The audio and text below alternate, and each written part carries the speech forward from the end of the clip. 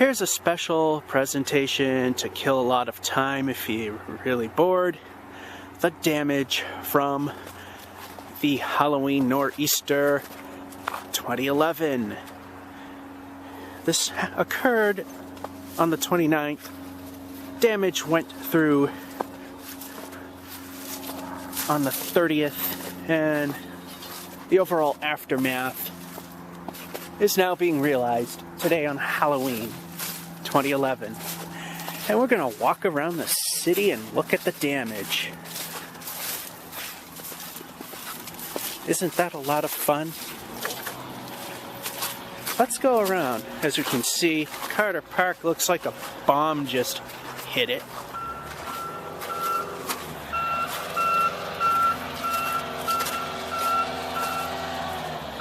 And because I expect this to be fairly long, I am going to be down converting this to a measly 240p. Because if you know me, you know that my uploading bandwidth, for the most part, sucks.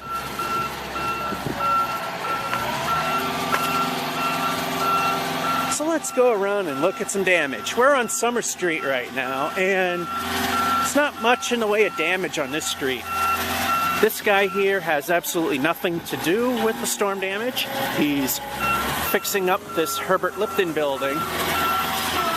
Or it used to be Herbert Lipton. Alright. He's putting away his crane. The only damage, and there isn't really a lot, is that downed limb right there on this street. And he's going the way we're going, except he's going to turn left and I'm going to turn right.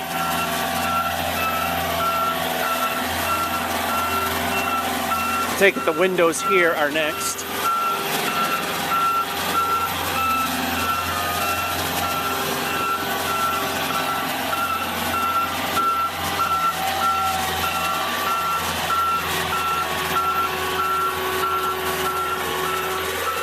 I am starting with my UltraHD with fresh batteries, so I'll get as much distance out of it as I can. And I can go an hour without it stopping. The Bloggy, I can go only 20-minute increments. Here's some damage here.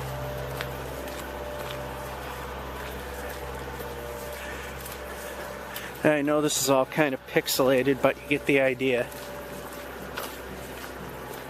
It gets better though.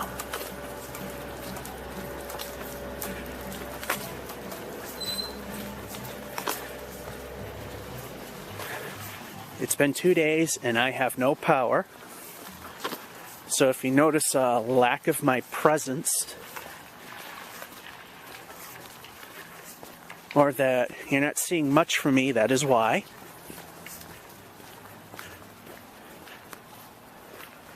I'm sure those of you that might watch the news here in the United States might have heard about the massive nor'easter that pretty much destroyed the East Coast again on October 29th, 2011. Went through October 30th.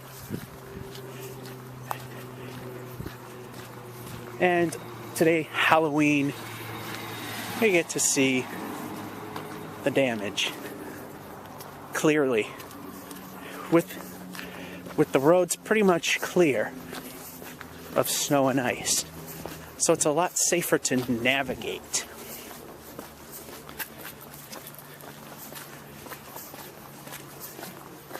And like I said, if you're completely bored and you've got a lot of time to kill, this video is for you. Low bridge.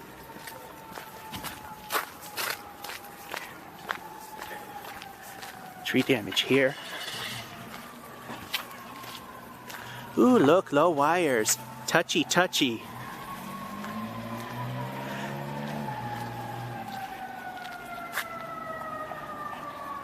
I cannot believe it.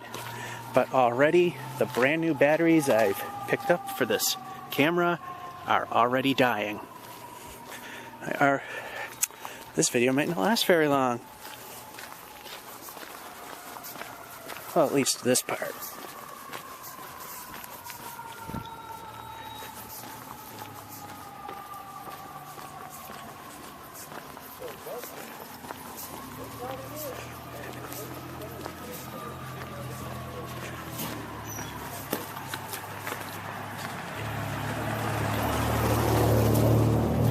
There we go, we got some damage here.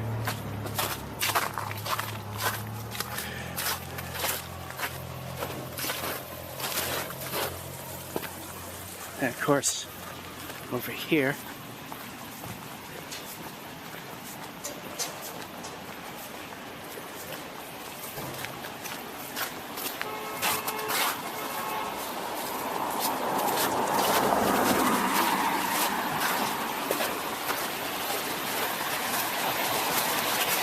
and in here, down trees, downed one right there.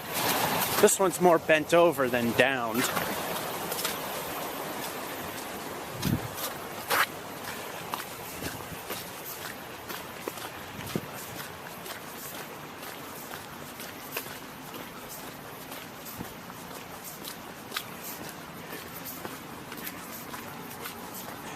I'll get some limbs here.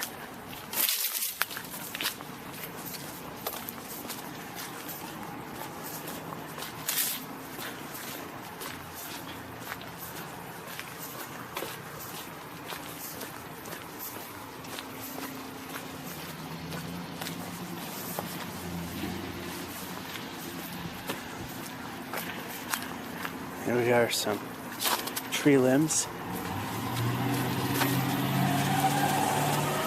And over here we really got pelted.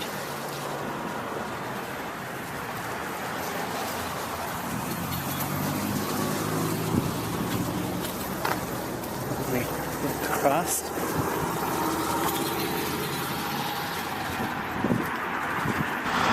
Alright, the batteries on the Bloggy died. Brand new batteries even. As you can see, lots of tree damage here. In the previous videos, if you've seen them, there's more damage down the street, but they cleaned that up. So, no need to go down. And I gotta keep an eye on the clock, because I think every 20 minutes this thing discontinues a video.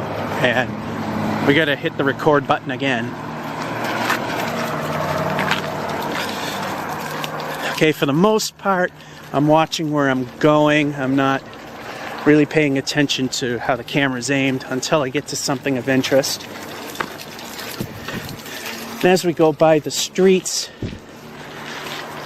I'll look up, see if there's anything noteworthy.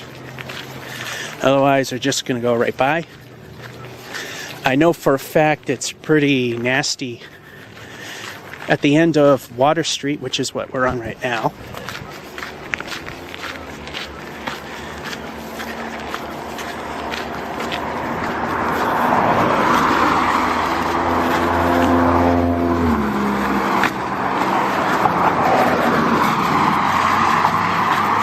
I guess, no, we can't.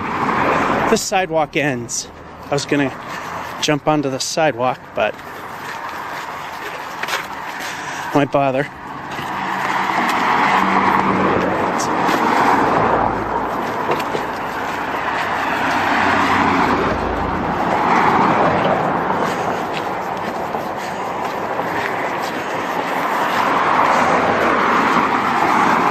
Those batteries must be no good now. I mean, those were literally right out of the package.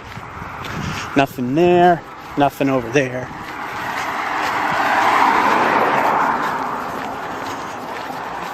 And I can see a little something at 2nd Street. We just went by first.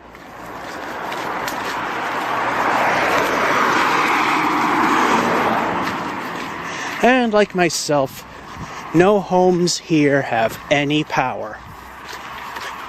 2 days after the fact.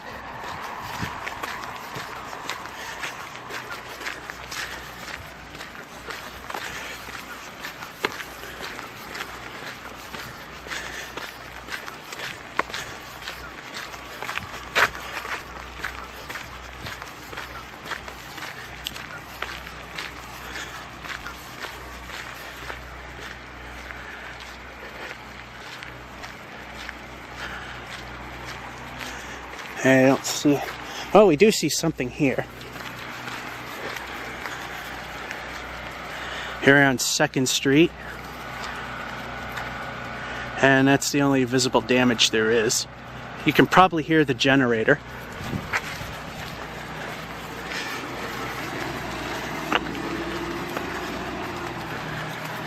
Alrighty. Up the streets we go. And where it is safe to do so, we'll hit the sidewalks if it's a good enough stretch. Like I said, now is actually a safer time to get the video. Tomorrow and Wednesday are supposed to be the best days weather-wise, but at that point, a lot of this will be cleared up.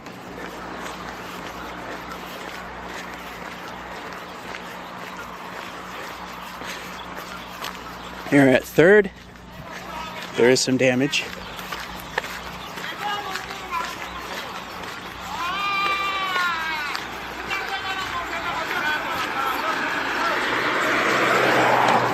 Okay, we'll go down here a little bit.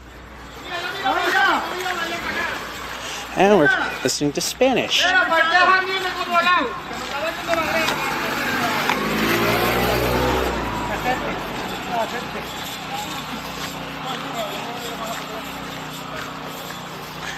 There we go, got a little damage here. And I thought I saw damage there, but I think that might be a bush. So we'll end here and continue up to 4th.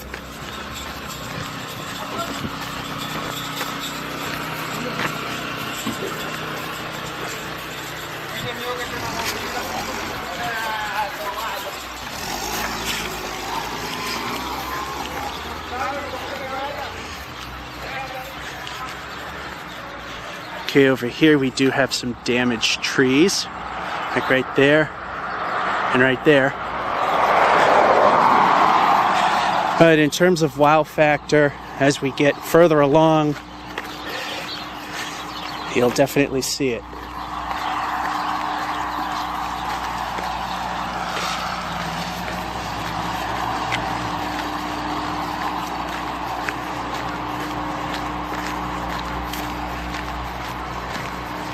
We're now coming to 4th Street.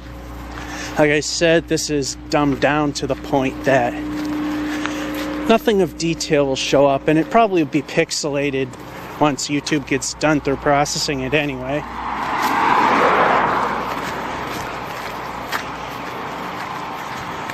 Makes me wish my bandwidth didn't suck so much.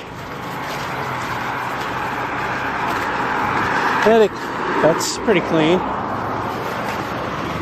Yeah, 4th Street's mostly leaves.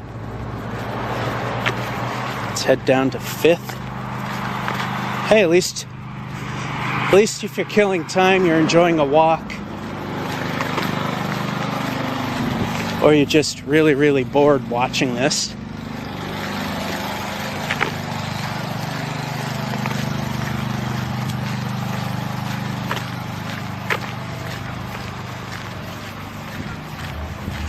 And now we're starting to get into some of the heavier stuff. Here we come to 5th Street. And I could walk faster, but then as if the picture isn't jittery enough, it gets even worse. Now, this tree got decimated. Right there.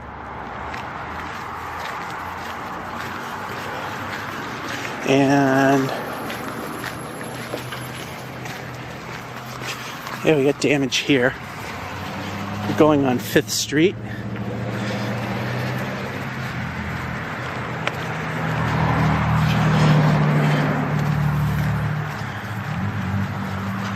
There you go, got some down limbs and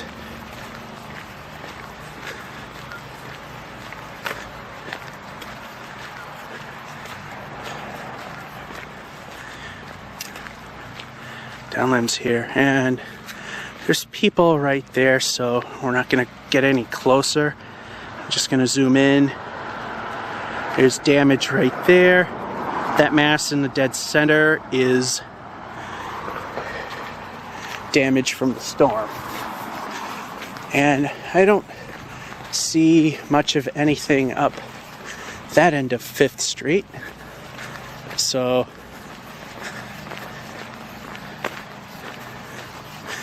let's keep going down the numbers. Well, actually, I think we might cross over. And just to let you know, this neighborhood is called French Hill, and the streets go, the numbered streets go from 1 to 12. Yeah, there's a little bit of damage here. But like I said, in the higher numbered streets, this gets a lot worse.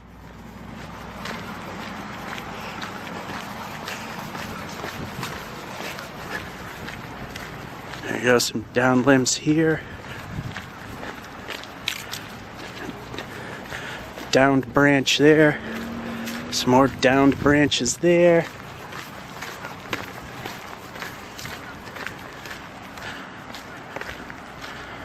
It's a down section there.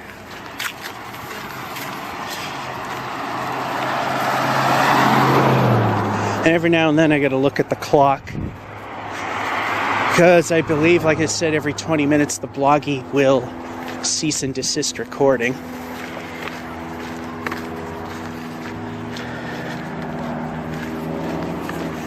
Here we are at 6th Street.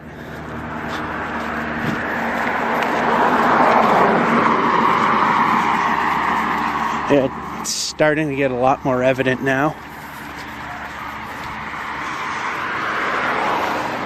Like right there. Oh, this yard's a mess.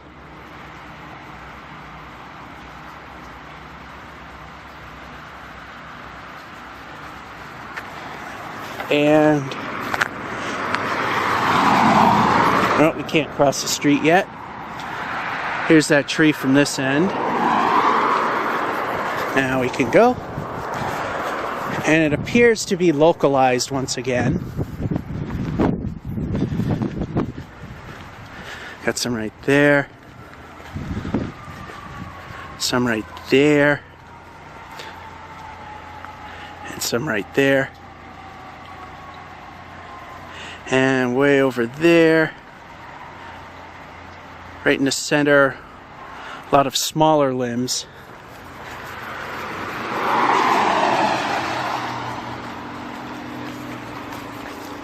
And okay, now we go to 7th Street.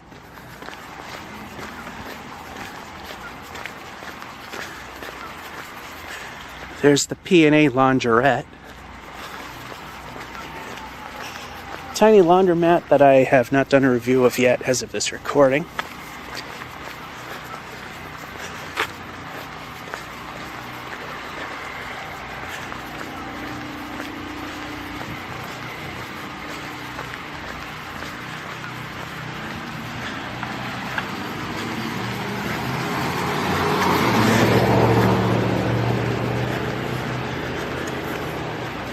Here we are at 7th.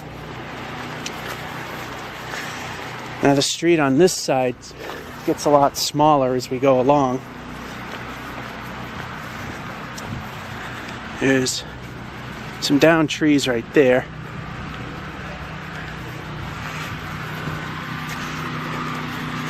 And we got a big one right there.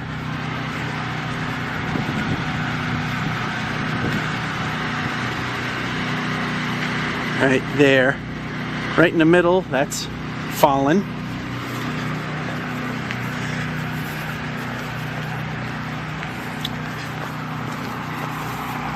And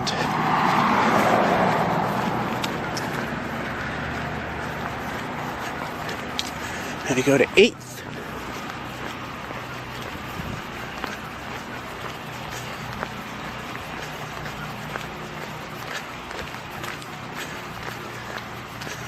This section actually ends at 11th. Then there's a jog. And we're not going to look at the entire French Hill. just the worst of what I've seen from previous exploration. Ooh, we got a good one here. 8th Street. Right there. That tree's been taken apart. Here it is again. Some small branches there. And small insignificant stuff over there.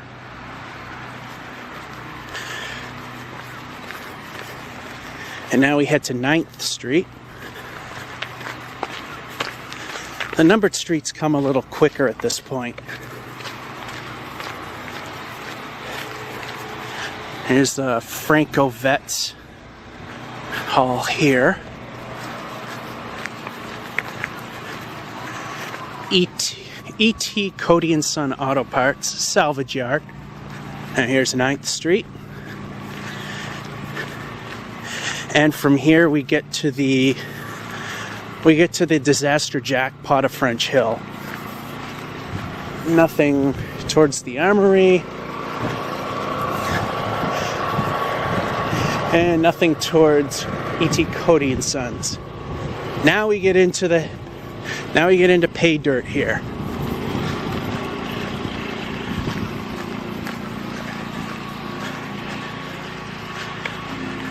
A little bit here. And since this part of the neighborhood isn't so busy, we can walk more in the middle of the streets. Look at all the damage here.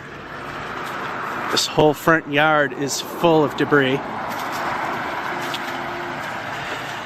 Normally, a 12-inch nor'easter is not a big deal. But as you notice, the trees still have their leaves on them. And the snow collects on the leaves, weighs the trees down, and the end result is devastation. Right here. I think that one's just a tree that got smushed by the weight. Nothing there. Now you gotta pay close attention here. We're gonna go up 10th Street a little bit, because this is the damage that I see right now. The more significant, right there.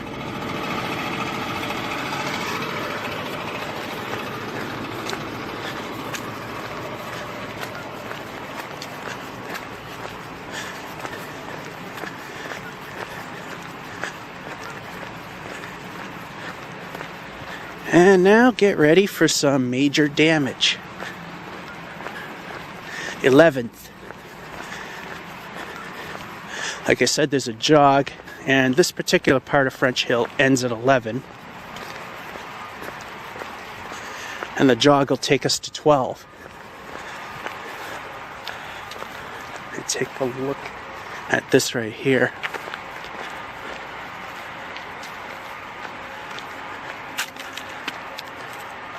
That's split.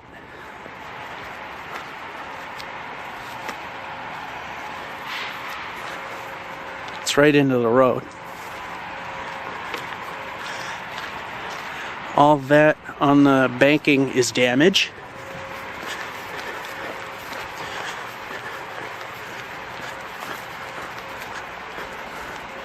And now we're going up 11th.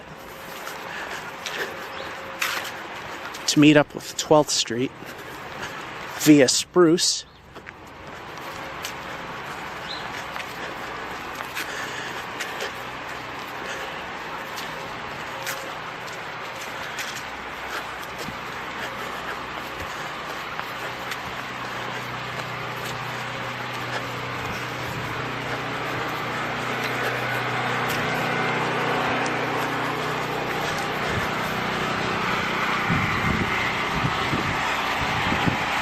Big pile right there. This house right here, we'll get on the other side, get a better view of it.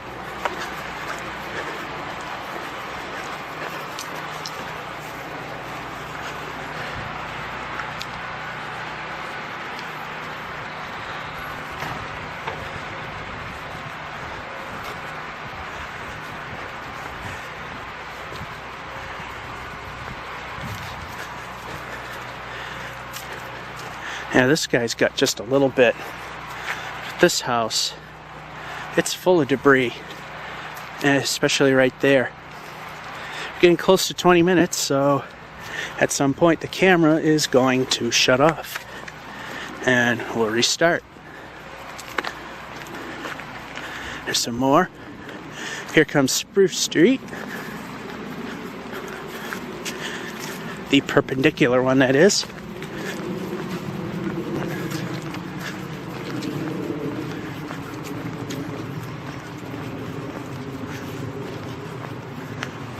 Yeah, this has been cleaned up. There's some debris over there. It's all down. Here's a big branch that I believe came off this tree here.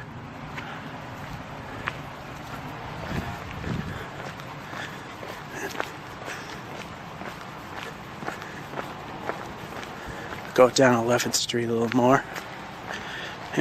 Front yard here looks terrible. And some landed on the roof. And over here we got damage right there. I don't see anything significant from this point. And I skipped this because we're going to be right at it, as you see. That and that right there.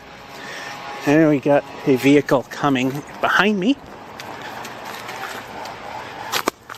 And they're being generous and letting me get by.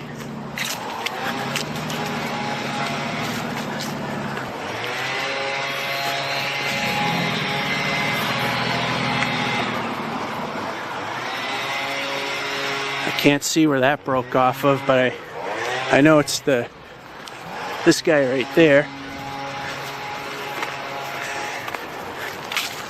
Alrighty, here's where it's the worst in this section. We're at the end of Spruce Street and it turns onto 12th.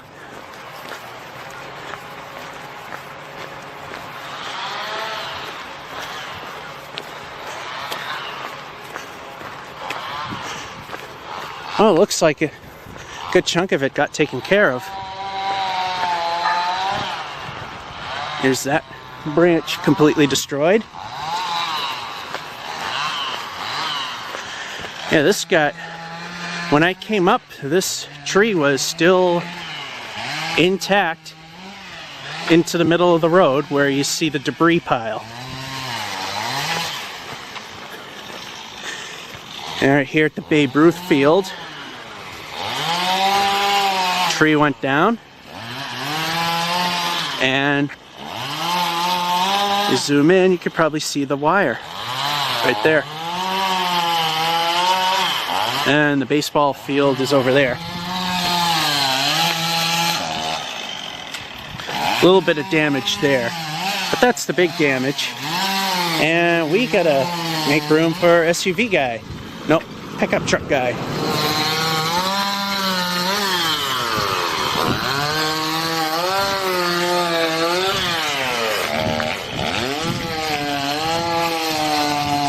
Looky here, low cable. Making sure no one's coming. There we are. Touchy, touchy.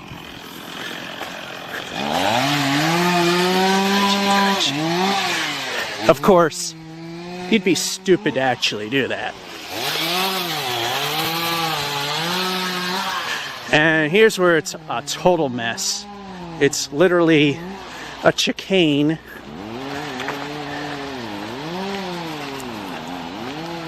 And the camera's still going. So I wonder what the limit is on this resolution. Now I gotta keep an eye on this thing.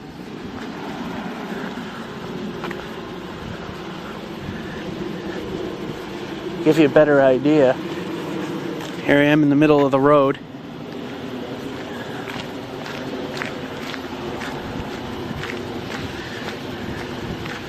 We don't have much to worry about right now other than traffic, because at this point Anything the snow's going to do to these trees pretty much has been done.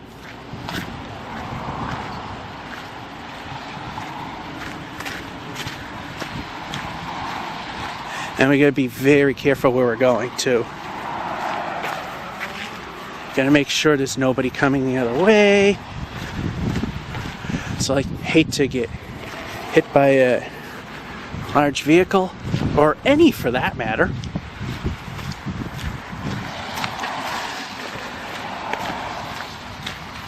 And you can see a widowmaker right there. And another broken branch right there.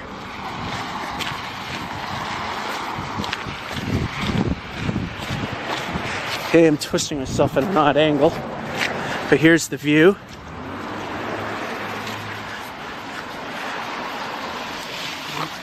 And we're gonna...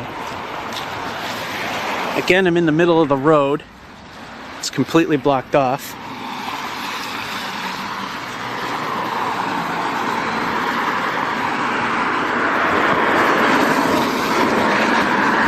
Alrighty, let's go this way, up Granite Street.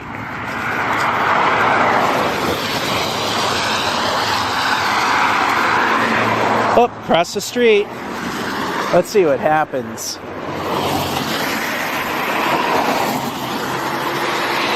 This guy's going to stop for us. And I'm going to take this sidewalk because that person decided not to slow down for us.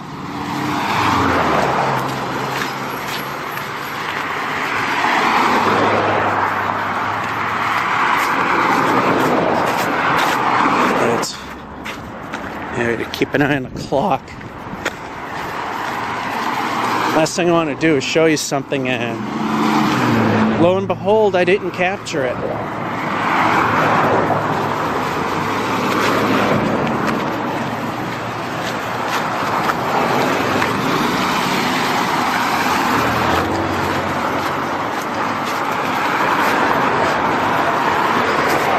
Okay, there we go. There's a lot of damage this way, and looked like I wasn't paying too much attention here, trying to avoid getting hit. This looks like it's a phone cable, so I hit it. No damage done, you know. Oh, actually, I see a ground cable. You see the fat cable, then you see a thin one. This would be cable TV.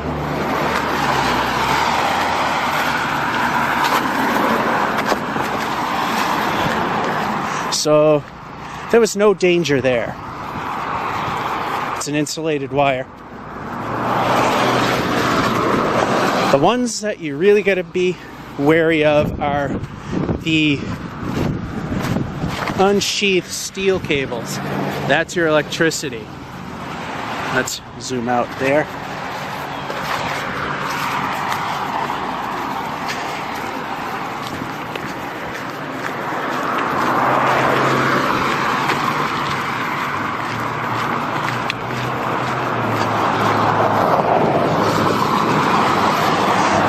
Now the street up ahead where the traffic lights are, where you probably won't.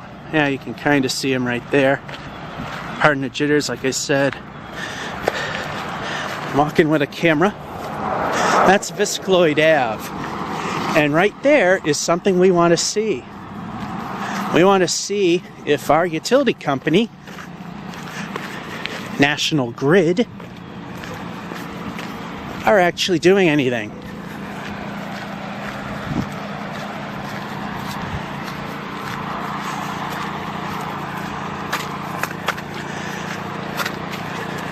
I have witnessed, and too bad I didn't get on video, that there was a wire smoldering, and their action was to do absolutely nothing.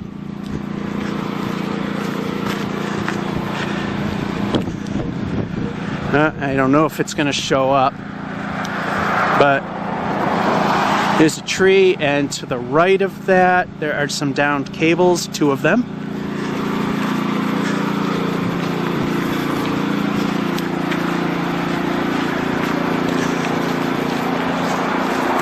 So now we're going to take a left here onto Viscloyd Avenue.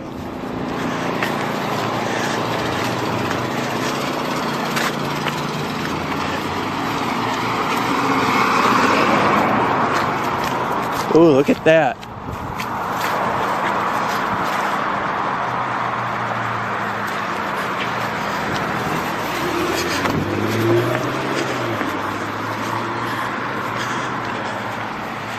Right there.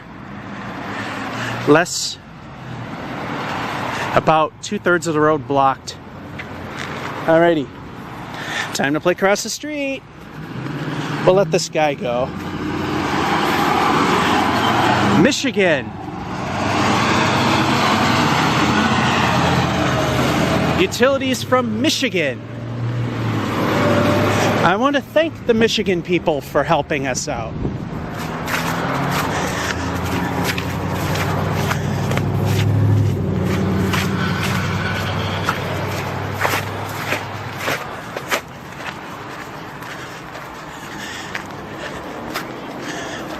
See, unlike our company, National Grid, our Michigan friends are here to actually do something about this problem.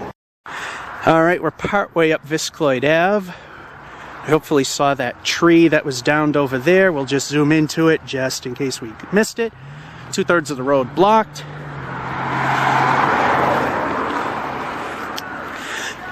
A Michigan utility company is here, going around fixing some of the damage. If I did not capture it, I would like to thank them, because unlike National Grid, they're actually going to do something about it. Like I said, I wish I captured that part. And to the right here, southeast, elementary / middle / whatever system they decide to use this year, school, because it seems to vary year by year. And they have a very big hill that kids like to snowboard and sled down.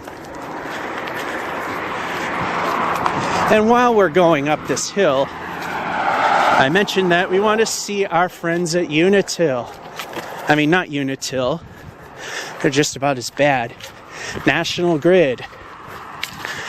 Now, National Grid, when it was back in the day Mass Electric, its own little company, we'd have a storm like this, and within hours, and I'm even going as far as Hurricane Bob in '91, within hours, everybody would have their power back. Unless you were really out in the far reaches or in the suburbs, 1, 2, 3 days tops if they're dragging their butt. It's day 2, and even the major centers are not getting any electricity yet. Here we go.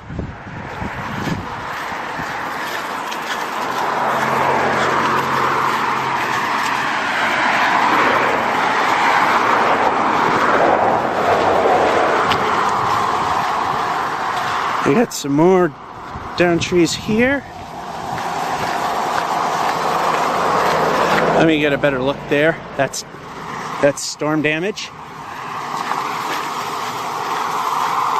And now we're about to cross one of our exciting projects. In fact,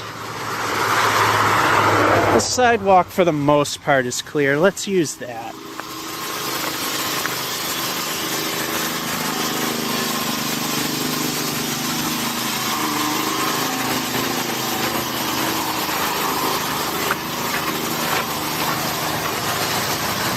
A lot of storm damage here. I don't know if it's coming out too well.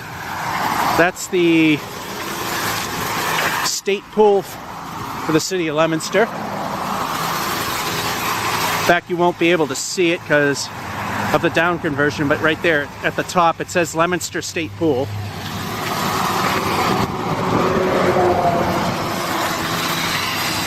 Oh, this is kind of new-ish. As I know, not long ago, this didn't exist. In fact, this is actually a new building. I don't know what it is, but there's a building permit, and it's completely empty.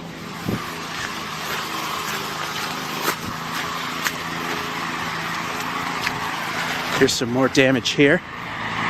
Okay, this is looking a little more like a minefield. I mean, most of the damage, for the most part, it's been cleared up. And here we are at the projects.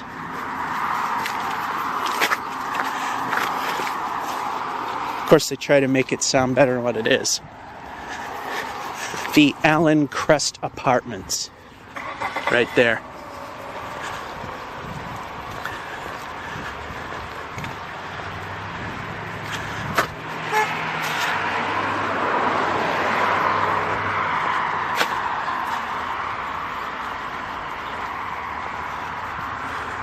And that's an ADA compliant house. That's a bush, that's not damage. Probably did get some damage. Here's a branch that came completely down right into the street. So I know around 25 minutes I gotta keep an eye on our little clock. Make sure that it's still running.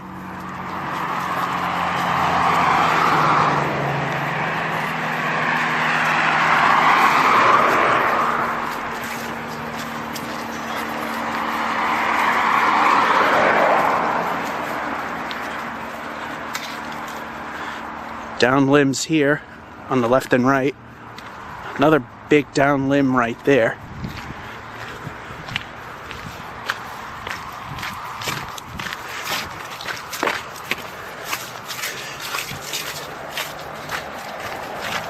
And it looks like our friends might actually be doing something. I see a truck. But other than that, it looks like they're possibly all working. Well, I see another van way in the distance. Some fallen tree limbs way over there. Now to take you where there's some other massive damage. Almost like that. There's a tree split up right there. Another limb right there.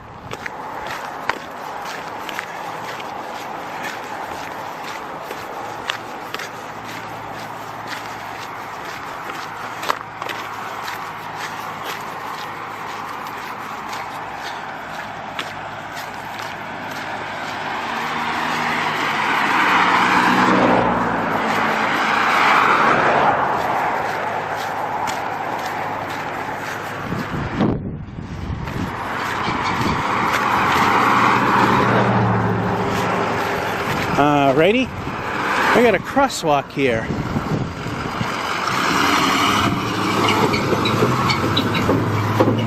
And while we utilize it,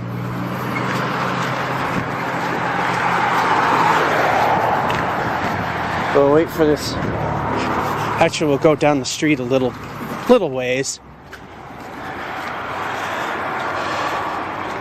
Some more damage here. And this house right there. Ready? Let's move down.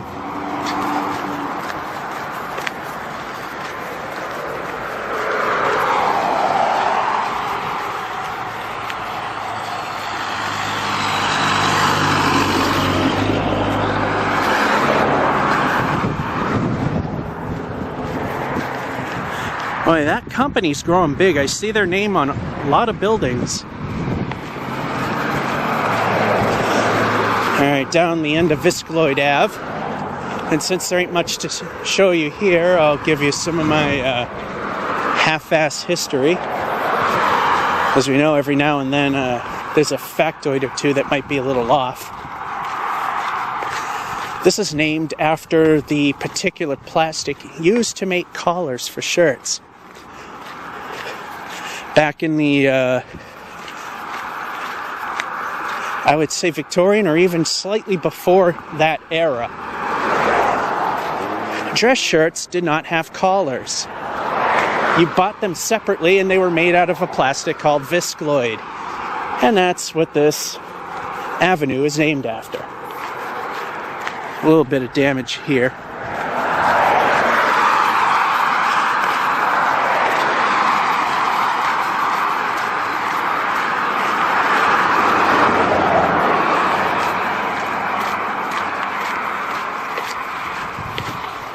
And right now, we're clear, so let's skip to this side.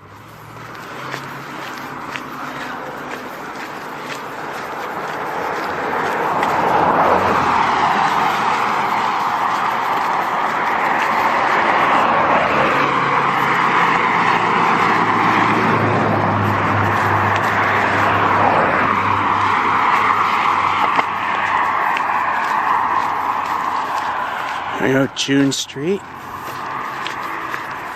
A little bit of tree damage here. And it gets a little ugly over here.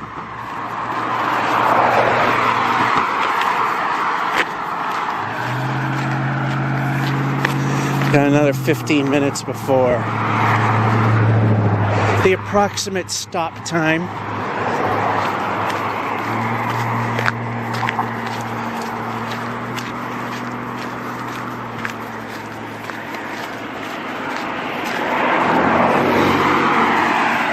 And here we are, covering half of this lane. We got tree damage. And no one's coming the other way, so we can walk in the middle of the lane. That makes my job easier. And as you can probably see once we get a little closer, the traffic lights here work because Route 12 and some of 117, this is 117 we're coming up on, Lancaster Street in other words, they have power.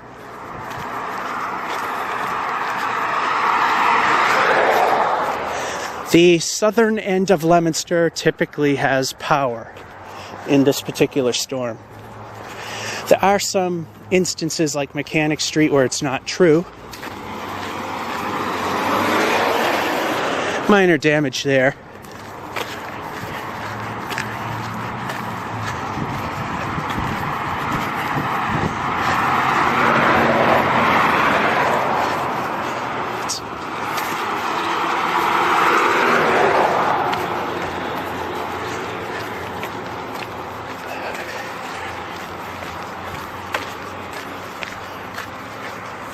Now we want to turn right. And as you can probably see, these lights do work.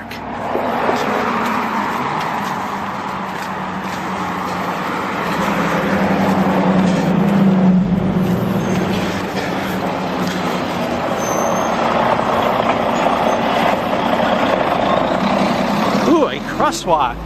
Let's use it.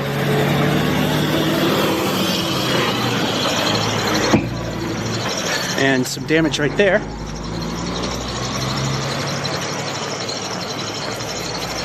This will be tight. Ready? And for Kone Man Kone Elevator Man 111. He wondered where the Gateway Business Center is. Here it is.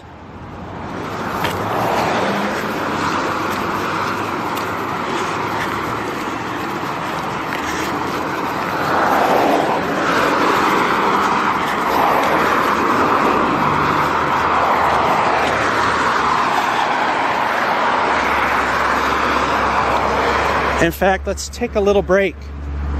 Here's some damage here.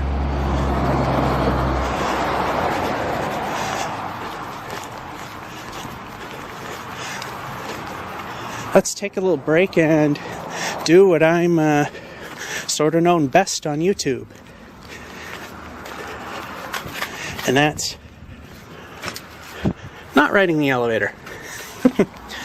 EP, I see, fail! That's okay. I'll take this bridge.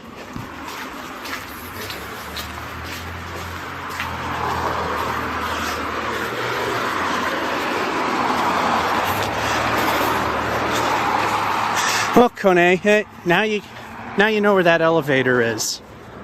And we got damage here.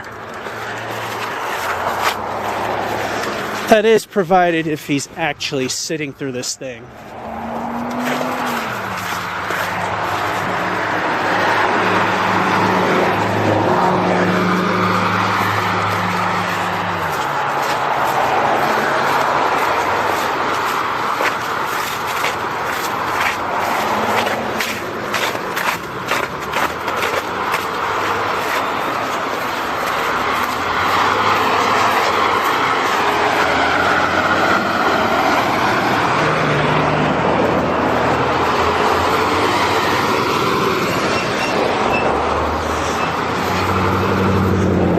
And progress is being impeded by walking through snow.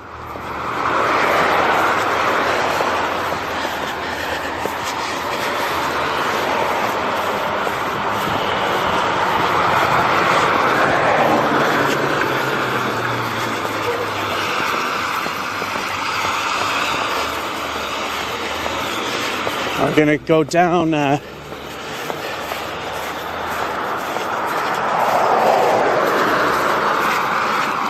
I was going to go down Elm Hill, but no, I'm not going to go down that one.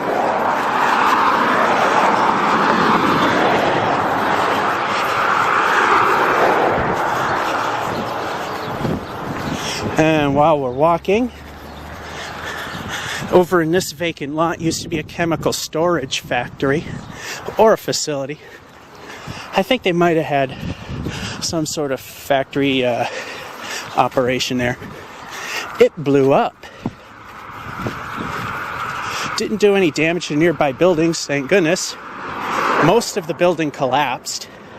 Here's some damage here. Big limb over the fence.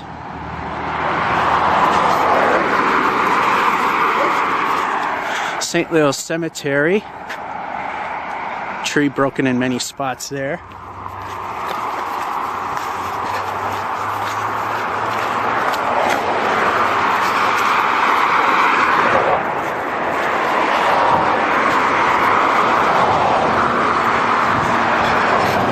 Condemned building here. Well, the owner removed all the old machinery from the front. That's a good thing.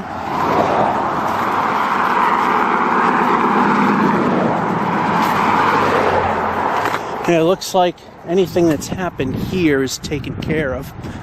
That probably was something blocking the road. And this little section ain't much. Here's St. Leo's Cemetery, which belongs to St. Leo's Church, way up on Main Street. Quite a distance from here in terms of church versus cemetery location.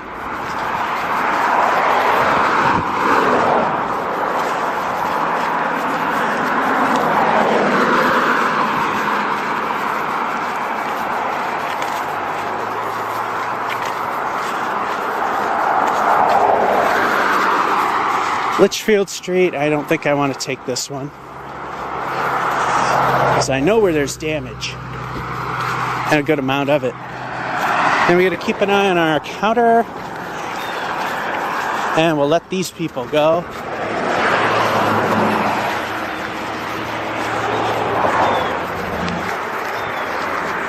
Yeah, there isn't any damage down that way, or anything that hasn't been taken care of.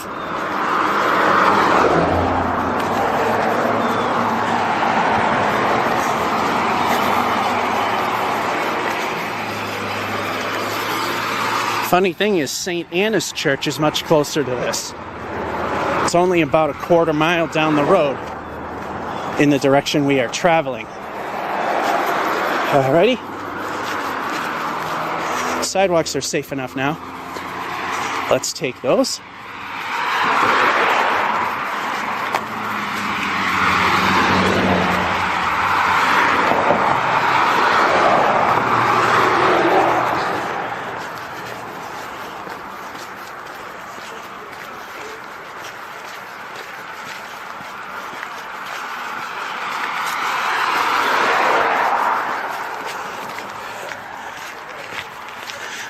And right there, approximately in the center. Yeah, right there. Looks like fresh damage taken care of. Looks like there was quite a bit here. Again, taken care of.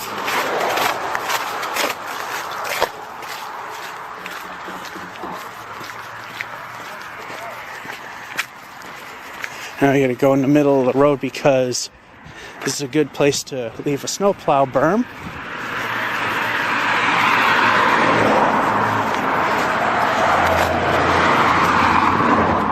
And a lot of the damage, well, not all of it, like piece right there, pretty much cleaned up. But of course you can see all the leaves. You can tell something did fall.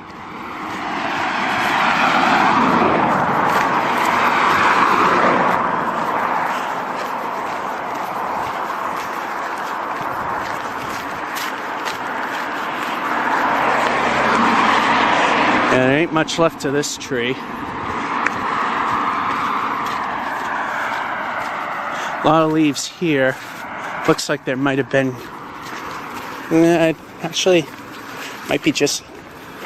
Yeah, we had somebody parking where I'm walking. Excuse me. You know what Walmart is? Yeah. Just keep going. Thank you. It'll literally come right up. Yep.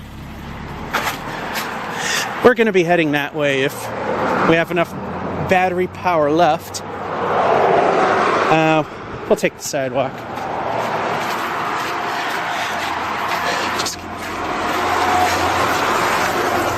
I like it when the directions are easy. Where's Walmart? Literally, on this road, just keep going. And because it's right on this street.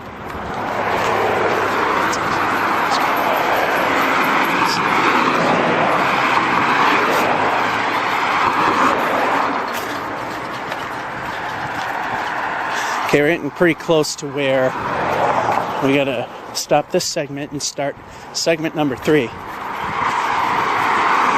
Keep in mind that this is not like one of my gauntlet videos where I'm trying to prove something.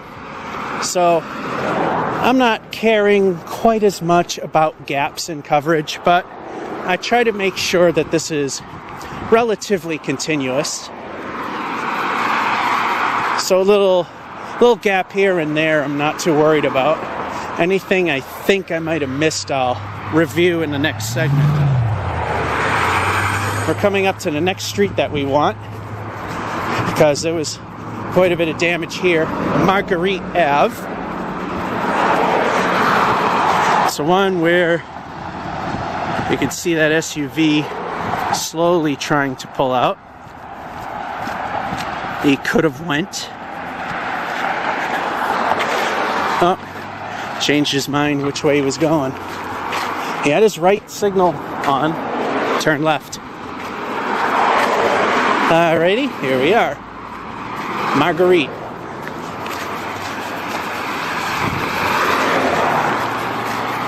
This is a fun little section of road that you take people that don't know the area. You can have a lot of fun with them.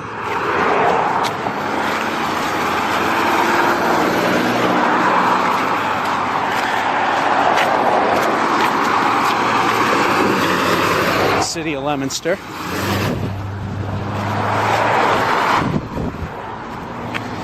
And someone's washing their truck. Down we go.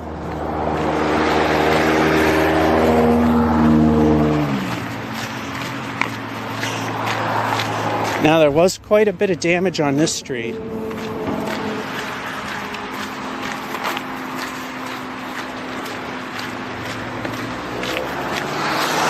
I'm getting peculiarly close. Yeah, we're getting close to the point where the video might stop on its own. I cannot say, I cannot pronounce something I was trying to, so stumble a few times.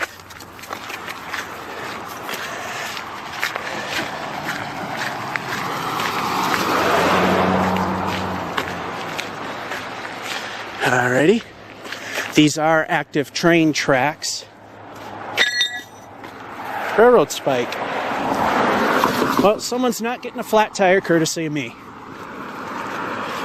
And they haven't been used. Okay, here we come. I don't hear anything coming, because I want to get on this side.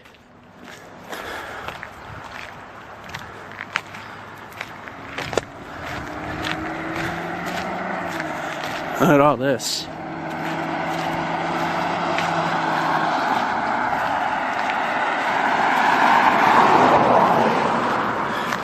Wow, that's a huge piece. It split right off of that. Alrighty, we're coming to 25 minutes, so we're going to stop this segment and pick it up from here. Alrighty, we passed the damage that's near this factory on Marguerite Ave, and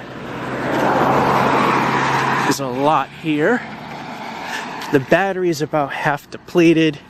The battery in my flip camera, brand spanking new batteries, lasted 7.5 minutes. Brand spanking new.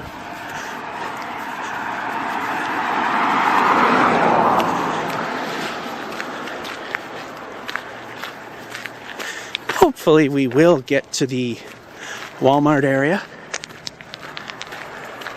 And here's where it gets fun if you know people that are not from this area. Here's another big section. I can't see where it's split off the tree. Cross again. Is proclaim that you're committing suicide and you're taking your buddy with them. Here's that. So go as fast as you normally are, and you see this. Watch your friend's face turn to fear when all of a sudden, surprise, it's just a steep hill.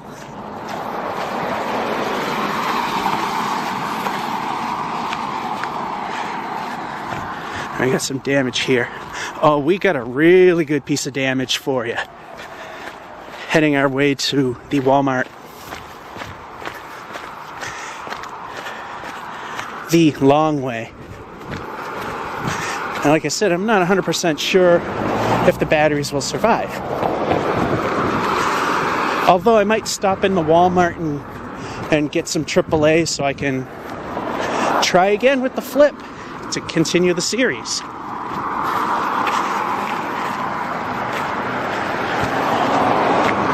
The tree that's kind of destroyed there.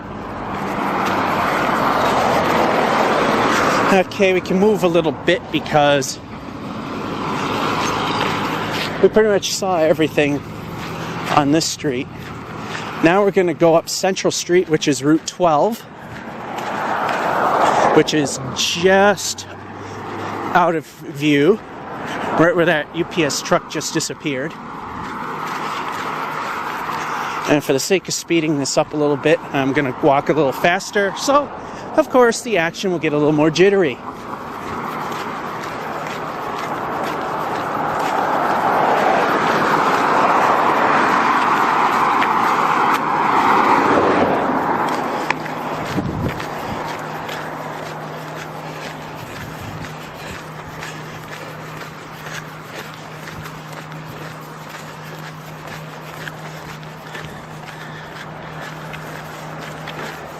Well, we're not completely done. I mean, we got a little branch here on the wires nonetheless. And the UPS guy turned around for some reason.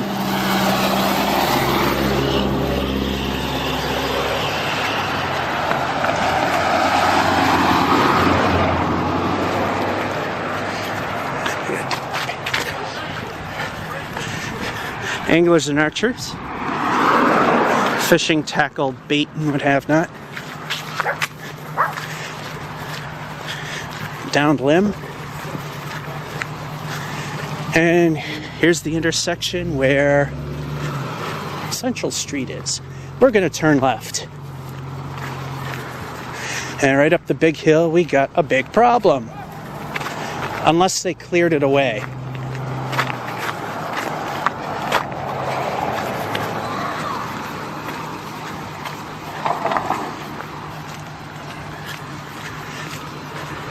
Actually, for today, I think when both battery sets are fully depleted, I'm gonna call it a day. And maybe we'll be able to catch something from another part of the town. There we go. Small property damage here. Oh, they cleared it.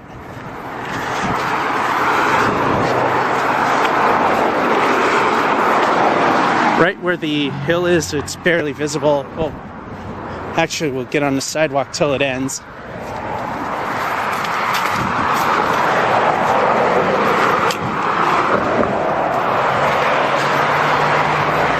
Because I was just walking up this street yesterday.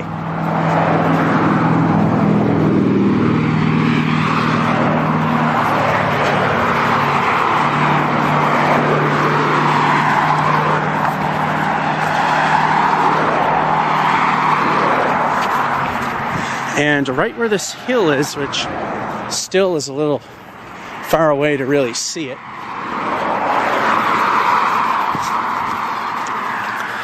yeah, right here on this hill, there was a branch. There was a huge branch blocking about 70% of the road.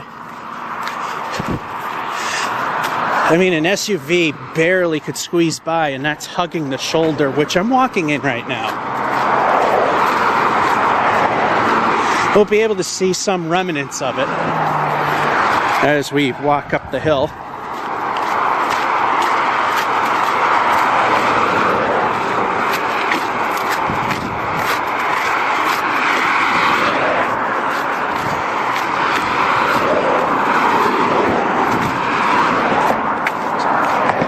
I mean, we had some small tree limb damage here, but we're coming up to the big part.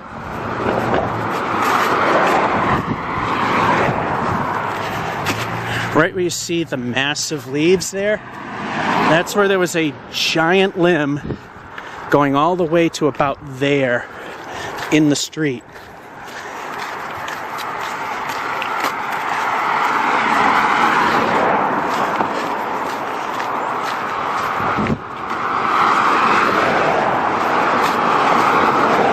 Oh, never mind. It wasn't a limb.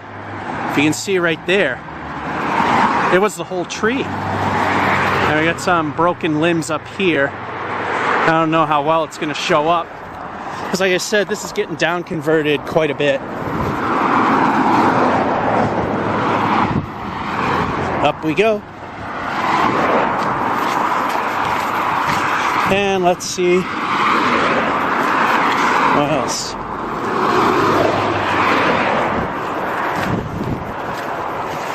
Other than some small twigs here and there.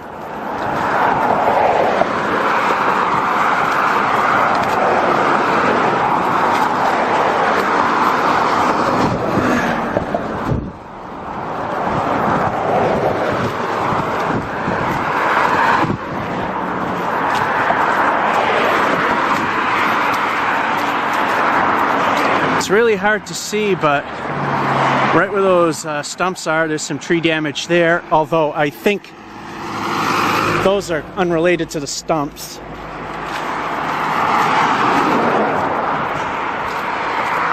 There we go here. Branches down. That one's split right there. Believe it or not, this is fairly cleaned up. If you've seen my As It's Happening video,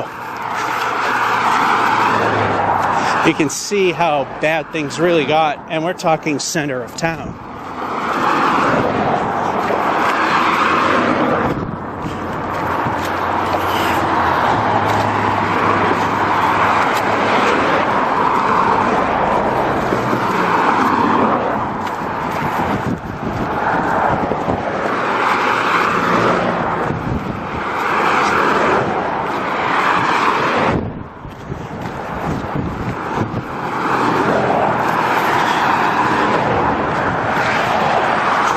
And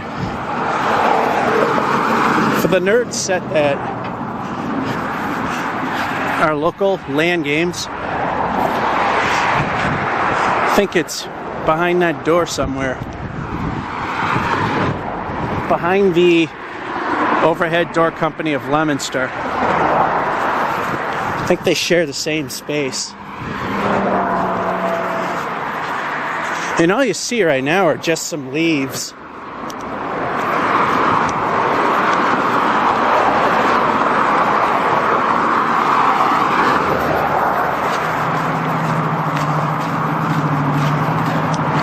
Yeah, there's a lot there. Really hard to see. Right in the middle is where it is.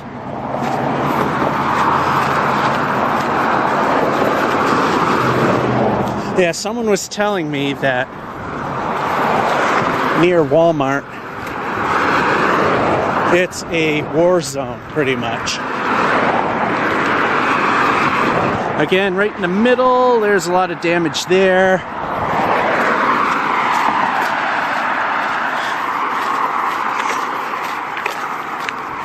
And I don't know if the battery's going to make it to Walmart. I'm having a feeling that it might not.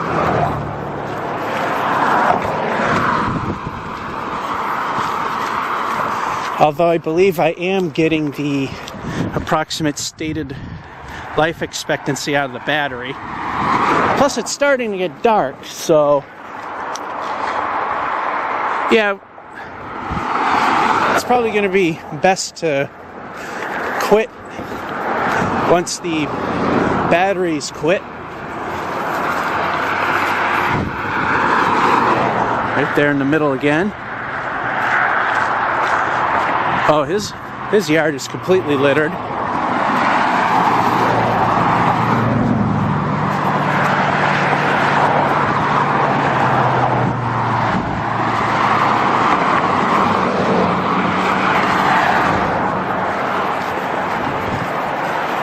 And I'm sure you can see the smoke. Somebody's probably burning leaves. Oh, they're running a really inefficient generator.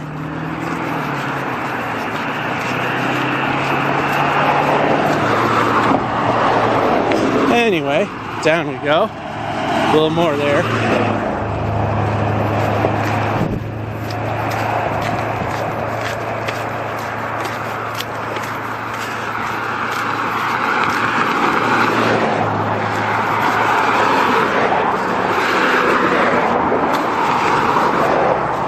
And well, let's go a little further. I was going to stop here, but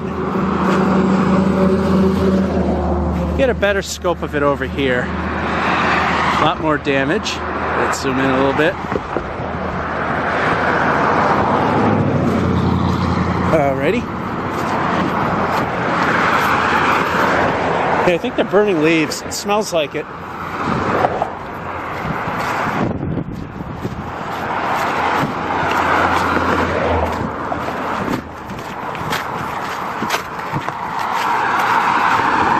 Here we come to Meadowbrook Acres,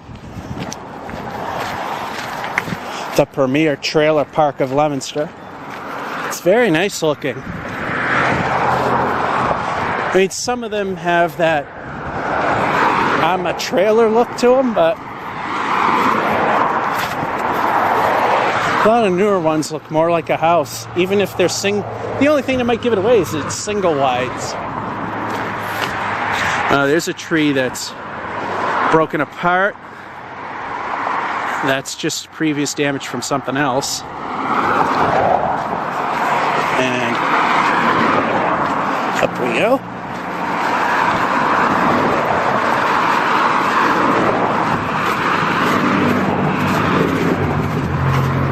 And we got no choice but to share the road with the pedestrians.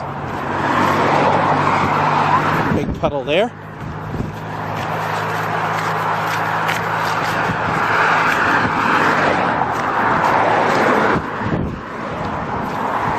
Hey, it looks like this has been cleaned up quite a bit. There's the El Camino. Yeah, the El Camino restaurant. Oh, it's a manufactured homes park. Nobody wants to call them trailer parks anymore.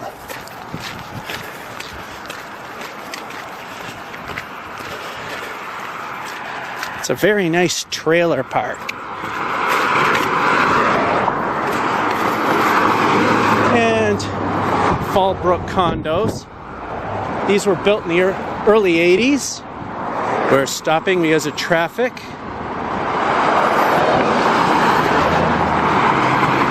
Around the puddle. And away we go.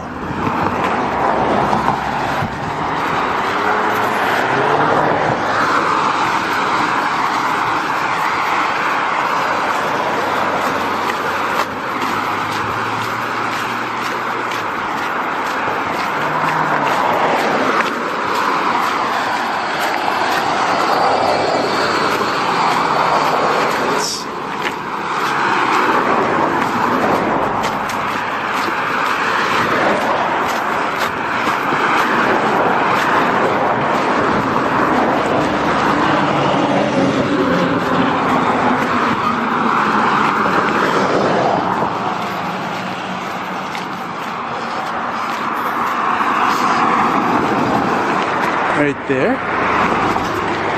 Some right there in the middle.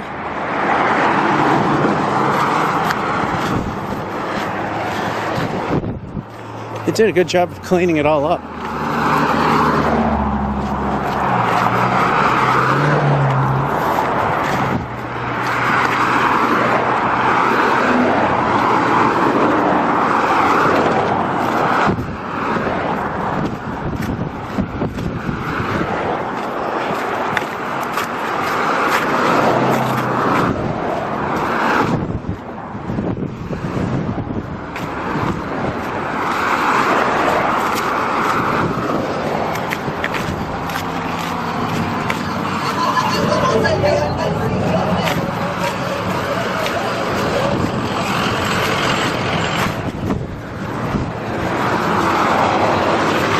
Also, the good thing about the super low res on the Bloggy is it actually is fairly capable of seeing well in the dark. But because it's so low res, it gets grainy.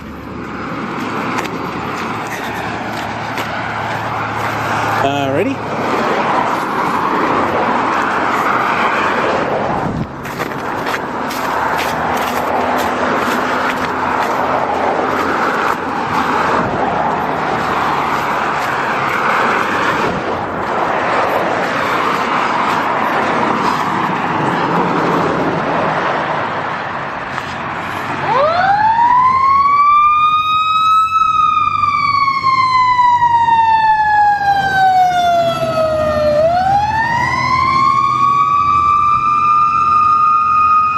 Some minor damage there and a limb there.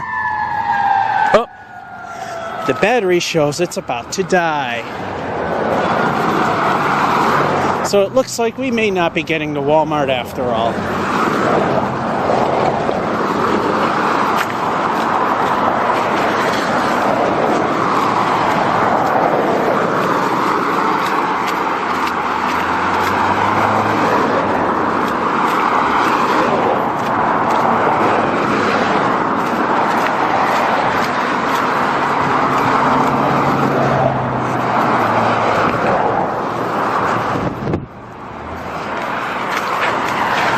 But in the end, it's starting to get dark, so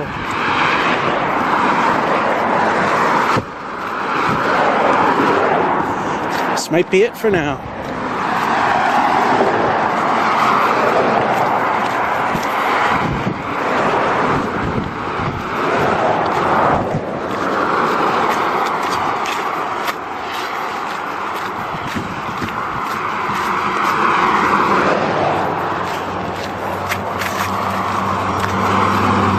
Here in Leominster's very first motel.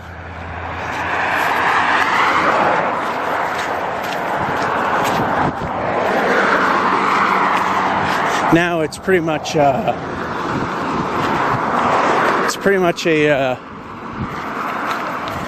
boarding house now. Building has seen better days.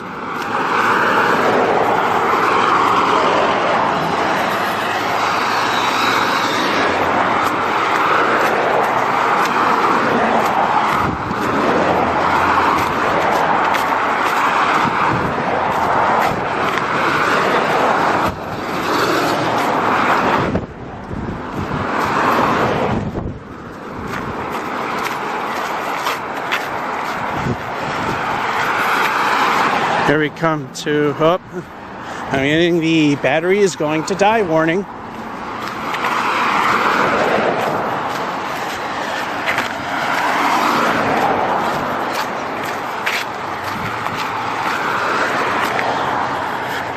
So I'm actually getting about the stated capacity of this battery, which is 90 minutes.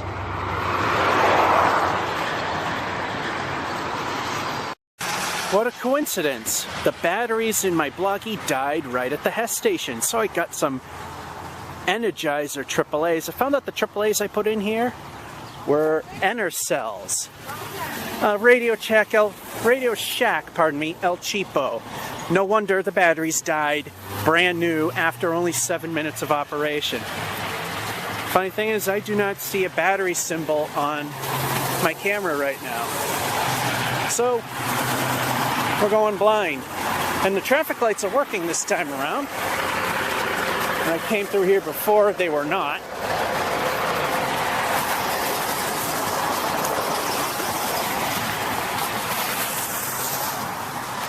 I'm gonna have to change hands because I got too much of one thing in one pocket and not enough things in another. So I'm kinda unbalanced. Believe it or not, that little things like that do have an effect on an out of shape guy's back. And here we are back to looking at some damage. So the trip to around Wally World is going to happen. Problem is, I don't know how far I'm going because I don't have a battery indicator showing up. And frankly, I don't really care right now. This should at least give me an hour's worth of life. At least. And the good thing about the Flip is I can go about 1 hour continuous. So I don't have to really look at the indicator. And here we are at the Lamont Projects. Although now they seem to call themselves, let's get a little closer because like I said, this is getting big time down converted. The Central Village condominiums. Now, of course, the video is going to be a little more jerky because the image stabilization on Flips aren't as good as they are on Sony's.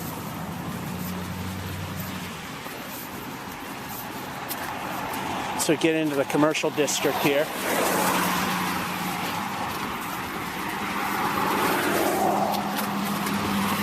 And in the background, when we get a clear shot of it, which is coming up pretty soon, the infamous Litchfield Terrace project. Okay, that time I wasn't stumbling on my words. That time I was concentrating on both getting the shot and watching a truck getting a little too close for comfort. Alright, we got a sidewalk over here.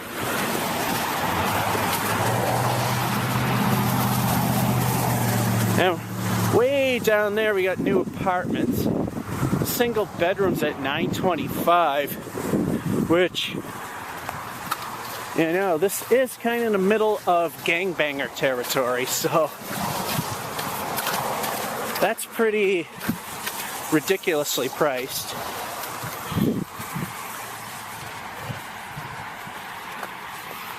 Alrighty, here we go.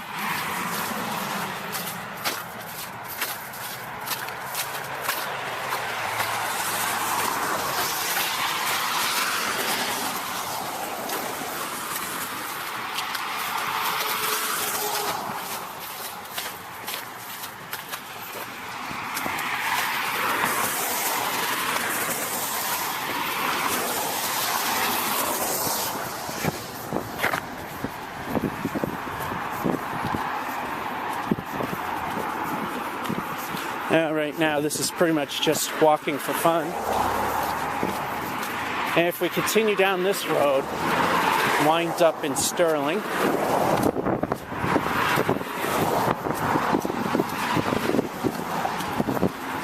ultimately, albeit not the end, this road will bring you close to the center of Worcester, but maybe a quarter mile or so away from the center.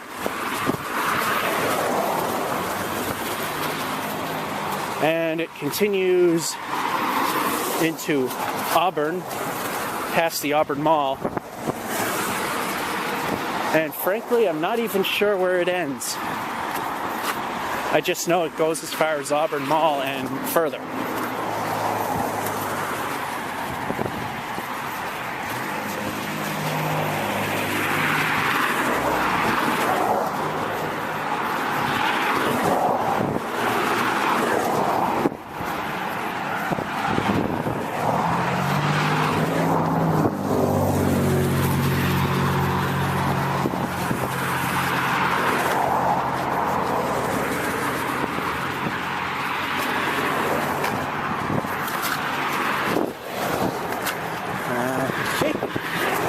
Now there's no sidewalk. This is not a fun road to walk on.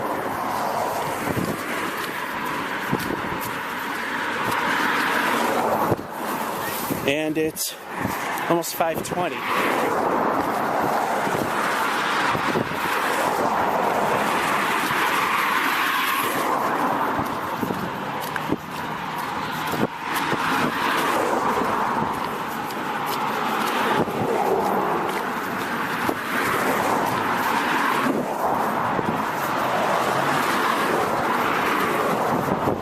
I don't know if you can see it or not.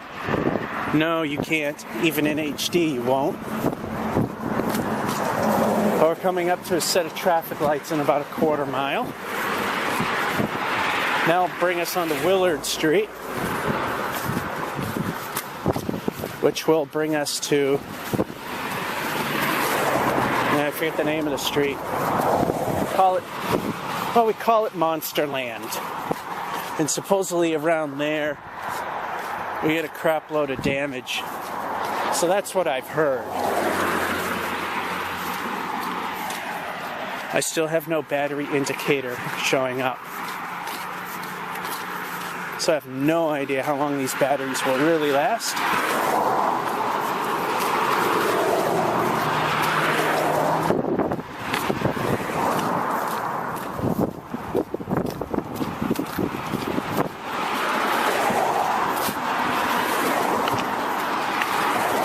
Now we come to some small damage here. Like I said, along the major roads, most of it's been taken care of. And the only remnants are leaves everywhere in the snow piles.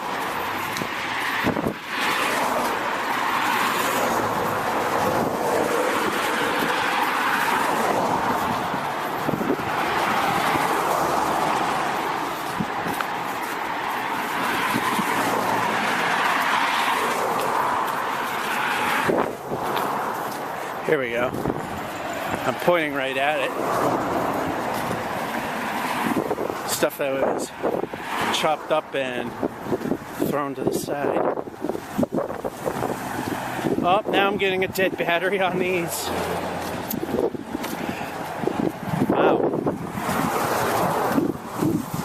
Yeah, I really don't think we're going to get to see Walmart. The battery gods are not being nice to us. Here's limb right in our face.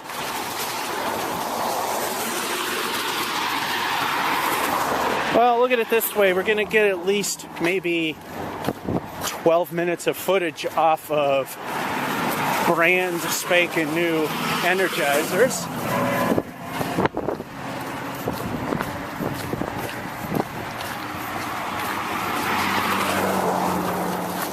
Boy, I'm really impressed with the battery pack's ability. If brand spanking new batteries don't even last 20 minutes in this thing.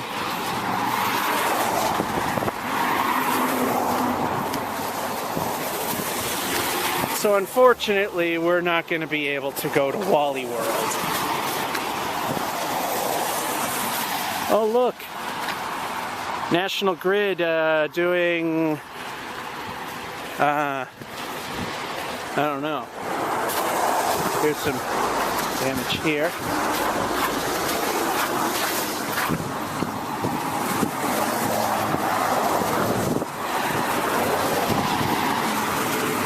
Yep, National Grid doing what they do best. Absolutely nothing.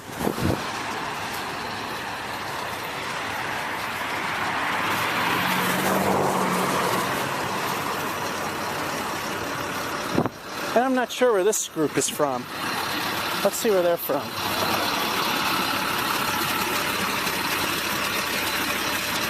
Oh, it's just a tree removal service.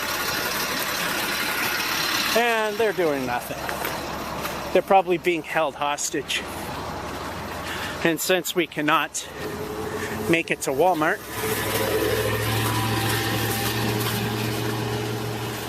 let's go up this street, which may my...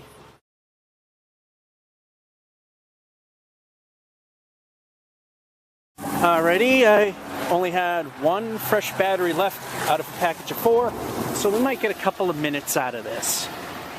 There's some more damage over here. Oh, we're gonna get so close, that's what hurts.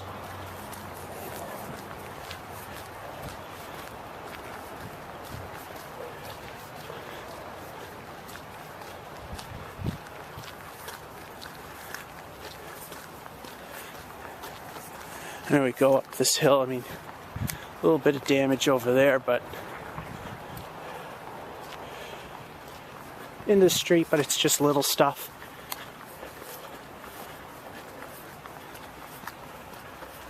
And here we go with our little battery light again.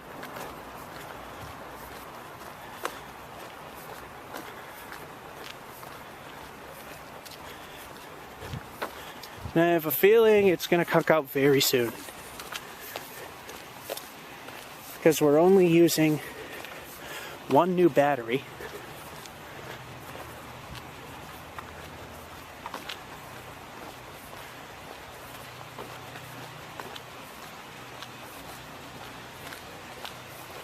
It is starting to get a little dark.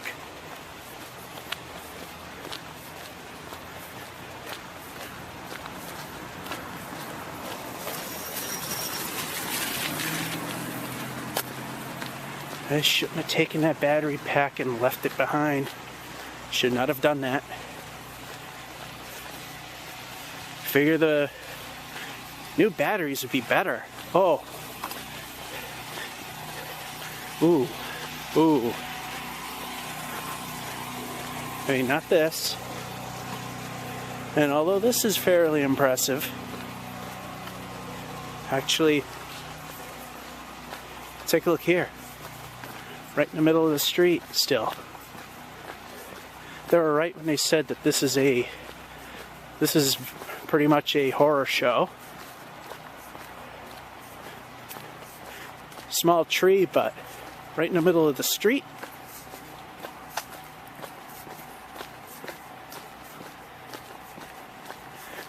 Well, it's one good battery's getting me further along than I thought.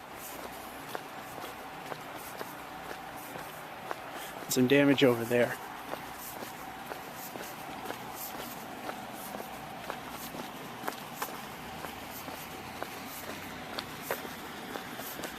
Oh wow, look over here.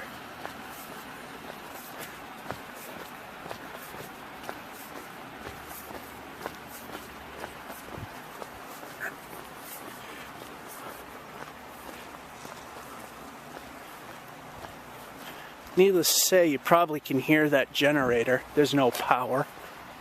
A lot of damage here. Just inching these batteries along. There's some damage there. Damage there. All the way over there. And a little bit over there. And those are bent over.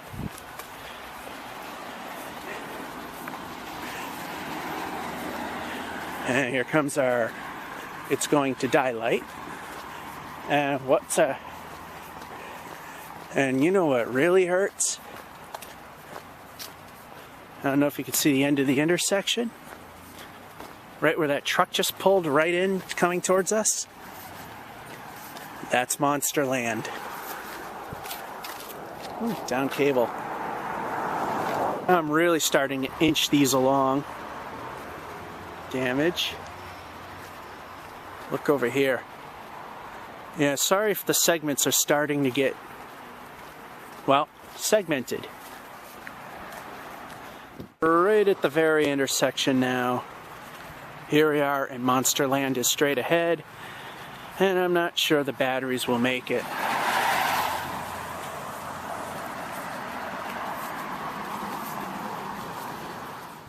Monsterland, back to the bloggy. We're here in Monsterland.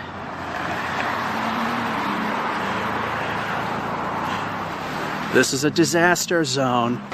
20 minutes later, they're still doing jack squat. Good job, National Grid. I'm just working on battery fumes right now, just highlighting some damage. Further along the way, working on more battery fumes, and it's about to die. Yeah, I couldn't have made it anyway, even if I tried. We're here for day number 2 of recording the damage for a very long, boring video. And the reason being is I'm very bored and still have no power. So I got nothing better to do except make this really long, badly down converted video showing the damage. Here we are once again in Carter Park, but this time heading towards a different part of the city. I was trying to get to Monsterland. Unfortunately, it got too dark, but most importantly, the batteries quit. And I was running on, as I call them, battery fumes. This time I charged up the power pack that came with the Flip. I got a lot more respect for its ability to last. Since I only got about 13 minutes worth of time with brand spanking new Duracell alkalines, and only 7.5 minutes with the El Cheapo Radio Shack equivalent. So, as I was saying, I was gonna go there, but apparently I misremembered what people said. They actually fared well, but the area nearby, which I did get on video, was a disaster area. So, there's no real need to go there. Plus, if I went back there anyway, I would only have about 20 minutes worth of recording time versus actually getting something accomplished. And there isn't really much in the way of damage there. I mean, there is a bit of a tree right there. And as I did on day 1, I'm starting with the Flip cam because the bloggy set at low res actually can see quite well in the dark. I don't know if that's a positive sign or not, but we got yellow blinking lights.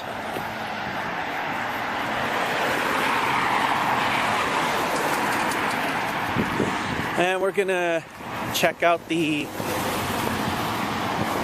northern and possibly western parts of the city. I also got my strong flashlight with me this time. I forgot to bring my strong flashlight home from work.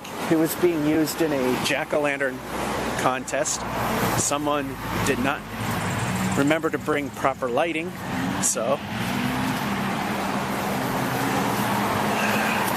I should be able to go till both the bloggy and the battery pack in this camera die. And since we got ourselves some flashing yellow lights up here, it's time to play Cross the Street. Although, where I want to cross is further up. look back, and it's safe to cross here.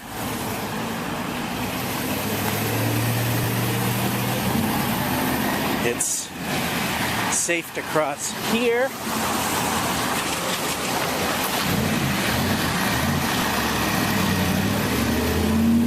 Safe to cross here. Oh, that's why the lights are sort of running. It's on a generator. And now to cross here. Let's see if anyone's smart enough to figure this out.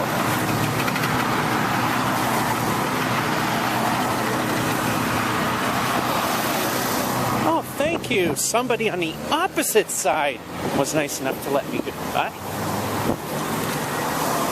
Alrighty.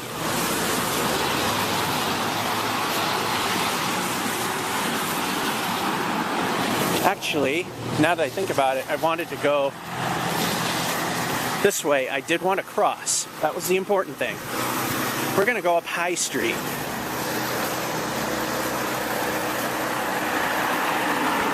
Now, since it's been several days removed, everything is probably cleared away from the streets and piled onto the side. And I think I see quite a bit of damage here.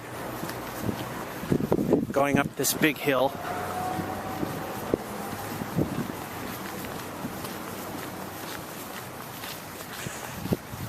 We're gonna visit my old neighborhood. Oh, no, they didn't clear it. But I get to see it. I'll get across so we can get more in frame.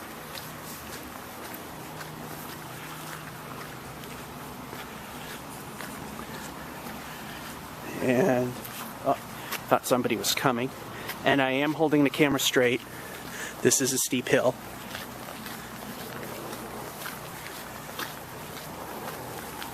Very steep hill.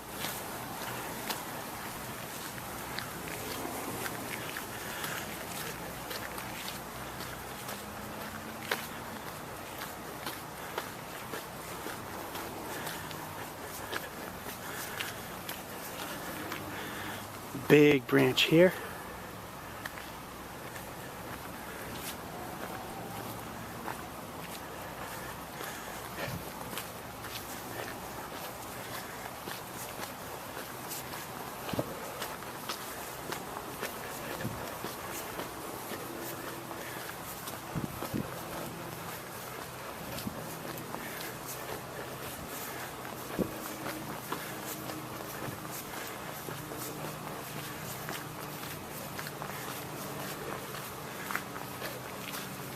This homeowner had just a little bit right there.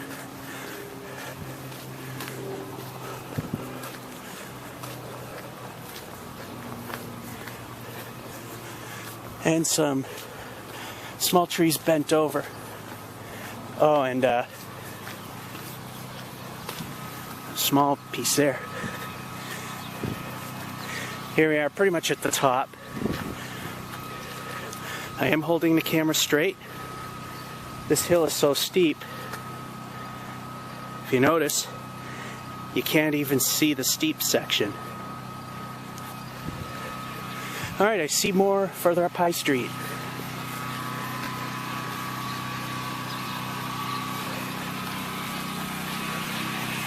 I was going to turn, but why bother at this point?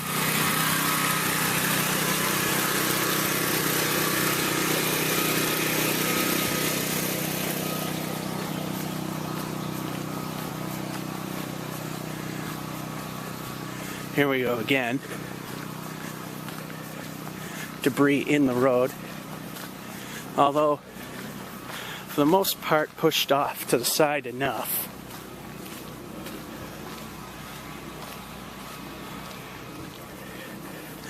Just enough to allow for traffic.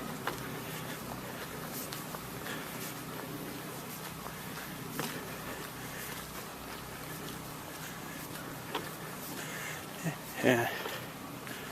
This is just something small bent over, and that is actual debris. Alrighty.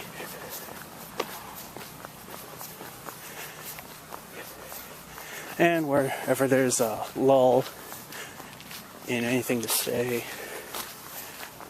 damage, or activity, I'll pick up my walking pace. And the reason I tell you that is the picture will get more jittery.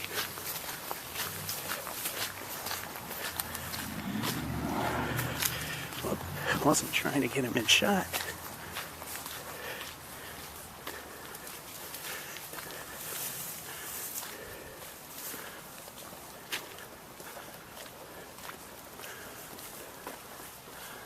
Oh yeah, right there. Right there.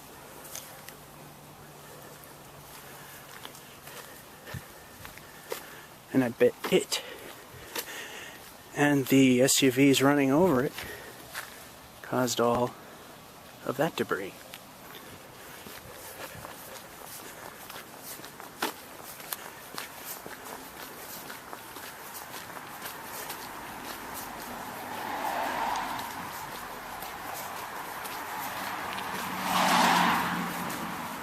Alrighty, we're gonna stop here at the end of High Street.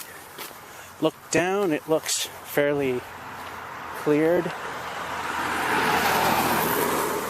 But we're gonna go down anyway. We're just waiting for traffic to cooperate. There we go.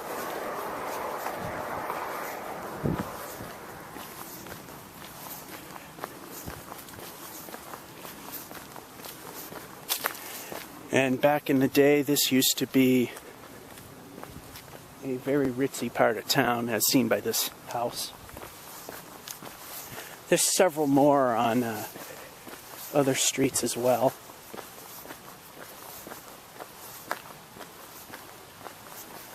It's all before the apartment houses rose about.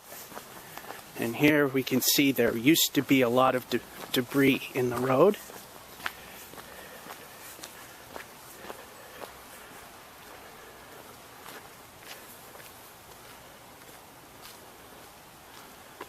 Big tree section. Oh yeah, look right there. All that raw wood. That one was split apart right there.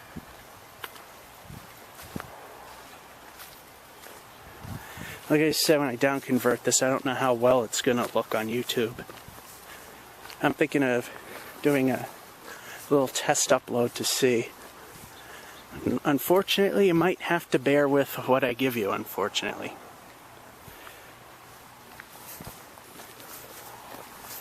Although possibly sometime in the future, when uploading, I don't know, 5 gig, 10 gig files will take a matter of minutes. This might be an anniversary video. And in what will be considered low def in its time, but up to 1080p.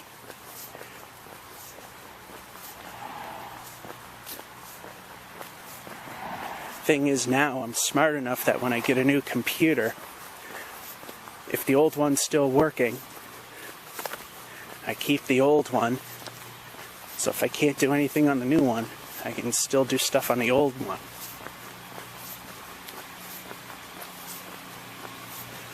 There's nothing much here.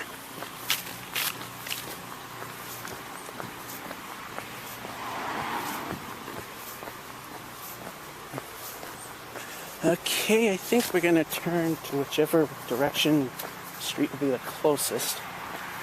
Unless I see something more significant in the other direction.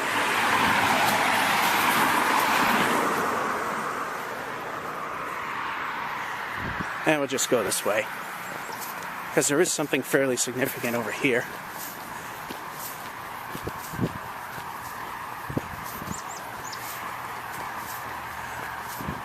We are on Washington Street, or as John McCain would say, Washington. And with all the damage, it kind of fits the bill. Again, it looks like it's been cleaned up fairly well. We got some debris over here.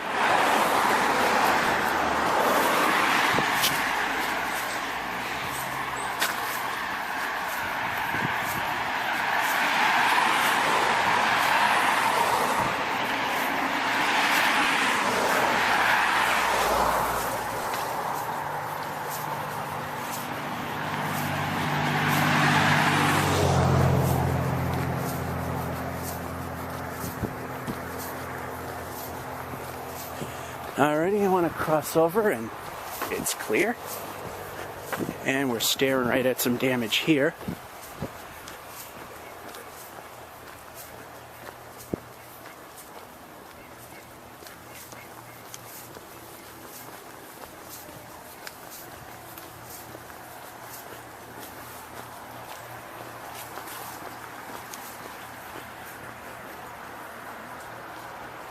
Right in front of the garage.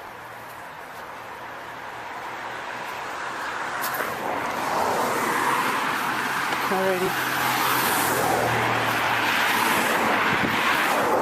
We got some large chunks over this way.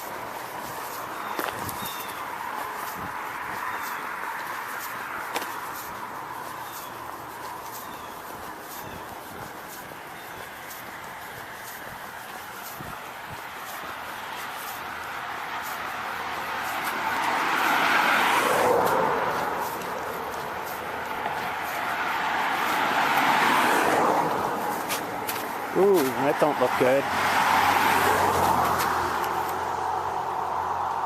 Right onto lines. That's snapped.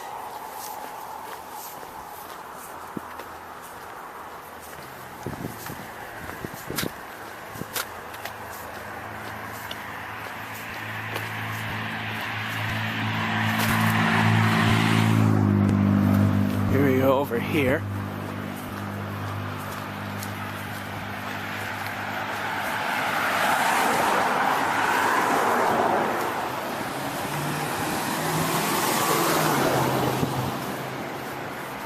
Here we go, Stearns Ave.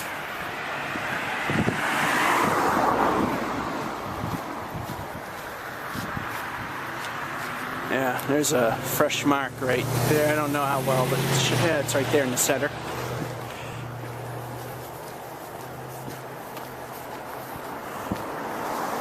And I just see some minor downage over here, like that. And, you know, you probably can't see it, but it's another somewhat sizable branch. Stearns Ave. Here we are.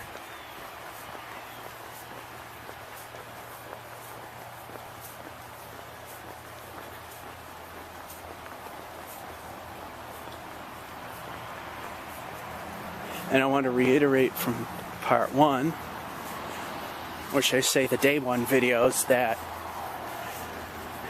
the image stabilization on the Flip isn't as good as the Sony, so yeah, picture's gonna be a little bouncy. And like I said, where I pick up my speed, it'll get even worse, obviously.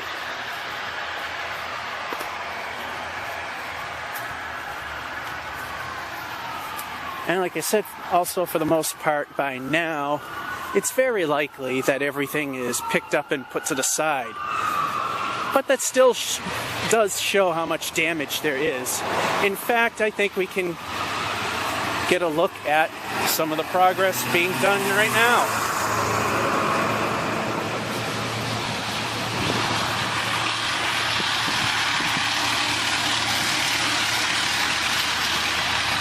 Yeah, we can't get too close. They got the road blocked off.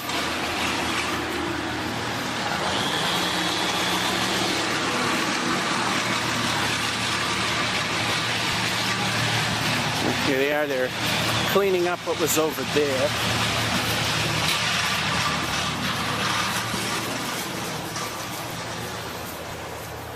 So a bit of damage is no longer available for viewing, which is a good thing. Recovery good.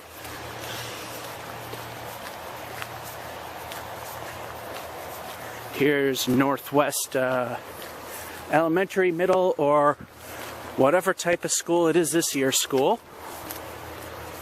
Just like Southeast, it seems it varies every year. By the way, interesting story is that very classroom right there. Back in the early 80s, somebody somehow managed to drive their car off the road and into the classroom. which is a good 100, 120 feet from the street. We'll take a very short look up here at Blossom because we got a little bit here.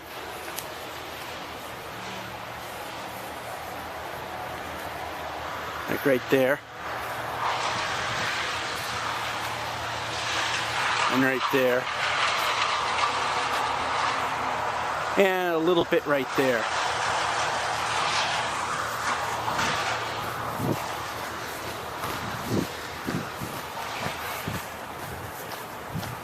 One other thing, if you happen to have sat through all of what I have thus far to this point, if you're not accustomed to how YouTube works, you can remember at what time you stopped watching this video. When you go back to it later, as soon as it starts playing it from the beginning, you can take the slider and move it to the position that you stopped at. The video will rebuffer from that point and you can watch from there.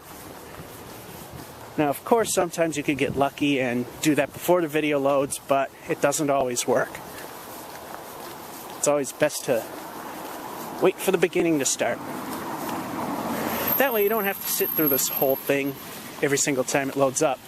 Oh, and we got one right here. In fact, you can see it kind of twisted off.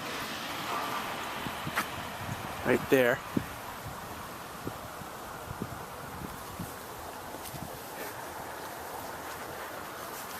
This is Highland Ave. And that's in the street. Up we go.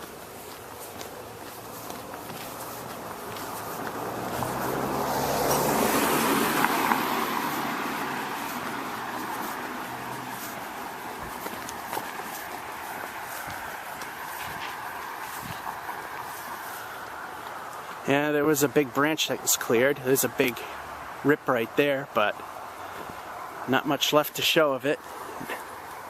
And that, all of that mass is damage from the storm.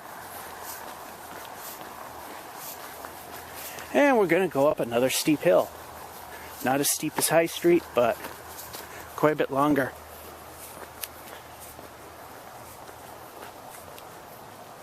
And I wonder where this one fell. I don't know where it fell from.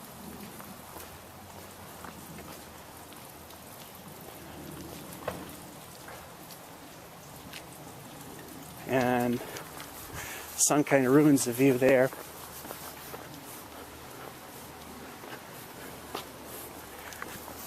And up we go. This little tree got wrecked. There was something here, but it's been cleared.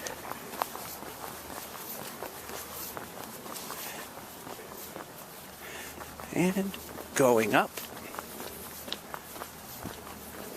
Now we've started the climb. This is a progressive hill.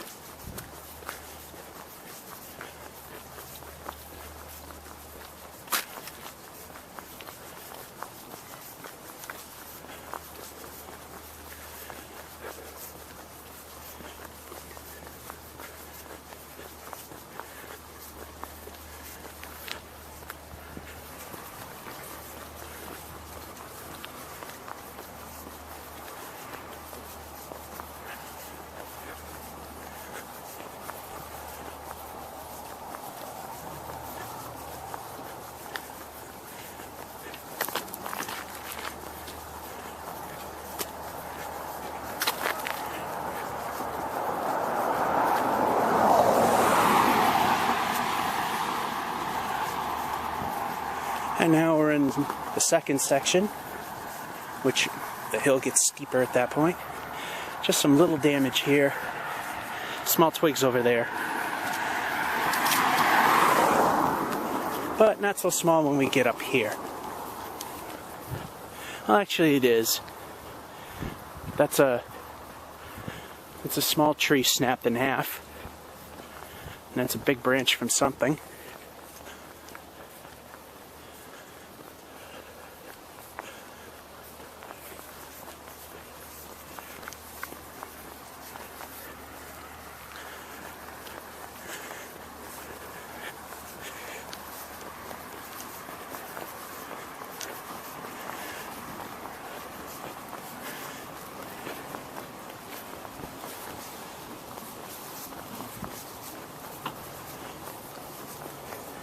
By the way, in this second segment, have you noticed how many National Grid trucks we found?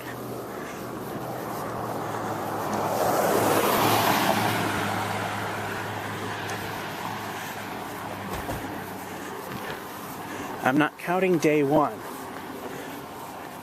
which if you are, there would be a total of 1.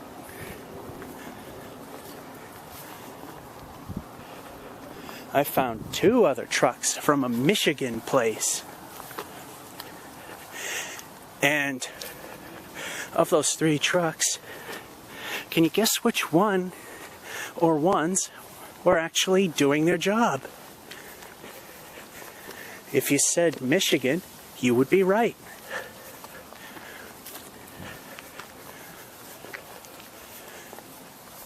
And for those of you who think that I'm being unfair to National Grid, I just want to point out a fact I did not point out in the day one segments, is that I know somebody who used to work for National Grid, and they gave him a very hard time. They didn't like him at all because he actually worked. He showed up to a site. He actually did his work. He got pissed at his superiors for just doing absolutely nothing. You know, sitting in the truck having a coffee while he does all the work. So, I'm very justified at telling you how awful National Grid is when it comes to any emergencies.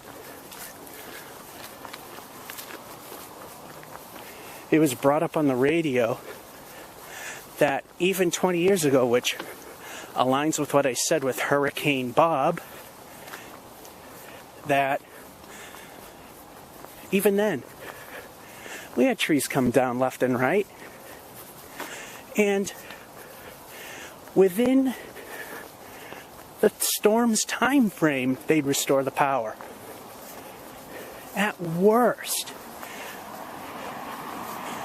I mean, at the worst, it would take a couple or maybe a few days to get everybody up and running.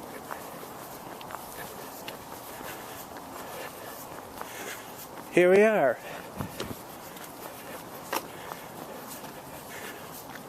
Day 3 of complete loss of power. And absolutely no progress here. I will tell you they did make progress on the southern end of Mechanic Street, the Mall of Whitney Field. They have power now.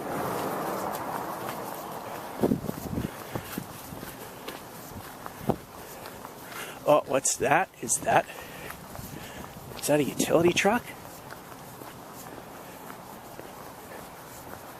Let me cross.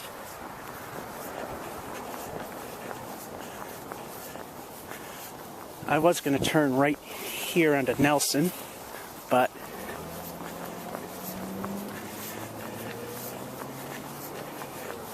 I think we found our second utility truck, provided it's National Grid. It would be a total of 4 through the entire series. And if you saw that, no, that's old.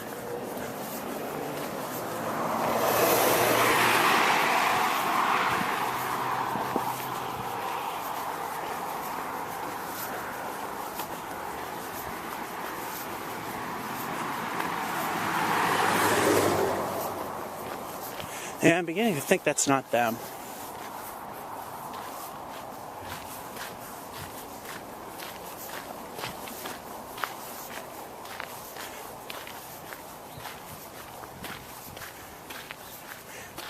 In fact, no, now that I see it, it's not National Grid. Then again, should I be surprised? Not really.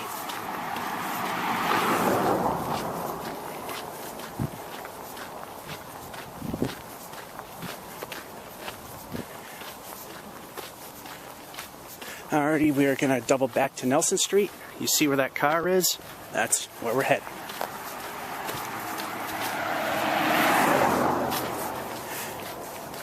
And when we have a full battery pack, the nice thing about a Flip is I don't have to worry about turning off the video, i.e. stopping it, till about 1 hour passes. At that point, just like the Bloggy, once I hit the wall in terms of maximum data, it'll stop recording and save. Here we are going down Nelson. And by going down Nelson, it's almost like going down High Street. Not fun. Now I know somebody who lives in the general area and says it looks like hell. So that's why we're hitting this area. And right now I don't see much in the way of any damage, but we know how that turned out, like at the very beginning of this series when we got to the end of French Hill. Little something, little something, little something, war zone. Here's little something. That's the only good thing about the blanket of snow, is it makes all the damage stand out. And that's the only thing. And of course, I'd rather not have all this. I would rather have some nice green lawns and no heavy snow to bring trees down, coupled with 30-mile-per-hour winds. That and the heavy wet snow, as you saw in the first segment, brought down construction fences. That's how heavy the snow was. And speaking of war zone, here we go. It's small stuff, but it's significant.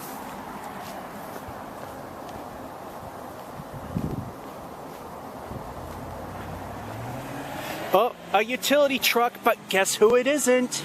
It's not National Grid. Let's see who this guy is. Nelson Tree Service. Well, it's not a utility company, it's a tree service.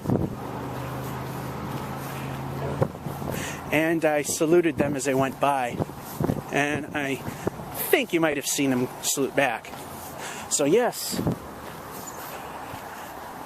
Oh, we do have a utility vehicle. I was going to turn right here onto St. Jean, but once again, we'll backtrack and head up that. Because from what I see here, there isn't much in the way of damage.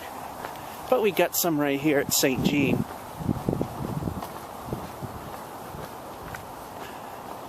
And up that-a-way is where I lived for 10 years, from 1978 to 1988.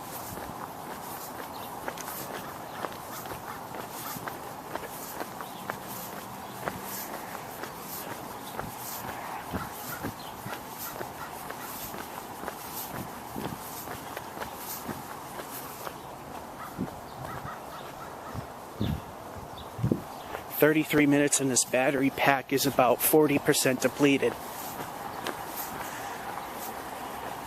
Which shows how much regular batteries are awful in these Flip cameras.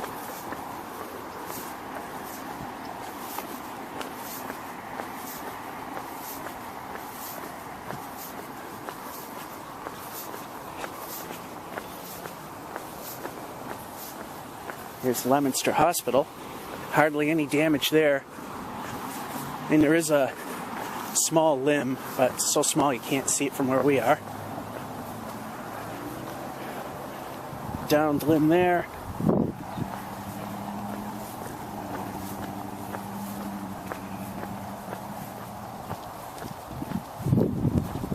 Crestview Apartments. Yeah, it looks like we might have a mess down here. Let's go and find out. This is Peter's Drive.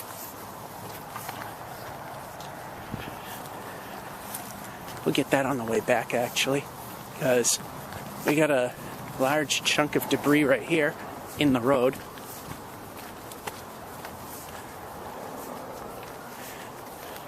Right there. That on the far right there is shrubbery. As you can see, it's into the road.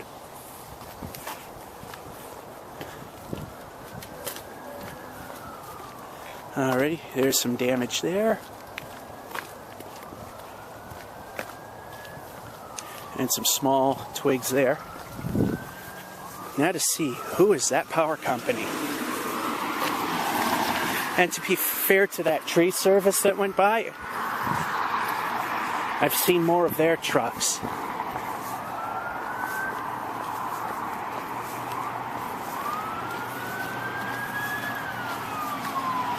Oh, this is Comcast.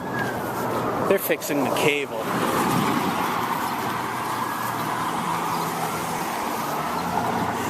So, yeah, there's a guy back there. I'm not going to go any further. Oh, look at that. Oh my God. Look at that Comcast guy. He's actually doing work. That's good. I like that. Like I said, I'm not sure how the down conversion looks, but if it's too grainy or pixelated, he was walking across the street with a spool of cable and he's starting to work.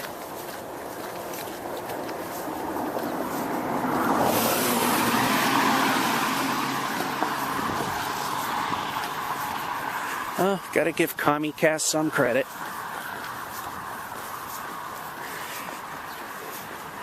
They were also very fast to fix my aunt's cable. Lucky her, she got her power back. Not even a whole day into this whole thing.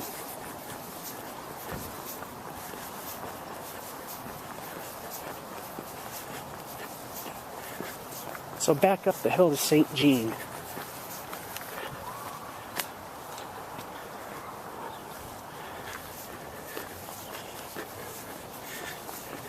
Actually, we'll take Howley Ave. Pretty much dumps us right where we want to anyway. Keep out. And they got little tombstones. I'd spend time looking at it, but this is a down convert video. Oh, they even went to the effect of making the house look somewhat abandoned.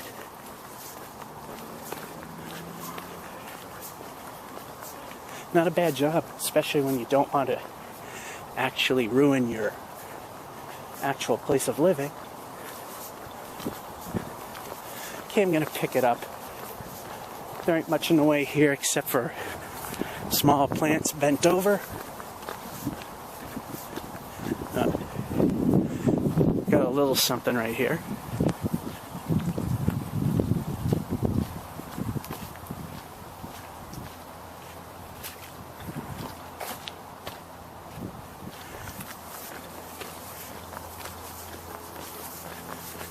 And further up, we got some more.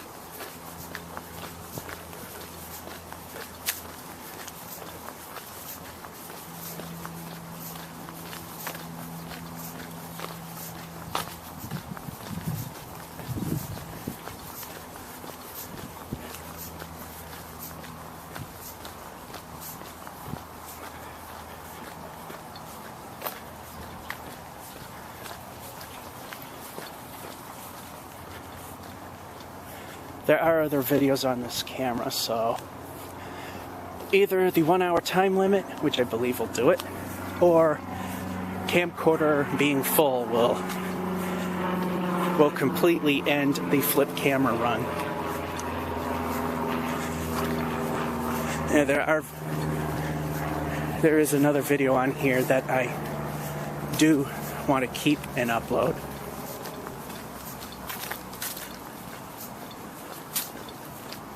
And up this little hill onto St. Jean.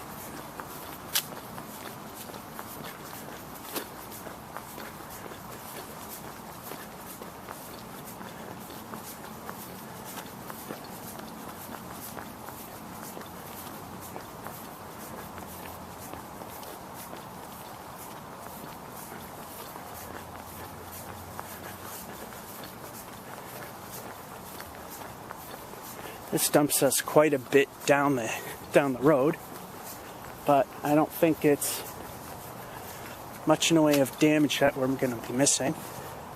Nah, this street's pretty clean.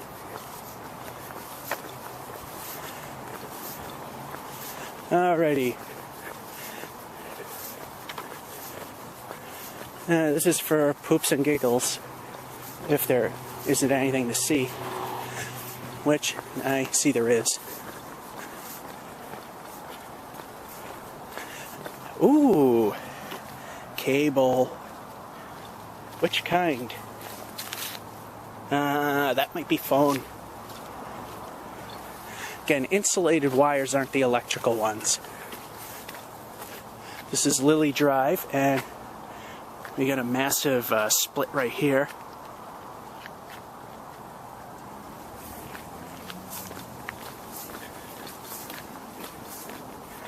Now, Lily Drive goes off to the left.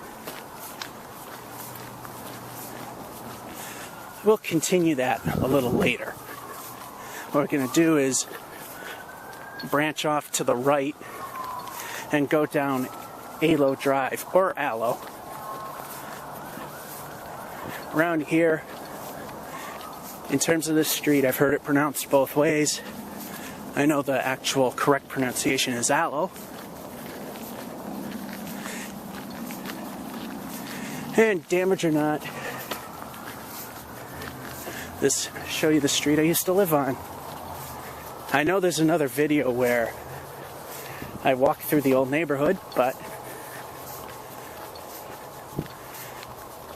there is a little damage around here.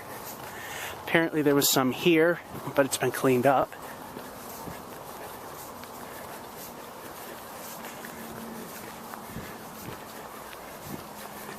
Yep.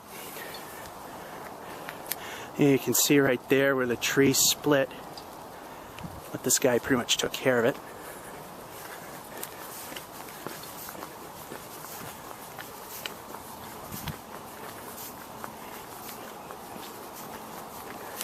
And a new garage is being built onto this house.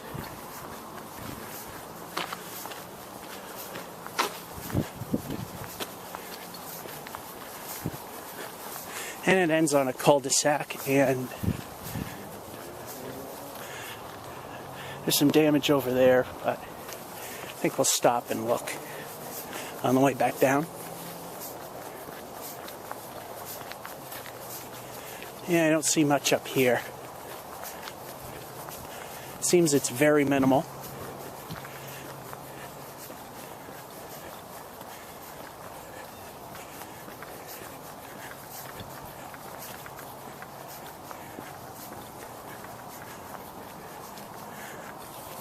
Yeah, there's nothing up here. This yellow house is where I lived from 78 to 88. We moved in when it was a brand new building. And I don't know if you can see it, but right there is a large rock. That was actually in the backyard. The house was originally tan and brown. Foundation walls were painted dark brown.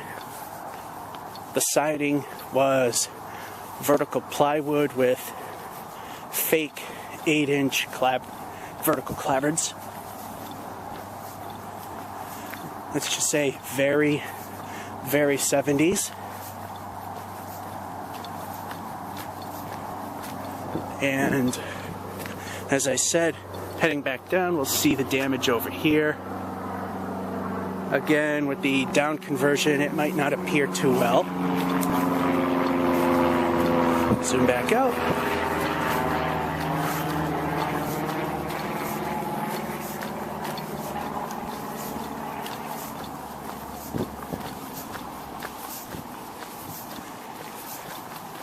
And here comes somebody. Well, we got a little bit of damage right here. Just some small limbs bent downwards.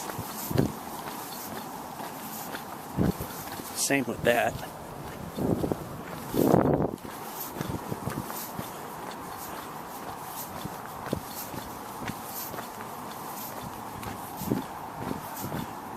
And if you're willing to sit through this whole thing, you're getting a, I know it's somewhat chopped up, but you're getting a walking tour of the city of Leominster.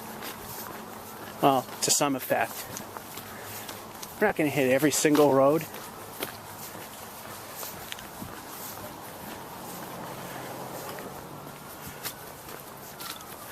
And we got some good damage done here, and we can even see where this big branch fell off.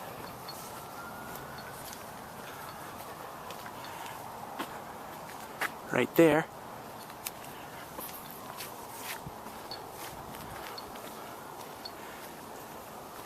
And I don't see anything really over here. Just some small twigs there. This house has a significant history as well, to me at least. The guy that does or used to live in this house ran a bulletin board. This was before the internet was big, called Global ComNet.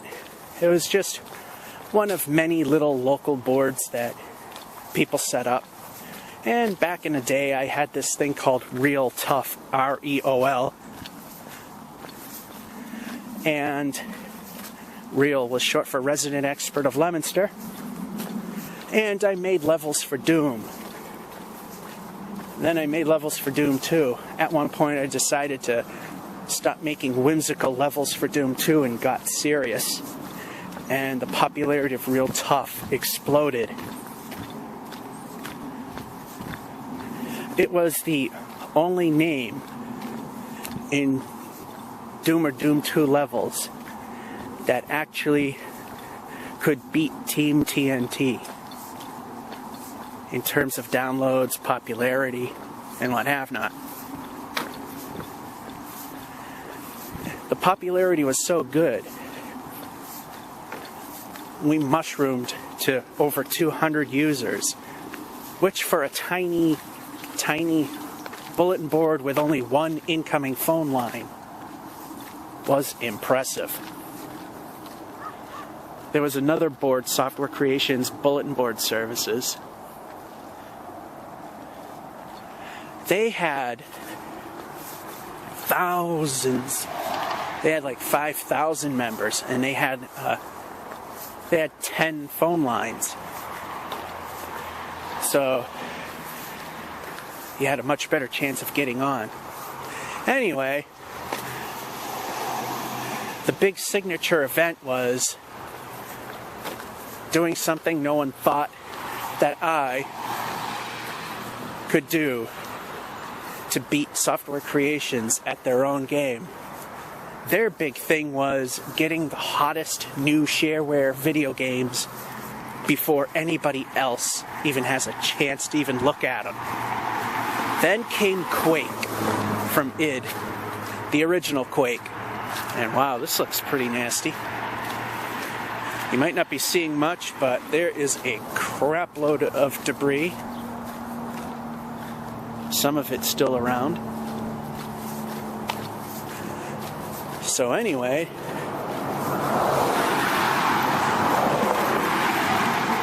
the very minute it became available, I downloaded the shareware version off of id Software's FTP file service.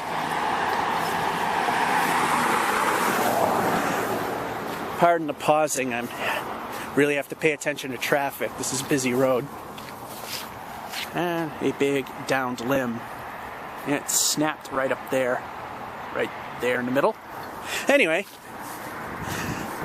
the very instant my download of the file was finished, I immediately logged onto GlobalComNet, which I helped run, and uploaded Quake to the server. When it was done, the file was verified good, and we did something that no other bulletin board in world history, literally world history, was unable to do.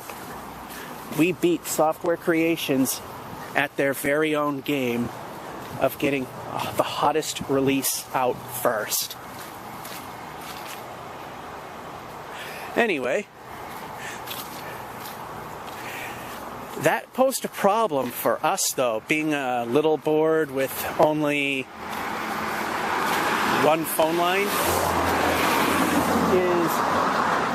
It was so busy.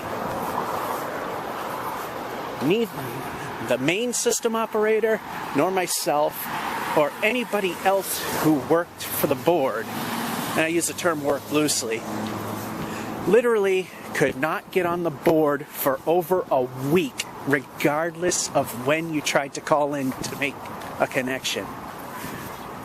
We were that bogged down because we had Quake, and the big mighty Software Creations BBS did not. Well, I came here to see some destruction because someone I know who lives on this street said that this was a horror show.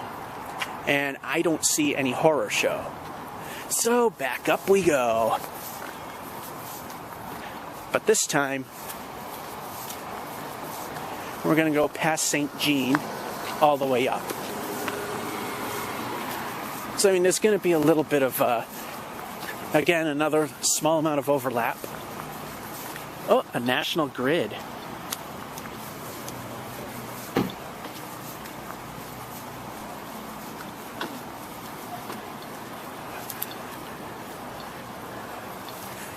A little bit of inspection.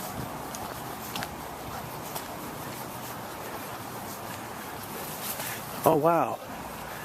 Holy crap. Well,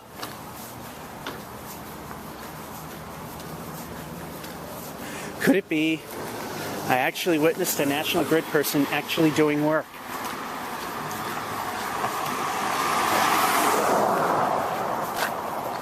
But then again, that was all the work they did when they came across a set of smoldering electrical wires. Again, oh how I wish I had the camera rolling. They had wires smoldering. Then they just decided to leave it.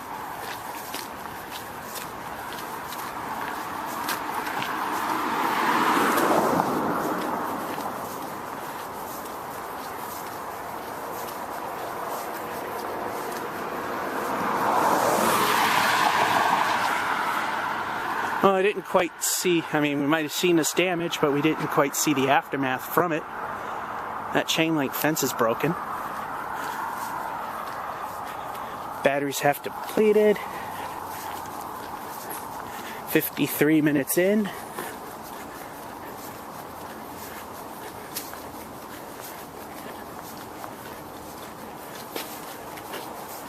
And here's St. Jean where we came onto this road. So now we're venturing into new territory. See, it's always a good thing to have the camera rolling even if we overlap, because you never know what we might miss. You might not know what you might see, and I completely glanced over.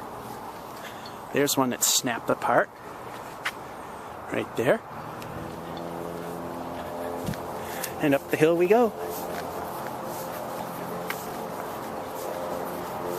I'm gonna go at a higher pace.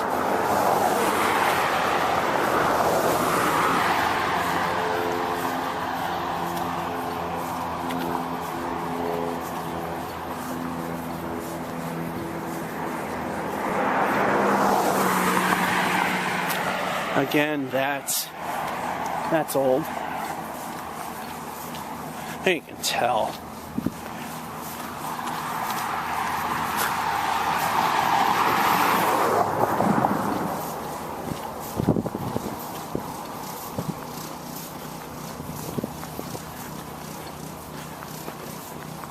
Looks like the Leominster Recreation Department was doing a hayride.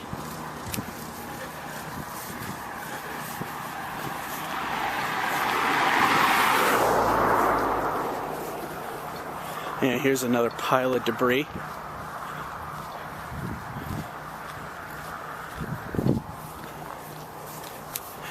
Yeah, I think that is the same cage that they used for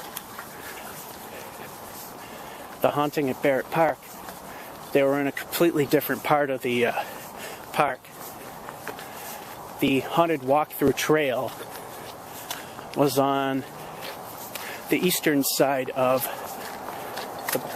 the big reservoir, and the hayride was on the west side. Not sure what the hayride included. I think it was just a lap around a big field that was in the area.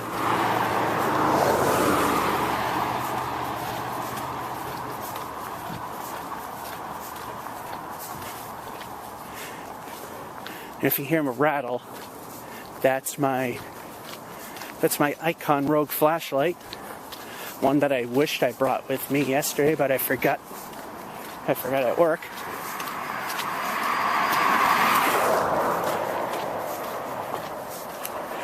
So this big field is a reservation.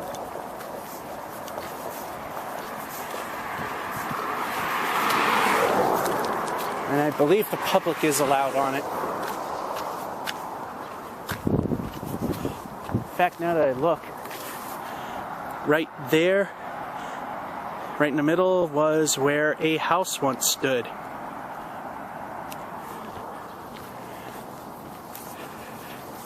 The house was owned by the Doyle family, which was very big name here in Leominster. Was the mayor, was a big millionaire. He had factories. Damage or firewood, but we know what that is.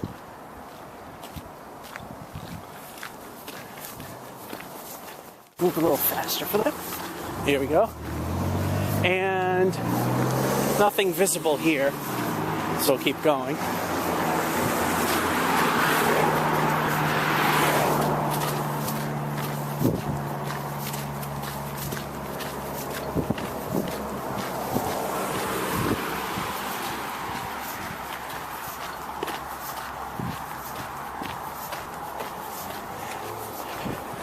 All right, we've seen a Comcast truck and a National Grid car with a guy looking up and saying, yeah, yep, that's a cable. Other than that, have we seen any big-time utility trucks so far? I haven't.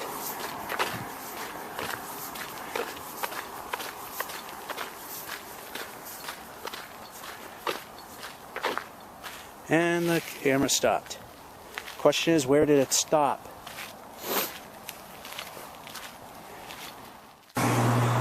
Alrighty, it's apparently a file size limit, Highland Ave. In case we missed anything, just a little further from where the video stopped, we didn't really miss anything.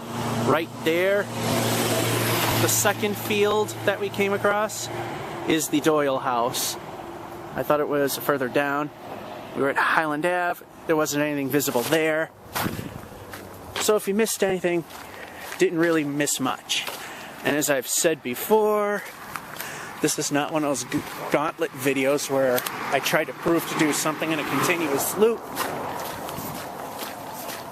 So the whole idea is just to show you damage.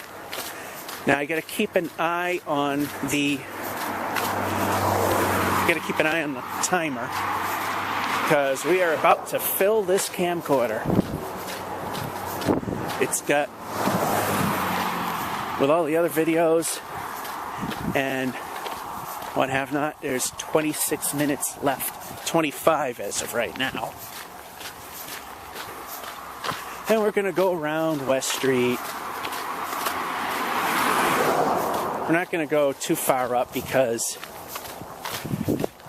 Yeah, it's starting to get dark. Like I said, we're getting a general idea of how things are.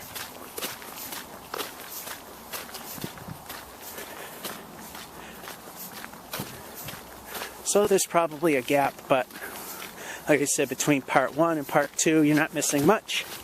I thought it was based on time, because the last time the thing stopped recording in the middle of a long video, it was slightly over an hour. It quit at 57 minutes and 16 seconds, so apparently it's file size based.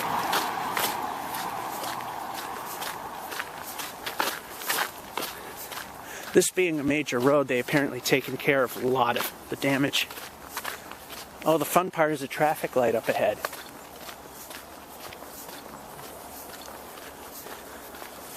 Oh, here's some small limbs. Here's a big one here. Ooh, this is a huge limb. And there's where it came from. And that was me tripping on that little block of snow.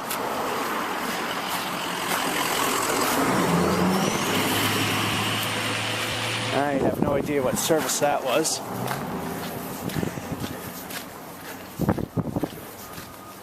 He came a little close, but that's not why I wanted to get the name of the service. I wanted to see who's working on what.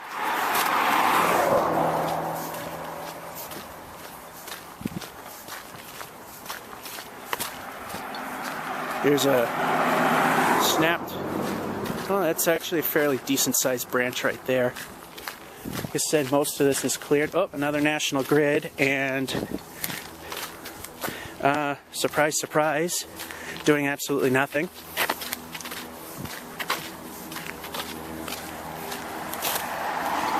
Big effing surprise there.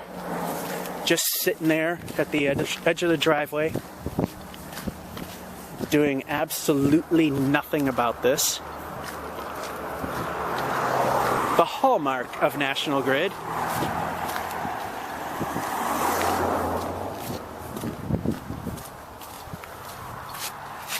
Right there. Oh, he actually got out of his car, disappeared into the woods. He's probably doing something we shouldn't be doing in the woods. In his case, it would be not working.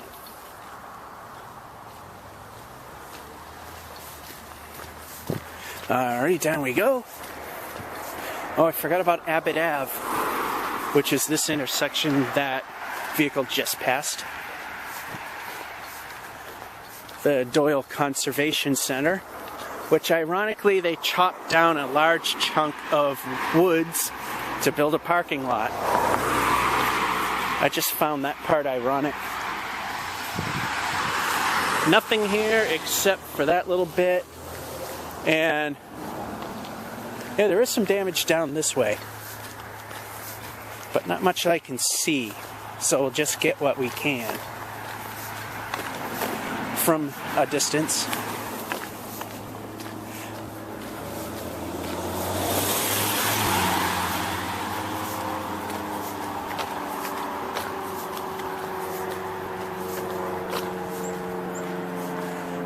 This isn't what it looks like. I mean, it's damaged, but apparently it's just a bunch of small trees. But still, you know, it was in the road. And yeah, there it is right there.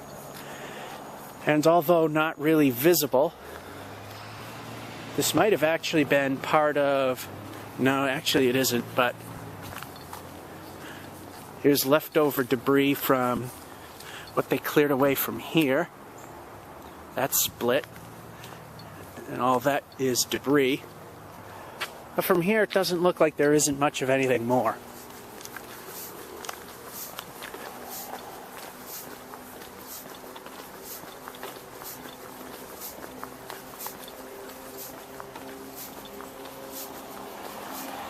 So, back to where we were going. And like I said, well, again, here's one that's down. Like I said before, when you backtrack, sometimes you'll see things you didn't see initially. That's the neat thing about it. Just switching hands for a little bit. Just waving around my fingers. Holding up my shaky hand, but at this point, does it really matter with the walking? You might have noticed the switch over at the very bottom of the frame. Alright, at this point we're probably not going to see much of anything until we pass it and look back. The switch back, just some small limbs there. And when this segment ends, that'll be it for the flip camera. There will be no more.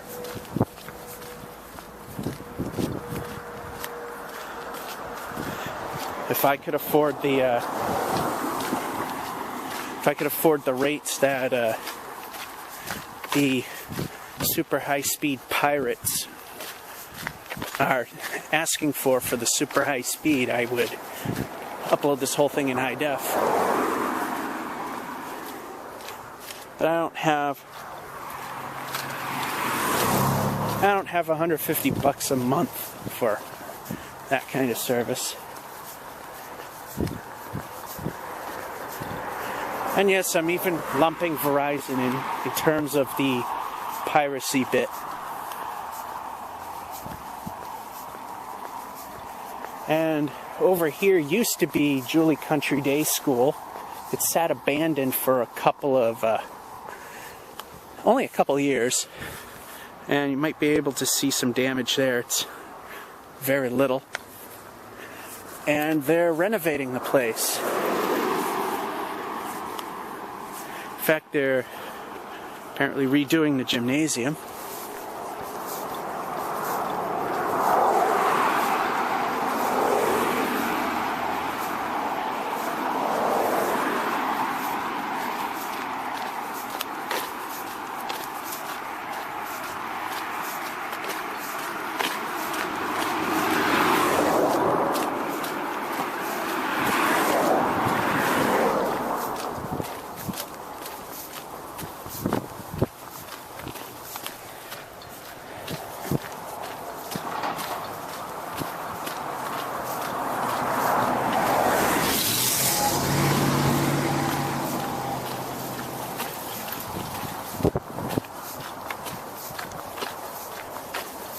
Surprisingly little here,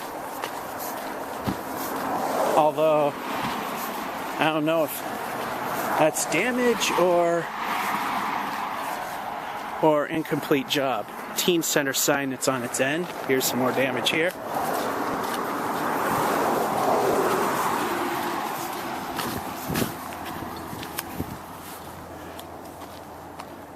I think that's what the new gymnasium type building is going to be. Brand new teen center. And right behind those gates before used to be a huge mansion, originally owned by Mr. Doyle himself. Then somebody else bought it. I can't remember his name, but he was known as the Tapioca King. And yes, tapioca as in the pudding. He made big bucks in that. Can you see it? I don't know. It's showing up a little bit. The viewfinder is slightly darker than the video. Might be clear as day for you. Well, considering the down conversion.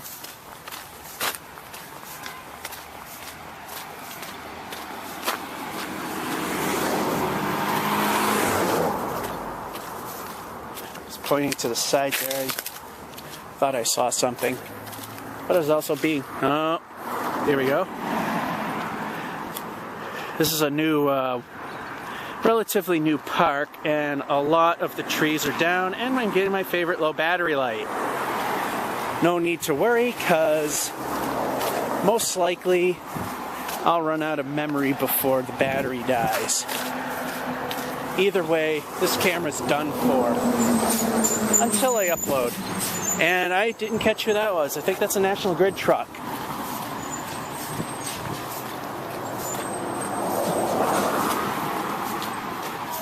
Well, he's making a turn, I'll be able to see. Yeah, that's I think that's National Grid. I didn't get a real good look at it. Yeah, they don't tend to have a big logo on the side of their trucks. That was probably them. The small yellow stripe on the bottom is their trademark. And I cannot say whether they're working or not. Although, like I said, since I know people that used to work for them, the very likelihood is they're moving to the next position to sit and have coffee. Then again, there could be another guy just like the one I know that used to work for them in that truck. Now we're going to cross here. Crossing the street. Fortunately, no one's going straight. Oh, what's this? Something is closed. We're going to take a small detour.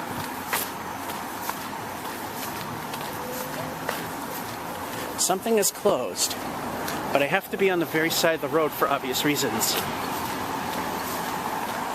Fortunately, it's starting to get a little dark, so when this goes, we go to the Bloggy, which on its lowest resolution can actually see fairly decently. Storm hotline. Shelter at Southeast School, Halloween Thursday 6 through 8. Bring storm debris to the curb. Okay. I only saw a tiny corner of that sign, so I thought it said something was closed. Probably for the obvious. Although I'd be surprised that if there were any giant trees blocking the road at this point in time. Here we go, here.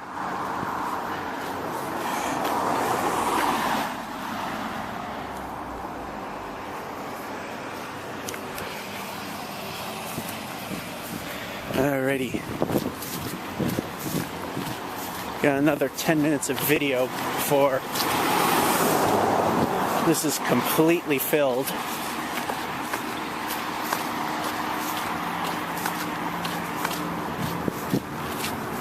We've got a lot of editing to do.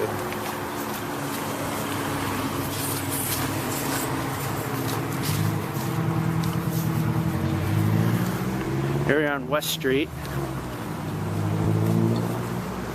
Oh no, I'm not on West Street. I always keep calling this West Street. For the longest time, I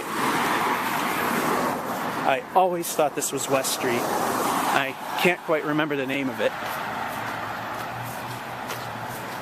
Some sort of Apple type name, I think.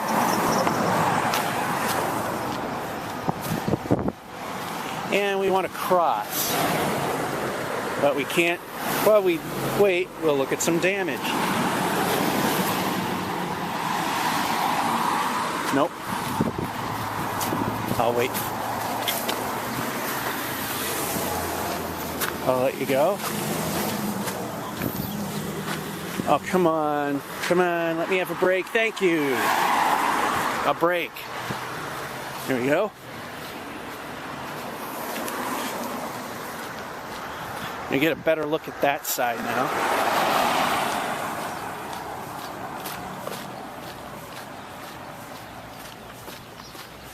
Maple Street. Well, it had nothing to do with apples.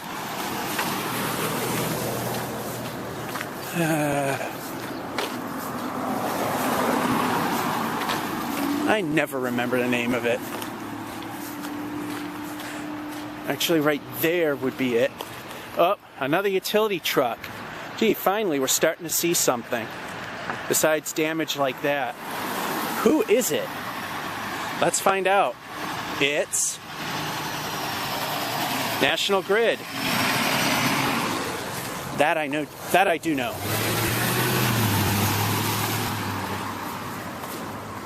Looks like somebody lit a fire under their posterior, didn't they? Now we're on Lindell Ave, which we actually never left. I never remember Maple Street. I never do. That's because the main road doesn't appear as if it's a main road, which is West Street, which will be at the very end of this intersection.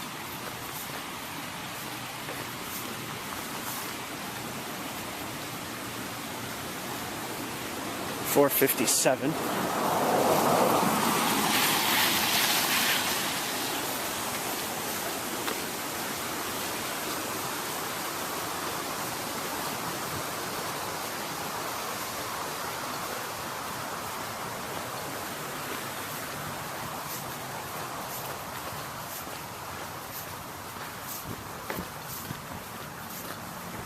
And Pierce Pond is right there. A lot of trees cut down. That's probably from a previous project. Doesn't really look that fresh.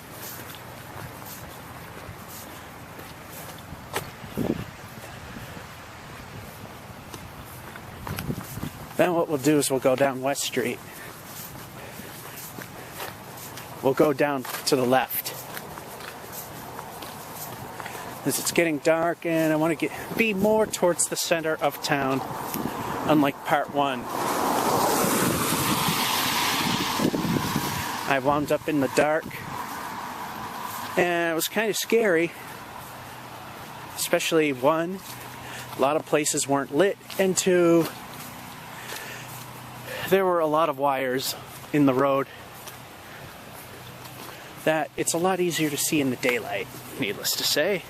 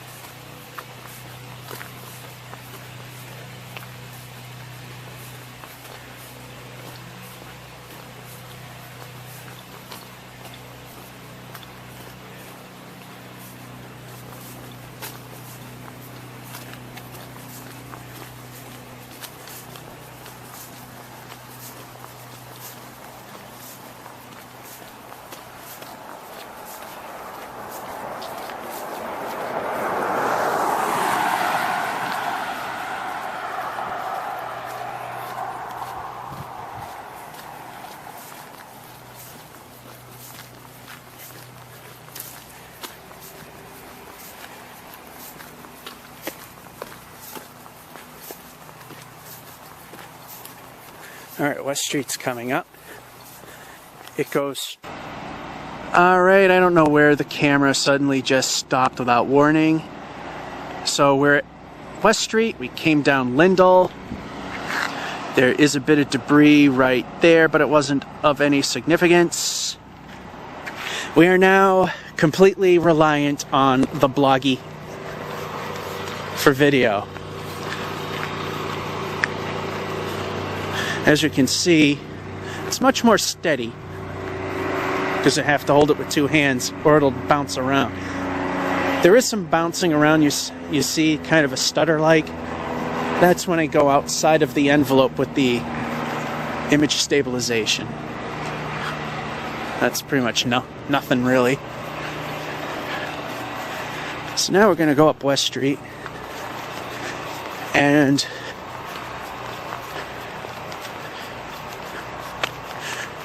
we're heading towards the center of town. I don't know if you saw it or not, because like I said, I didn't really see where it really stopped. But as we're going down the last leg of Lindell Ave, there was quite a bit of brush. However, it isn't enough that it's worth an overlap trip.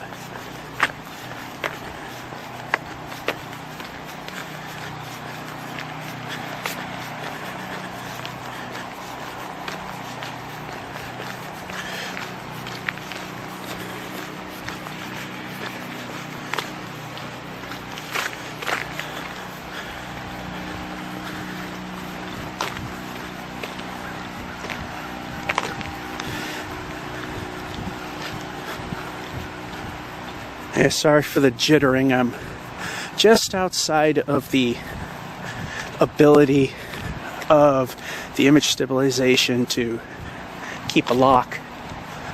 I bounce just outside of its ability. Yeah, it has it's digital image stabilization, so the image that's on the sensor is actually more than you see, and if held perfectly still in the center, there would be a small frame of overscan. And so if there's any jittering, it compares that with the previous frame and centers everything. Once you hit the edge of once you reach the physical edge, any movement after that is visible. That's where you see the jerking. It's because I'm just outside of it. I'm just barely outside of its abilities. Yeah, that's pretty wild right there. We'll stop and get a good look at it.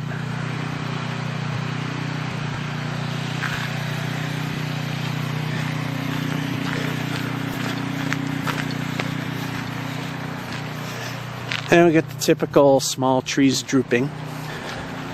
And we get more of it over here.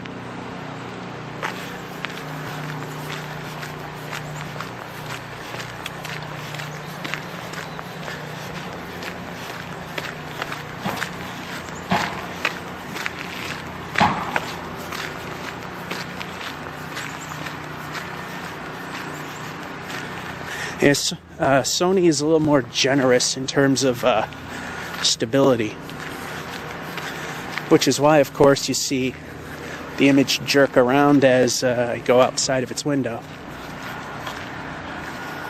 Alright, we'll just take a small, maybe not so small detour down a street named after me, in case you can't see it due to down conversion. Oh, this street's a mess.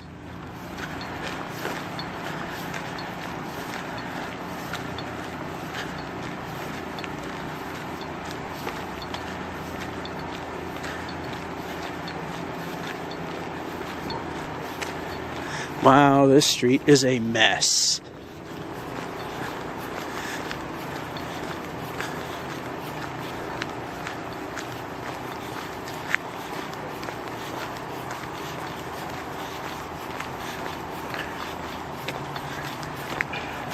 This right at the corner.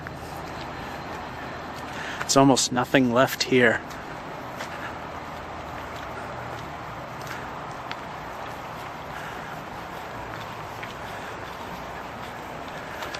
And there's some right there.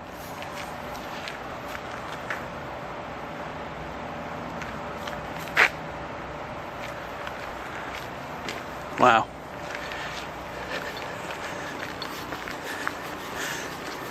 That's what most of these side roads looked like before a lot of it got cleaned up. And that even includes the bigger ones.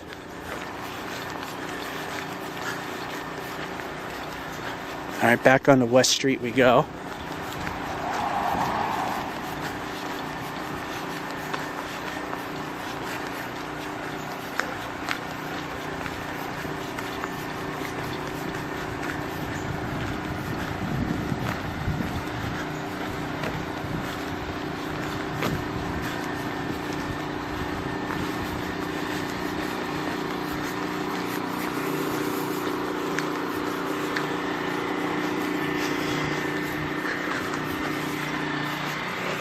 Back over we go.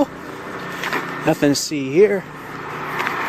Well, actually there's still some damage done here that hasn't been cleared.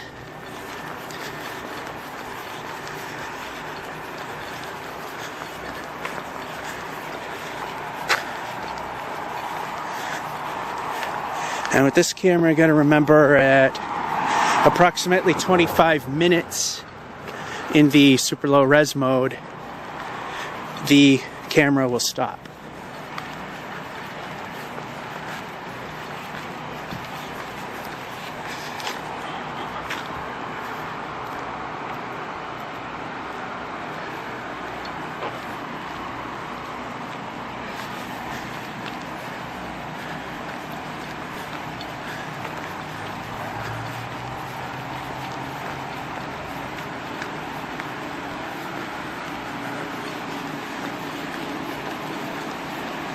Here's debris that this homeowner never bothered clearing.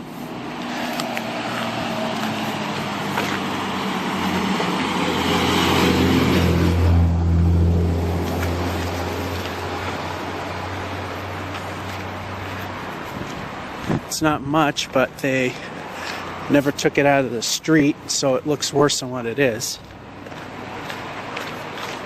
In fact, you can see where it snapped.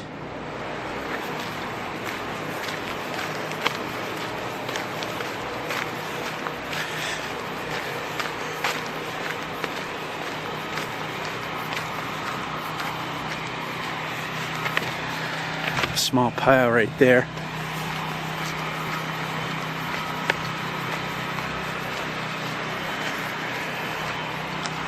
A little bit of debris here. And a small piece right there. That would be Fairfield Road. There's some small roads up. Oh. And large chunk right there.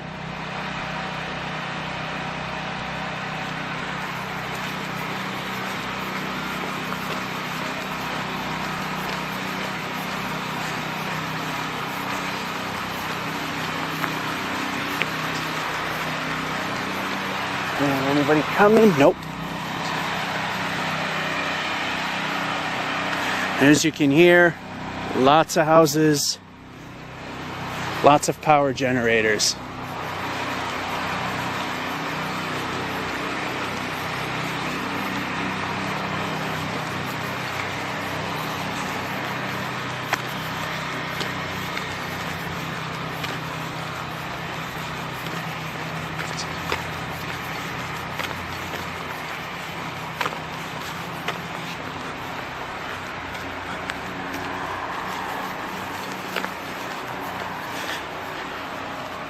And up ahead, you might be able to hear the traffic. That's where Maple and West meet. West goes to the right. And Maple, which I thought was a street that was sort of named after an apple, which wasn't, because I never remember the street name, goes to the left. Oh, that's really hard to see right there. Limb in the big bush. Right there's where that snapped off.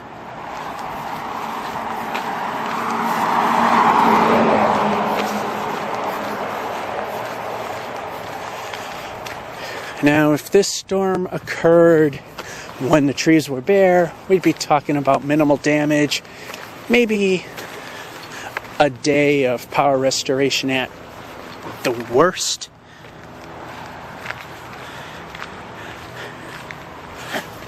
And yes, I even think National Grid could have fixed it in a day at the worst. When it used to be a small state company called Mass Electric, they were pretty fast on restoration. Now they don't. Now they just sit around and look at the pretty flickering lights from the transformers arcing.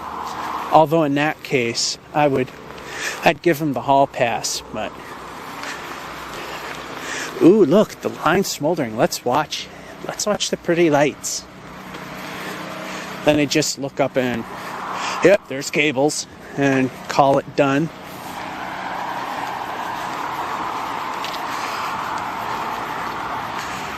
Hey, Mass Electric,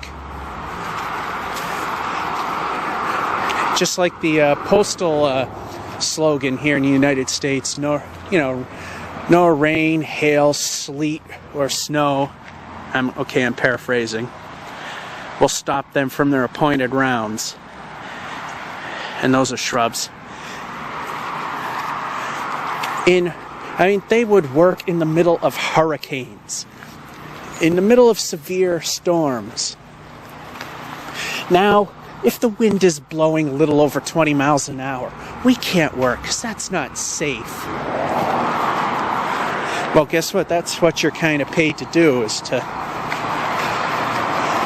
take a risk and fix things up, you know?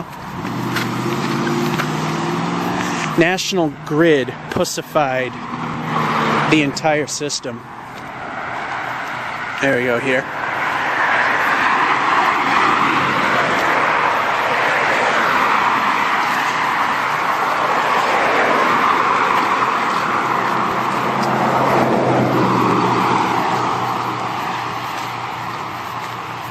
And now we're on West Street. And while I don't like walking up the right-hand side of the road, we actually want to be on this side. There's something that got completely flattened from the snow.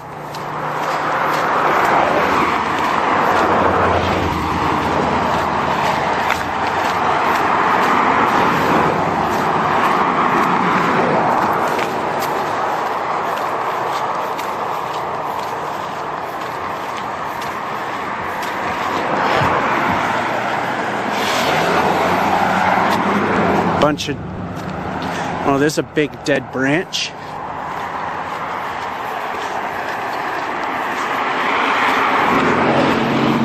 Here goes some more right here.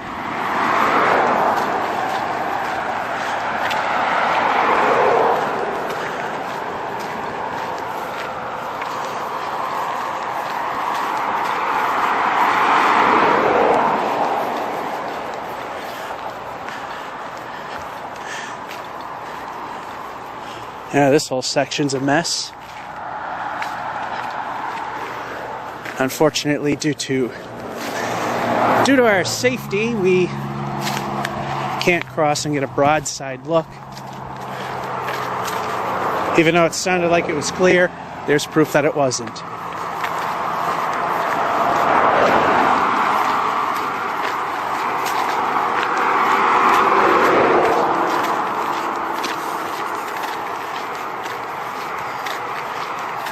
Down the road we go, a little bit there.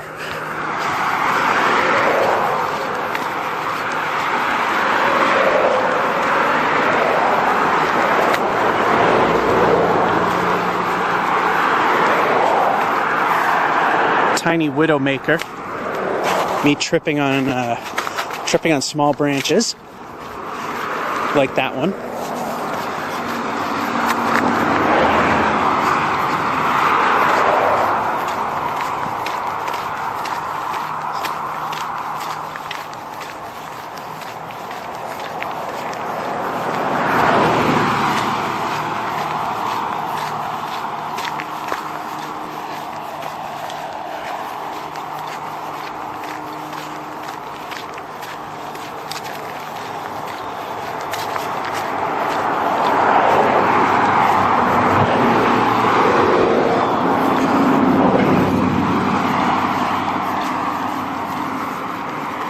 Nothing big down that street.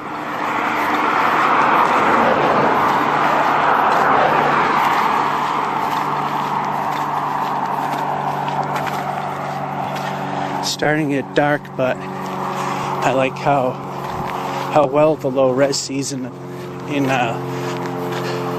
lesser light. Only problem is it's a little more grainy.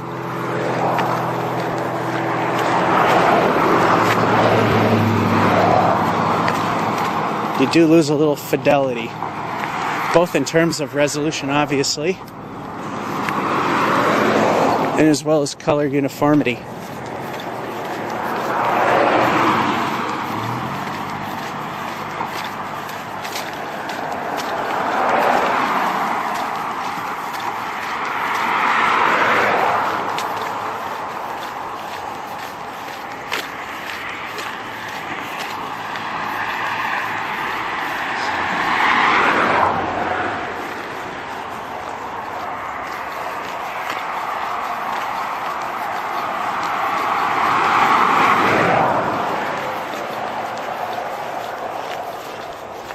And pretty much like everybody else in the city, no power around here.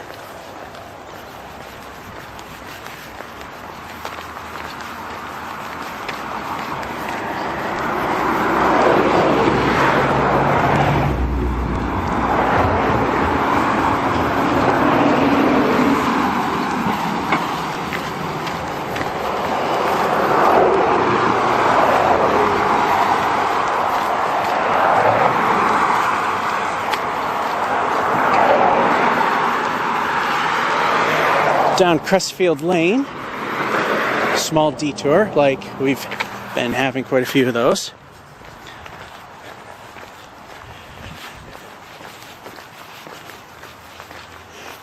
Yeah, this is pretty much all the damage I can spot.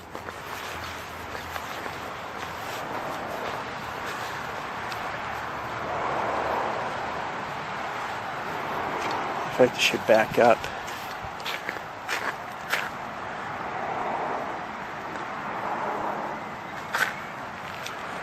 Especially right there.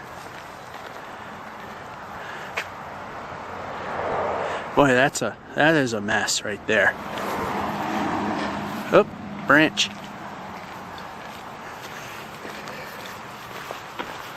From where it fell, I could not see. Even though it was obvious from which tree.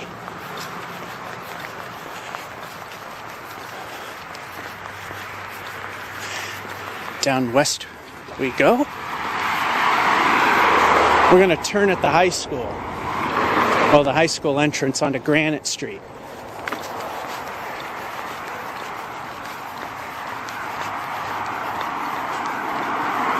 Here we come to Life Care Center of Leominster. It's an elderly assisted living facility. And before we continue,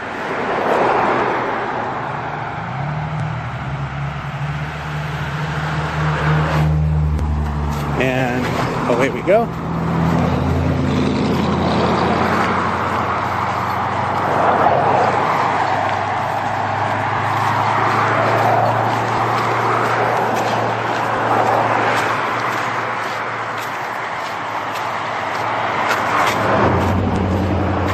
I'm gonna stop right here.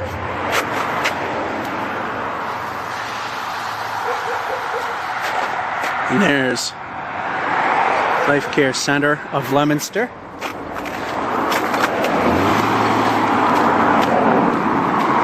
Yeah, this place got hit hard. And like I said, some of these really heavy expanses of damage that we see was fairly common throughout the city. But it's got to the point now that most of these places have been cleaned up.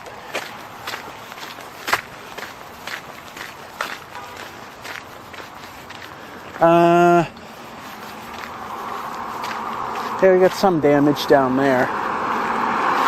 Not enough to go down risking getting hit. But that blob in the center is debris.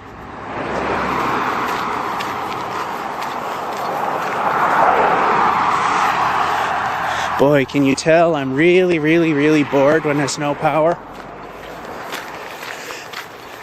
This is by far my longest video, provided that my computer and editor will cooperate. Might have to edit it in chunks and stitch it all together in the end. Not 100% sure how that's going to work.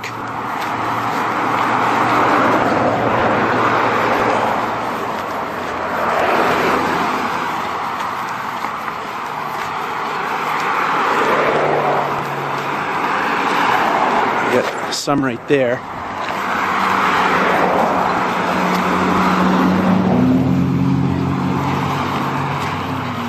And I'll wait for these women to pass by before we get a quick look at that right there.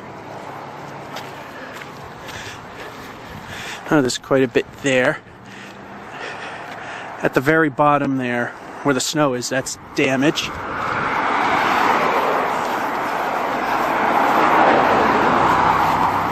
Alrighty, we're coming towards Granite Street. West Street goes to the left. And this little, very steep ramp is Granite Street. And we're going to go down there.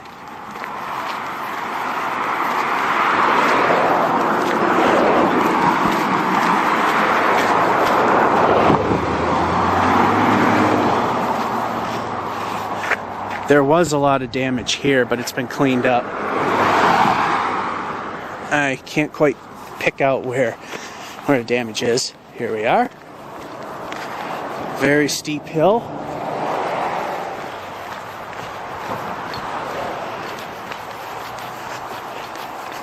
Now we're heading away from the center of town on Granite Street.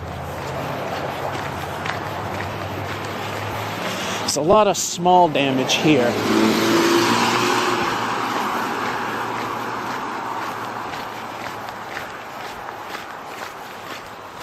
Not a lot of big time damage. I mean, there is some around here.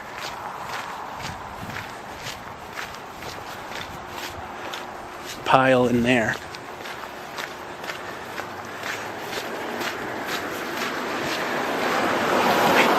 Broken branch there. Another one here.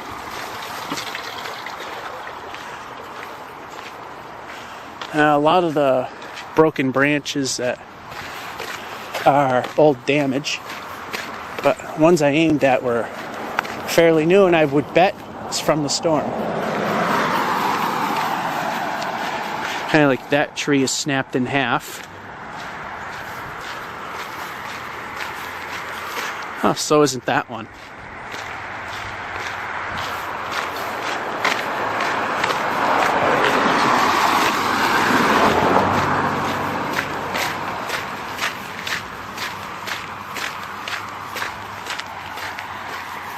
Okay, we are going to end this segment right here at the fire hydrant because we're coming towards the 25-minute mark.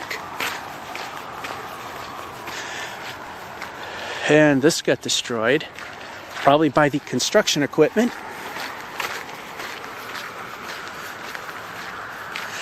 And we'll end it here. It's a little short of 25 minutes. But we'll end it across from the garden spot, which I'll show you that a little later. And we'll begin pretty soon. Well, it looks like there's a new construction project that was going on across from the gardener's spot, which we will go to now.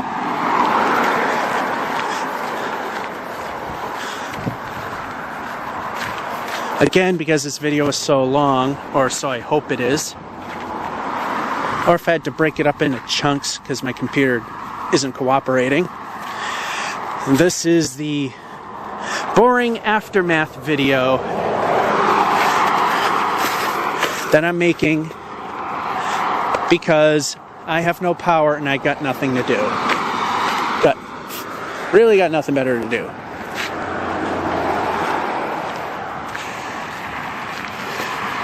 And we're going to go right past the high school.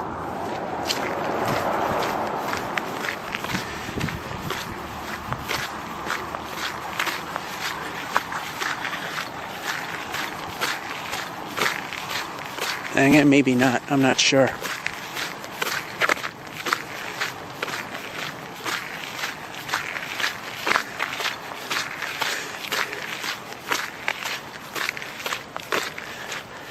Once I can't see anything too well through the camera, the adventure for today will be over.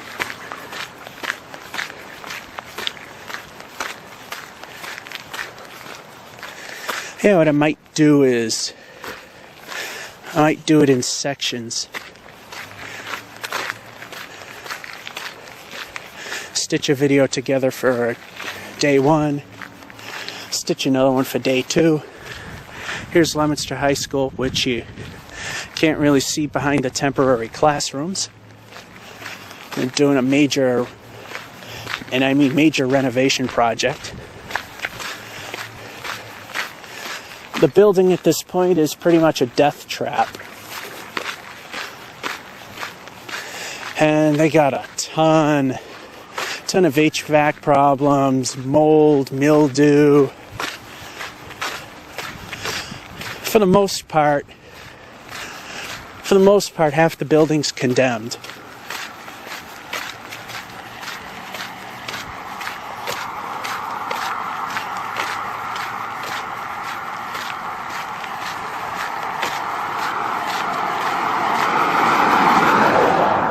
So right now they're working on the 1976 edition.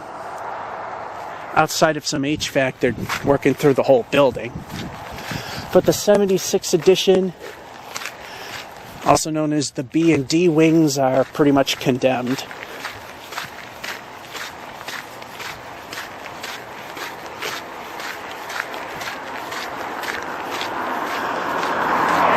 And we're gonna go check out some neighborhoods here.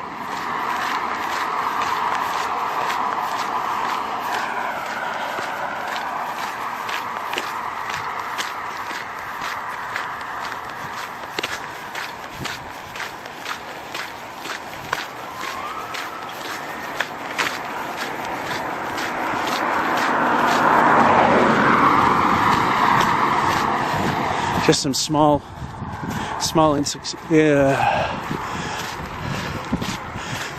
insignificant damage there. Up we go. A little bit there.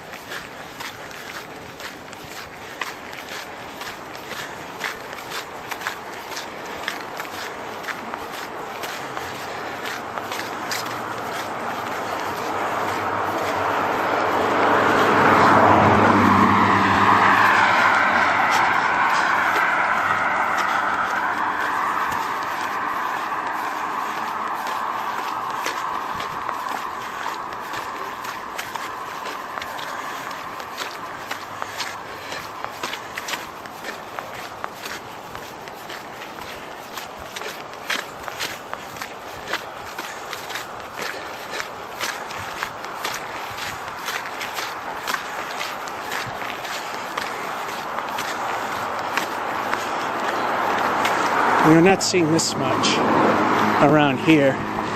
And you can definitely see where there is some and where there was some.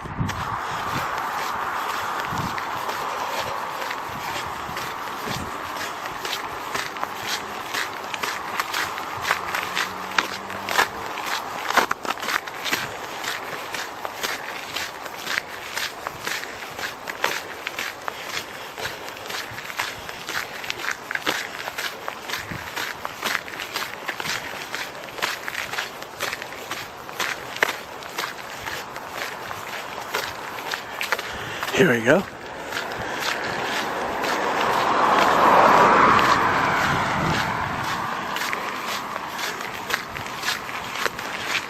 And again, pretty much like anybody else in this city, no power in this leg. Well, maybe there is. I might be stick corrected, standing. Yeah, right here we start getting into places where people have power.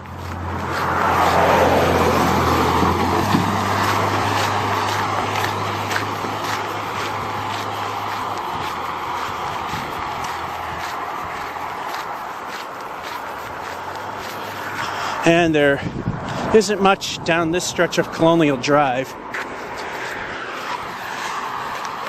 When we pass it on the other side, we can see all the way up to that curve, so no point in looking.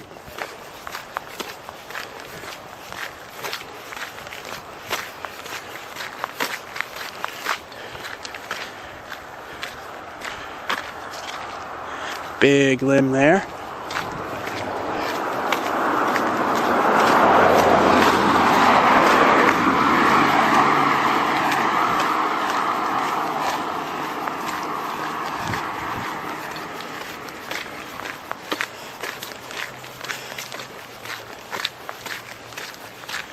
Oh, can we cross safely? Yes, we can. And let me cross the street here.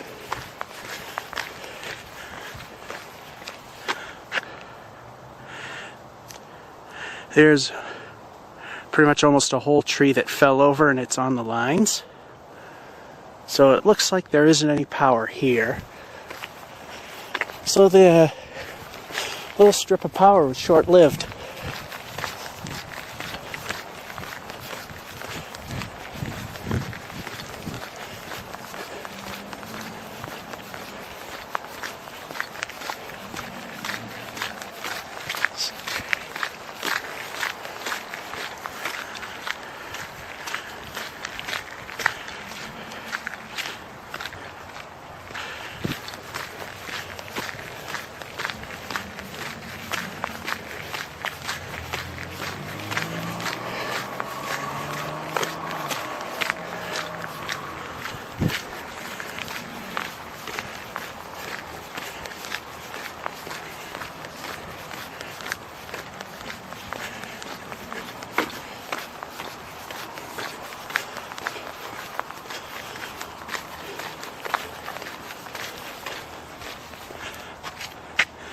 There's a downed tree altogether right in the middle.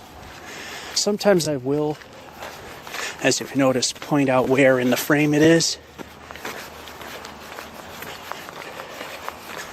Yeah, I really do apologize for the complete lack of video quality. Although when I downconverted it, I tried to make it clear enough to see what's happening. I mean, yeah, it will be pixelated at times. Some of it is from digital zooming. Most of the time, you're not going to notice any of the quality-based pixelation unless you keep your eyes fixed in one spot. And again, you can kind of see it on any quality video at that point.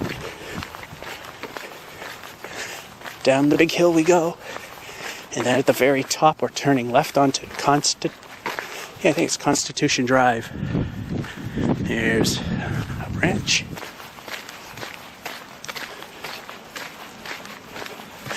And this section here, I don't know if that's a downed wire or it was something being routed. Here is what is known as Heartbreak Hill, although we're going in the reverse direction. The high school cross-country teams, boys and girls, would come out of the woods up in that hill, run down that hill, and up this hill. They call it Heartbreak Hill simply because it's the toughest hill, and they had to name it after the big hill that's in the Boston Marathon. Got some downed trees here, but that one's bent over. That's one that's bent over. Those are branches that have fallen. And some of these look snapped.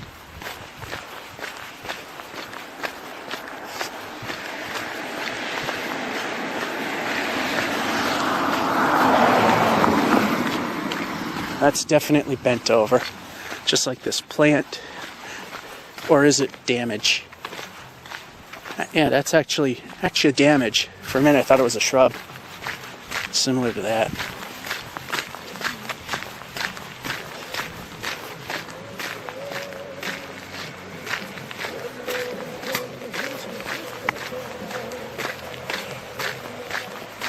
And we got some damage here.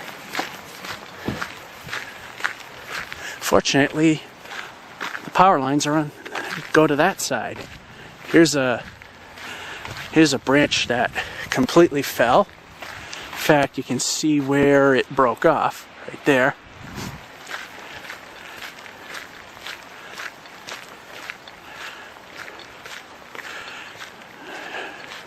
Tree that's broken there. Tiny branch that broke here.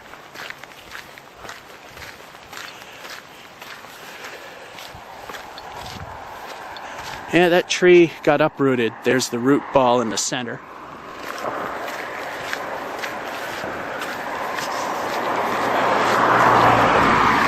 Now up the hill that in cross country they run down. Actually, this hill is steeper than that one there. There's a branch there. And right at the top we're going to turn. Oh, actually we're going to take another detour. Slackbrook Road.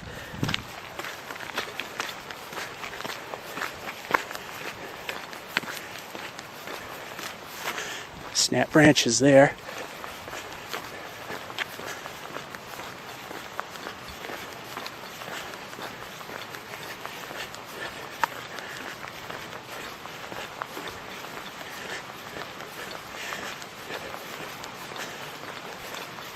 And I think this is the biggest piece here because I don't see any more.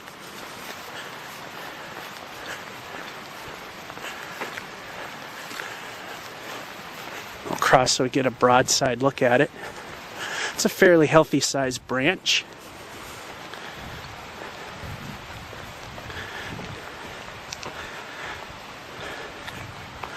In the darkness it starts to blend in. And that is a fairly large branch. Alright, back on course.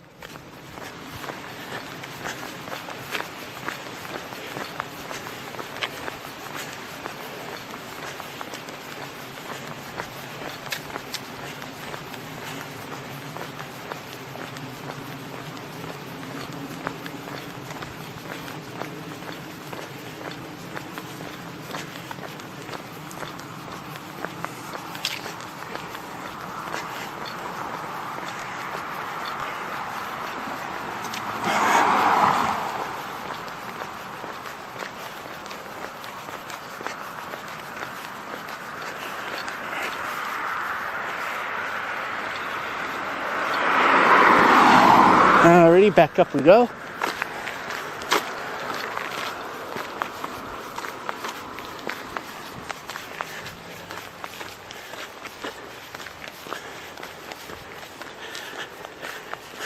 And if everything goes as planned, this will be one of the biggest legitimate videos on YouTube. Biggest in terms of time.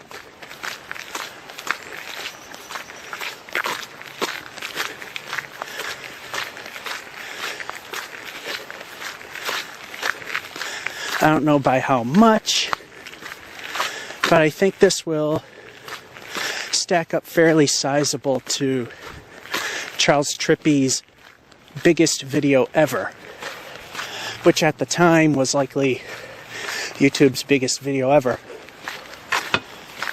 which is over 8 hours.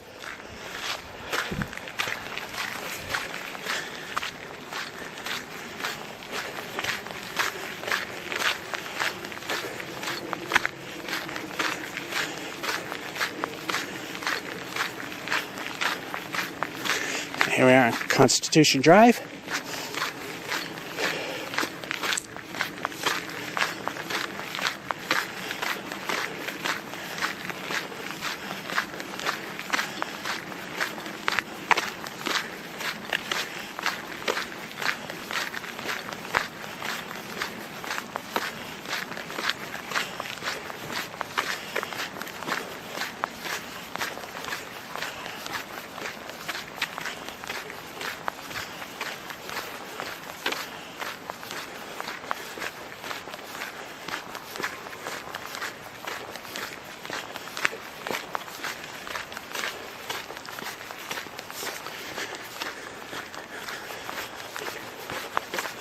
And I think these more affluent neighborhoods, you're not going to see much. Although there isn't always a guarantee of lulls.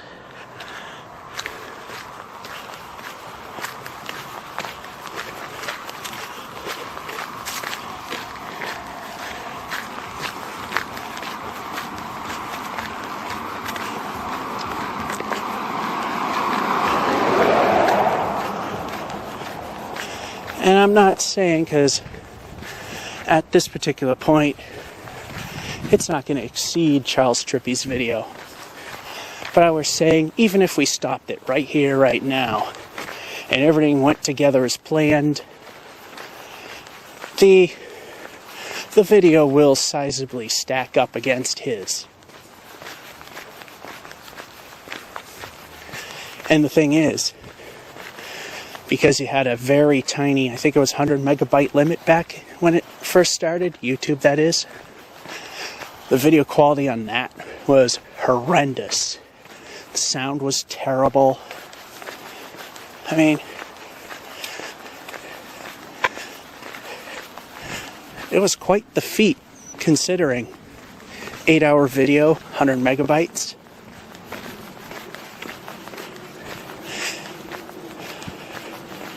And I think we found the only real damage that happened here. Oh, it looks like something might have happened over there. Maybe not. Yeah, this camera's still looking at everything pretty well. And some of the branches are starting to blend in.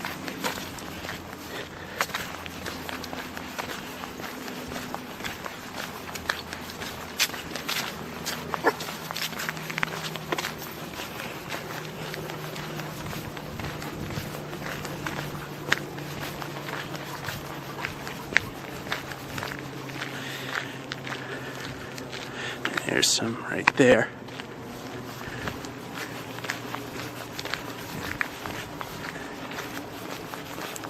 So this is going to be one of the longest legitimate videos on YouTube.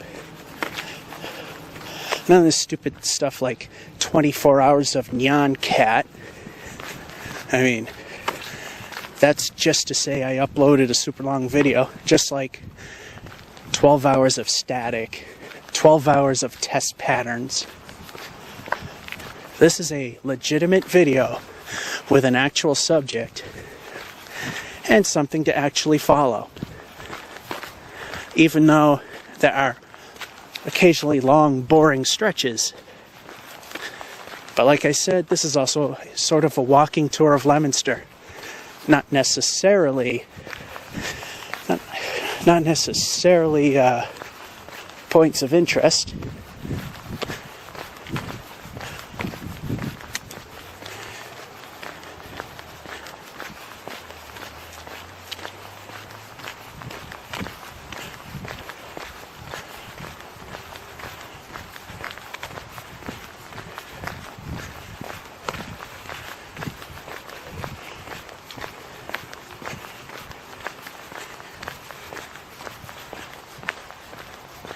And according to the bloggy, this house, particularly that middle section right there, is a human face.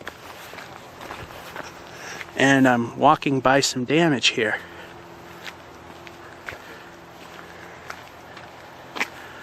And now it's starting to all blend in on the camera.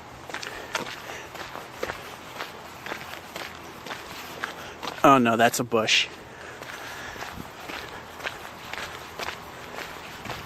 Hey, some of the bushes get pummeled by the heavy snows. So anyways, those sometimes look like damage that might have fell. But in actuality, it's just pummeled shrubbery. And around the corner we go, which dumps us to the bottom of Exchange Street. The very end of it, that is. And we'll go down it.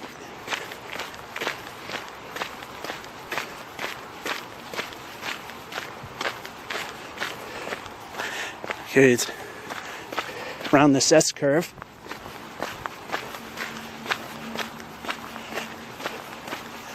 There, we got a small branch there. Another small branch there.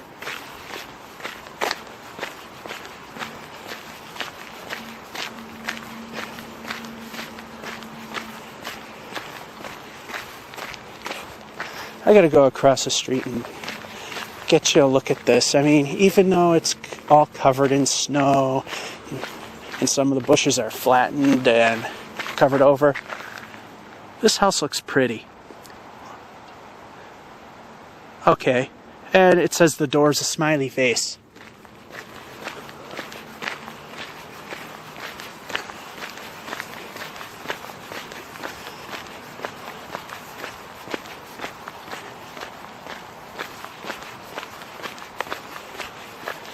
And we got some snap trees here. Really hard to see. I mean, the main branches, yeah, you can see those. But it's really hard to see, even by eye. This tree fell over. And some of them are bent over. And we're coming to one that's snapped in half. Oh, we're coming to two that are snapped in half. There's one right there, and that's where it broke. And we got one right here. Now I gotta actually stop and look, because it's getting dark. And when it gets dark, the shutter speed slows down. Well, you get the idea.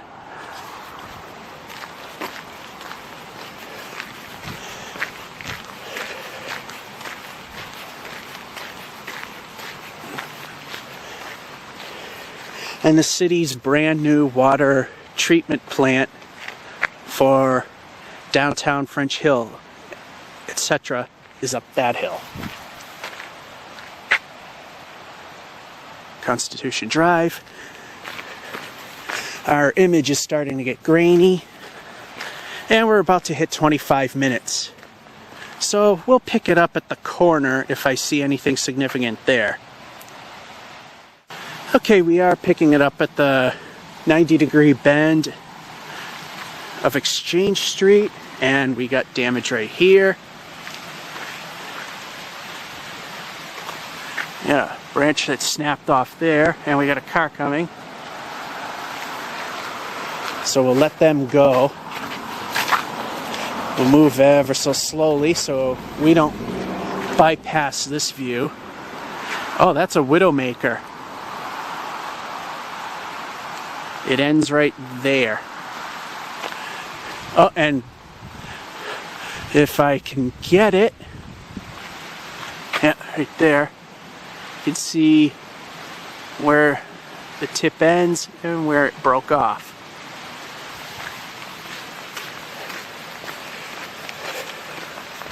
And down the street we go. I think we're going to be ending this due to a count of darkness.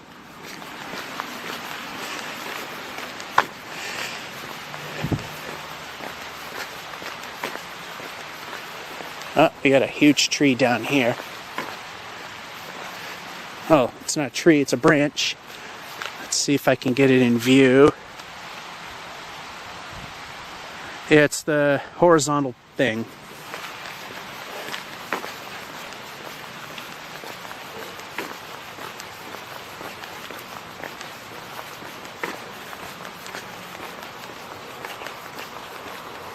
Oh, this tree got decimated.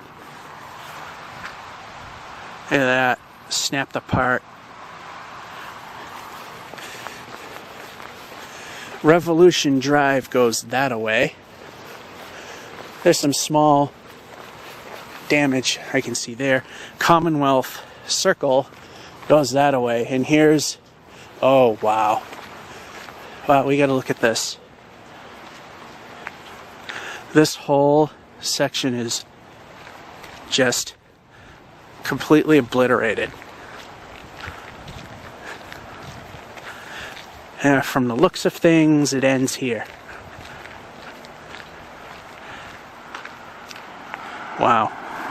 Let this guy go by, and we can get a better look of it here, actually. And you can actually see where it snapped right there. I don't see much more up that way.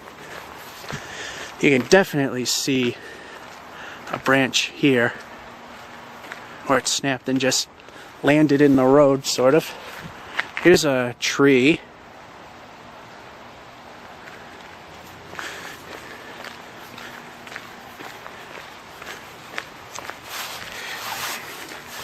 It's almost 6 p.m. So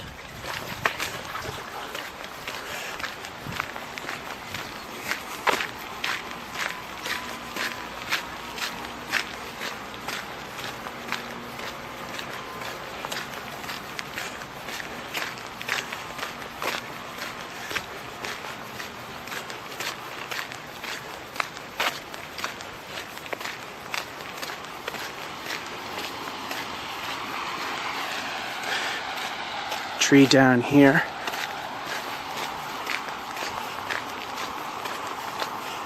Here, this is about the lighting conditions where I pretty much had to stop on day one, which was yesterday. Colonial Drive. Just a bunch of small trees bent over. And I don't see anything significant that way. I hear chainsaws this way. I like how sensitive that this thing is in the low-res mode. I know I mentioned it several times, but now I'm actually starting to see it.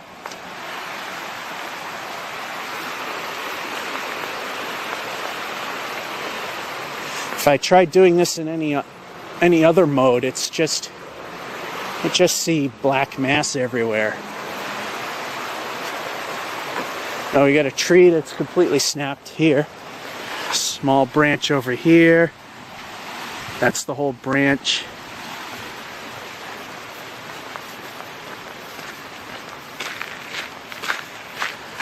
This whole tree completely snapped. This is Mayflower Circle. And you can see where it broke apart. And how grainy the video gets as it gets dark.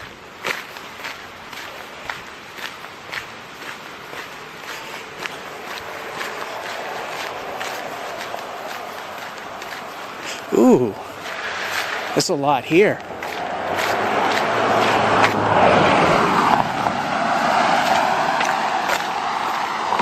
Might have to pull out our friend Mr. Flashlight,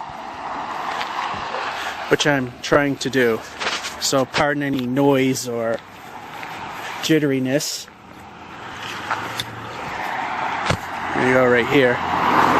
That's all damage.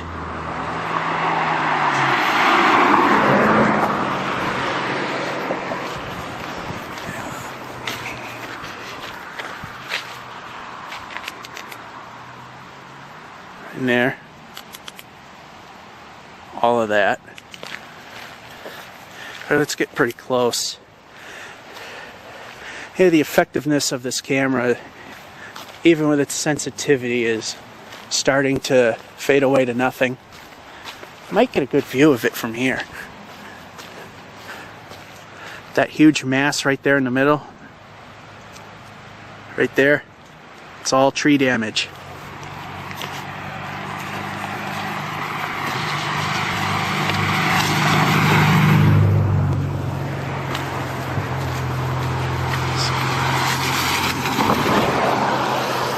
And I think I might be ending this video pretty soon.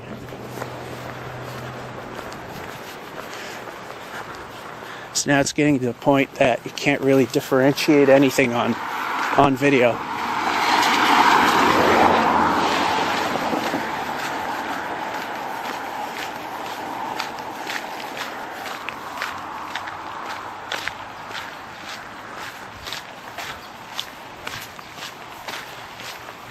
Some small trees that fell. Here's a debris pile right here.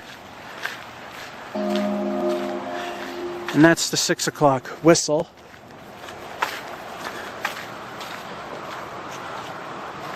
Some more debris right there.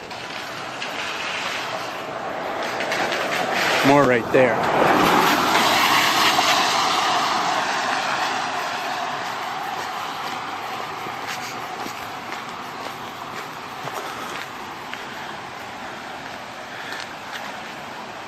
Big branch right here.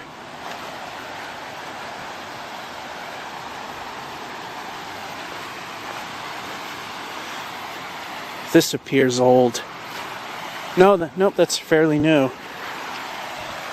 All of this, that, this, that, and that fell.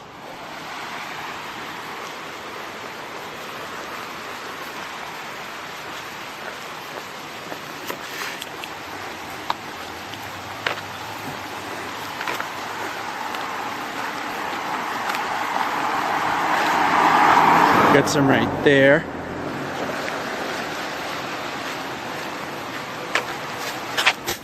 Trip. Right there.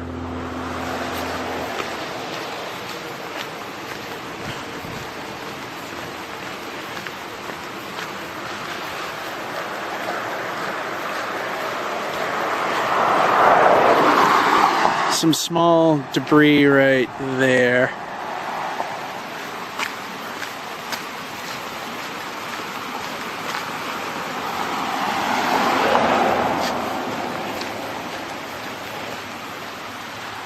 Branch right there.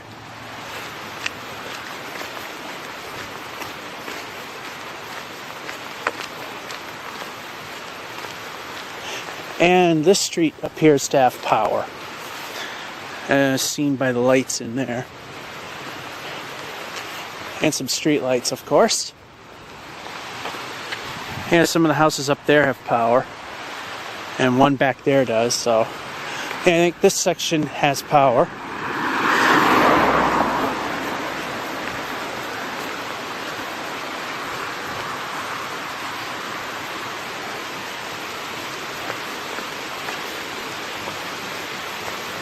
And it's now getting to the point that I can't really see much of anything. Some of this could just be stuff that fell. No, this is storm related. Some of this could be stuff that just simply falls over, because the way this hillside eroded, this is actually somewhat common. It's another piece right here.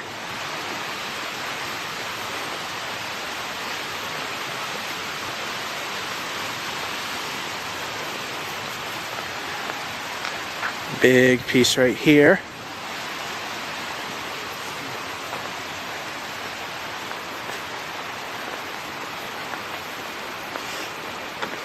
Just to pretty much demonstrate what I'm talking about.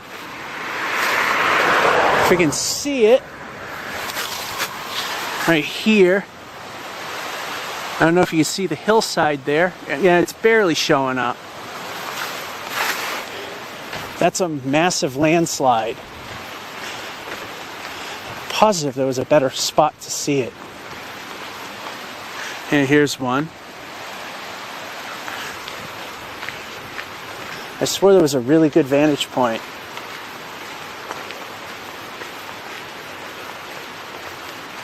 And it grew in over time. Right, here's one more look behind the trees. Yeah, I can't really see it. Used to be able to. It was plain as day. Oh, actually, here's a clearing. This isn't the one I was going by, but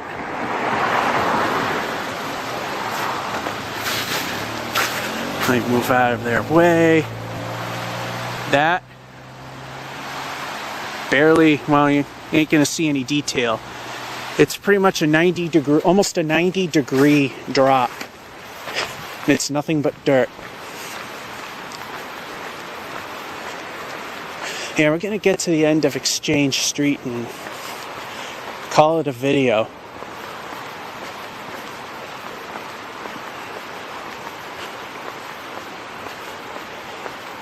Yeah, these people have power.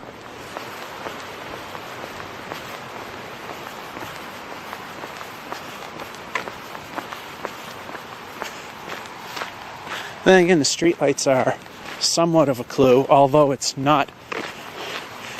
Although I've noticed around this city, it's not indicative to absolute certainty. Because on Main Street, the power is completely dead on the streetlights, but one side does have power. Then there was a point that Neither side had power, but the street light still worked.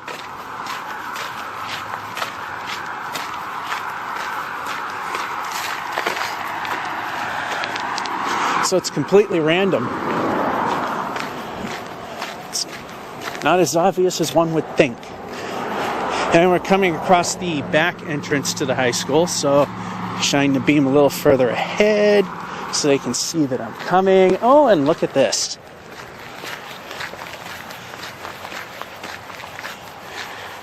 Right there. Let me get a little closer.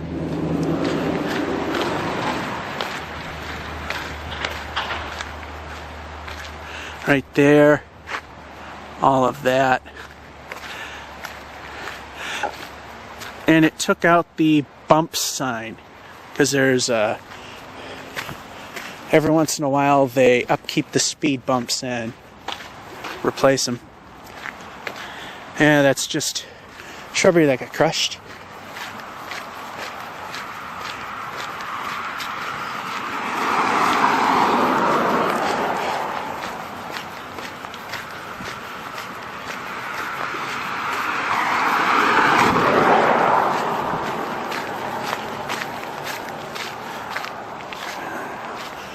Yeah, there's some down trees there. And inside the woods there's gonna be plenty.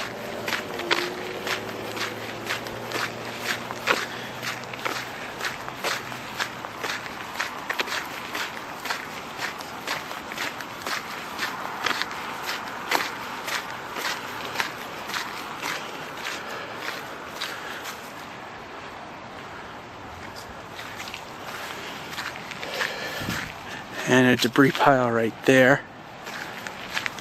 It's a small one. It's just snapped branches again, but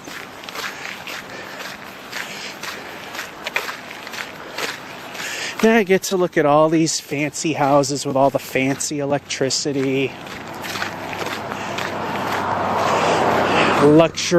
luxurious heat ability, you know. Things I might not see till literally the end of the week. It's Tuesday. I might not see power for another 3 days. But if their estimates are correct, but then again, we are talking not Unitil. They're bad too, but we're talking about National Grid.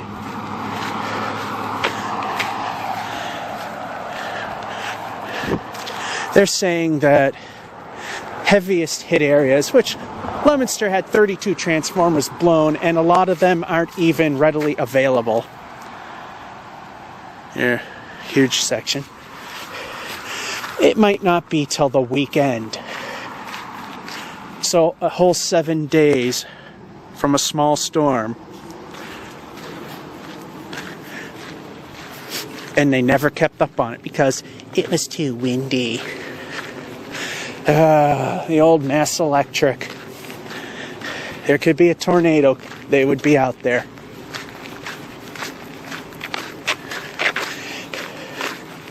And the British company, National Grid, that bought them out and changed the name to their sake, they pussified the whole thing.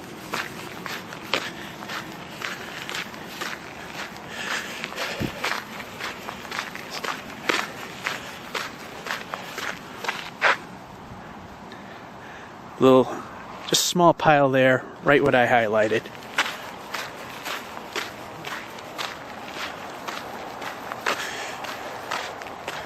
Daly Street with an ending in EY. And we'll let this car go by. They might light it up for us. No, not too well. It's just another line of random small shrubs, but it's a fairly large line.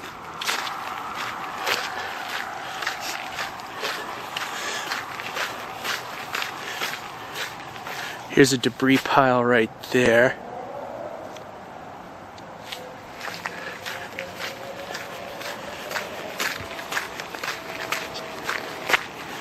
Here's a better look at it, if I aim it right.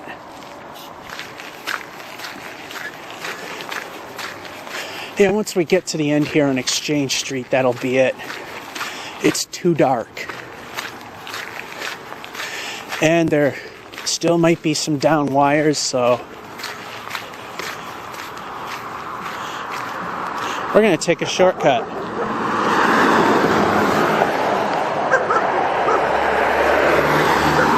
Alrighty.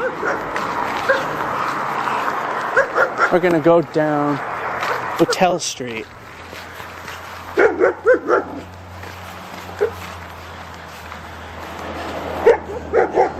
Now this is going to be hard to see, but it's quite extensive. There's a pile right there. You might even be able to see it without the flashlight, but we'll highlight anyway. We'll stop here, highlight the piles here, and this pile here. So you can see it's in the street, just like this pile.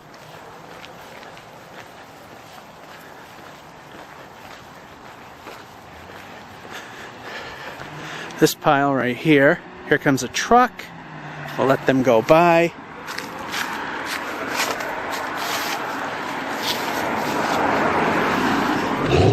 And nobody coming the other way. This pile right here. And a small clump right here. It's right under a street light, so we'll be able to see it. This whole thing is a debris pile.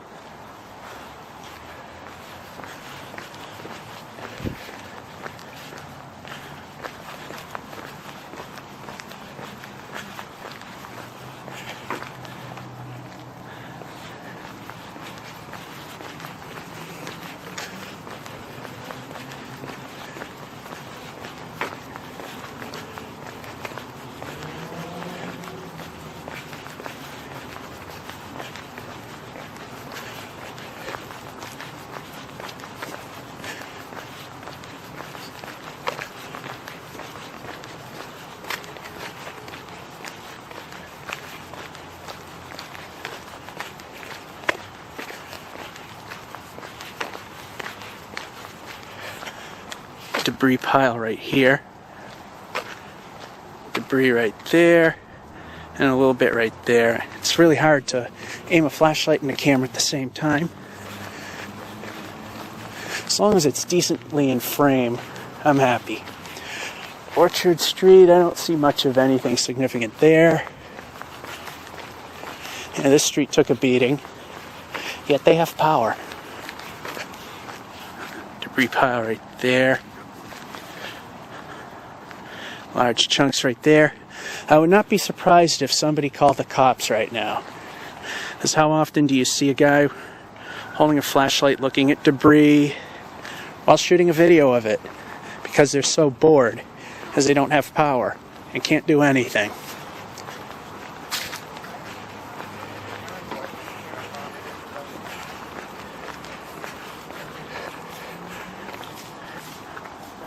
Yeah, there's a branch right there. It's concentrating more on the blob. Yeah, it's right there. Hard to light it.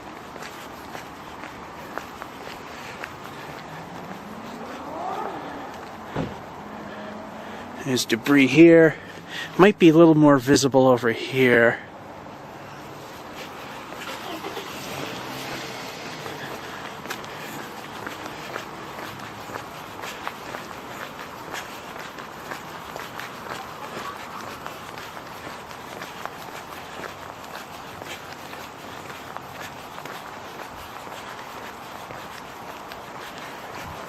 Got large pile here. Yeah, when this segment ends, or when we get to the end of the street, that'll be it. Big pile right here.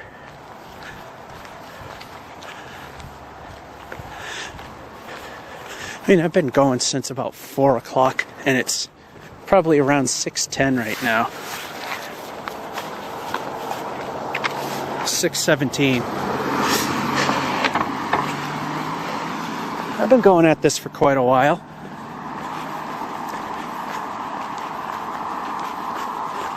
flip camera's completely full, and with this ultra low resolution on the Bloggy, I got a very large amount of time left. I think before I started this I had 10 hours. It's probably down to like 7, I'm guessing.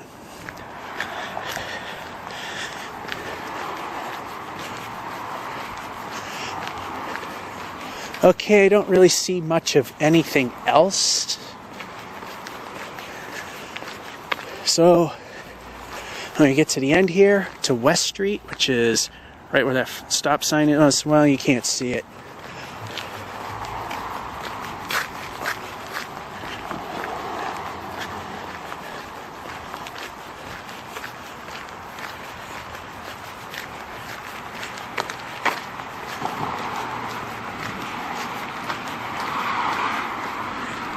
Well, actually, good thing we kept it rolling. Here's a debris pile right there. You can see the stumps.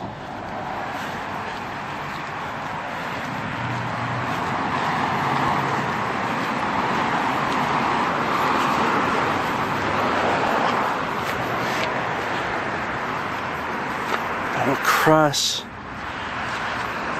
a little more. There you go. Alrighty, that'll be it. Here's the aforementioned stop sign. And here's West Street, downtown Leominster that way. And it's too dark to be effective now, so maybe there'll be another video. Or should I say a day 3 of this. Until then, have a good one. This is the 3rd and final day of capturing footage of the storm, nor'easter, Halloween 2011. We're starting slightly backtracked on Granite Street. And here's some damage here, lots of it. And there appears to be much more further up. We stopped a little further up West Street on day 2. But I looked over and found more damage. I walked the portion of West Street we did not cover in there. While there are some branches blocking sidewalks and what have not, it wasn't anything really big. But we do have something a little big over here. In fact, this whole street looks like a disaster zone.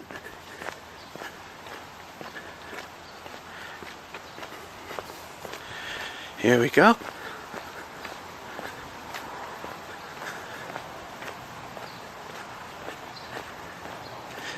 And we got destruction way over here.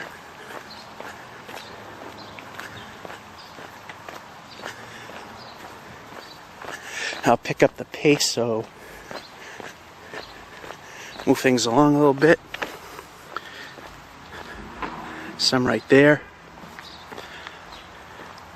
Some more piles right there in the middle. Oh, this looks nasty.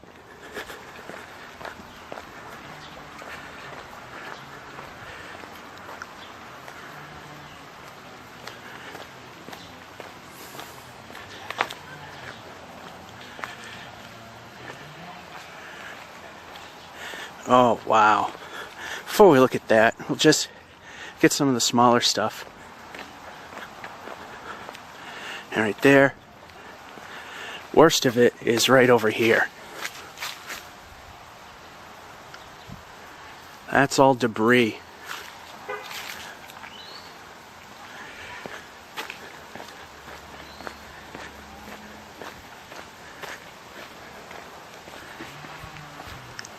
You can hear some chainsaws still going.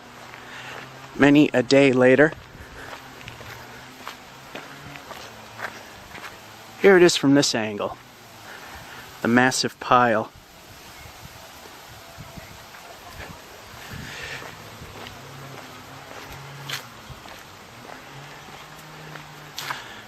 And we got some over there. And right here. Let's walk back down. This is kind of intense. It's worth backtracking and looking at again.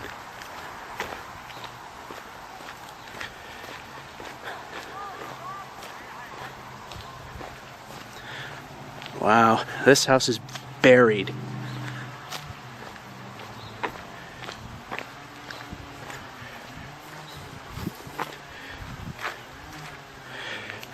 And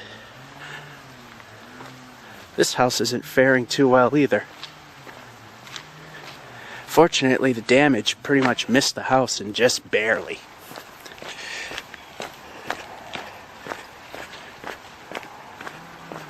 Now to go where I wanted. Although this was pretty much very worthy. I am solely relying on the bloggy. The flip camera is 100% full. So when the battery goes on this, outside of possibly some quote-unquote battery fumes, this is it. Now that I have power, I don't really need to kill time. Now the only reason why I'm doing this for a third day is my apartment is freezing. Oh, it's in the 40s.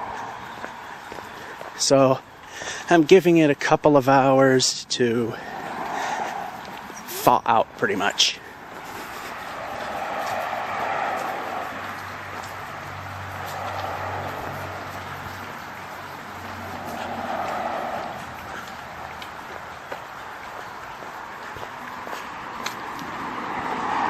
Funny thing is, my flat screen was on when I came home. For some reason, they actually have it in the firmware to remember whether or not the TV was on or off when it loses power. It's kind of interesting. Alrighty. Pretty much done with the backtracking, and I was going to get in the street because of the snow, but there's a couple of cars. Now we can do it. And nah, those are shrubs. I passed a lot of stuff that was down, but yeah, it's a little further up, I guess. Alrighty. You see where that truck just pulled out, the yellow oil truck? That's where we left off on day 2, and that's where we're going to resume.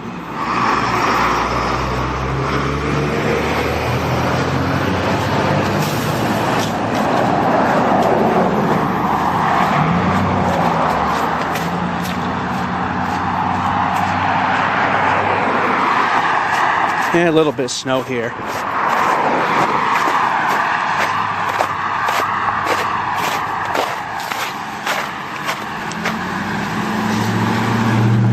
And here's where we stopped when things got too dark. I took a half day from work today because, one, had a low amount of work to do, and secondly, I wanted to get the apartment heated up. It needs to be thawed. So while that's happening, and while I'm recording this, uploading the initial nor'easter video, which I thought would be the only thing I'll be uploading about it, I'm doing this. And over there, hard to see. Not sure if I got it.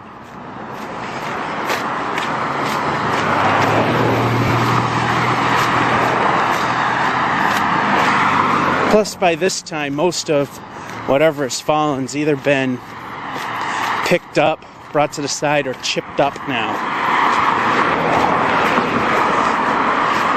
But as you've seen, Actually, I had a brain fart. It's right here that we stopped. Right here on Patel Street. Now we're resuming. Yeah, I have enough going through my head right now.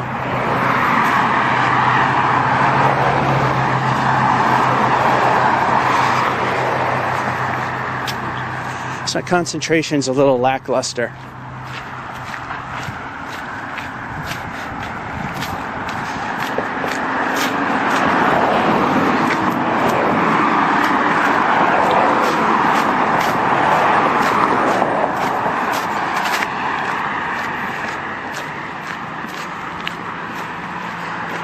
And we'll let this car go by, get by a puddle.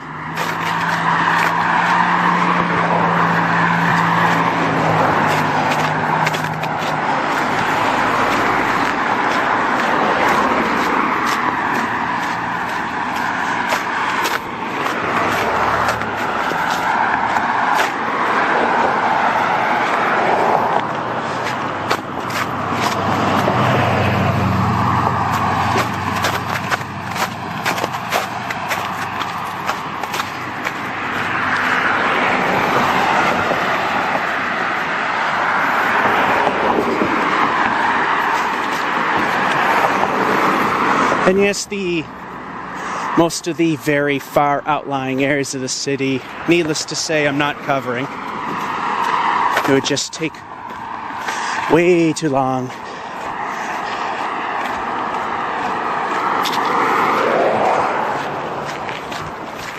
And we gotta speed up again.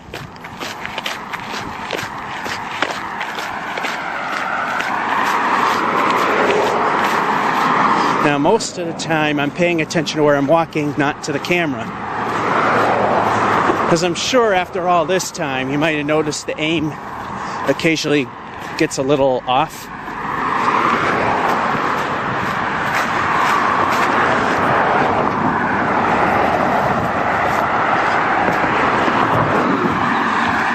And most of the wires are fixed. There was one further up West Street,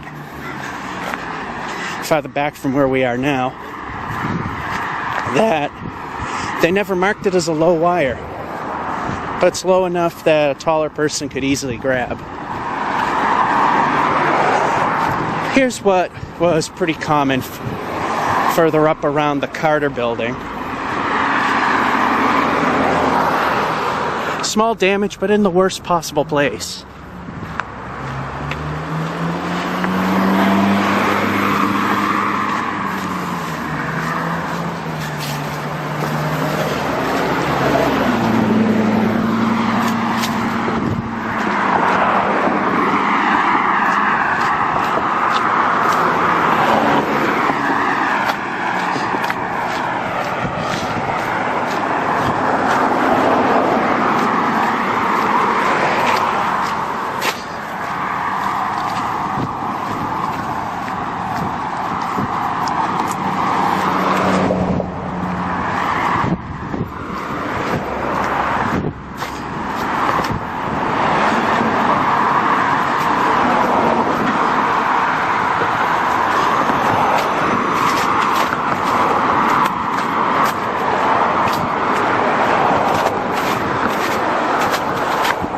Now we're going down Pond Street. We got a limb right here.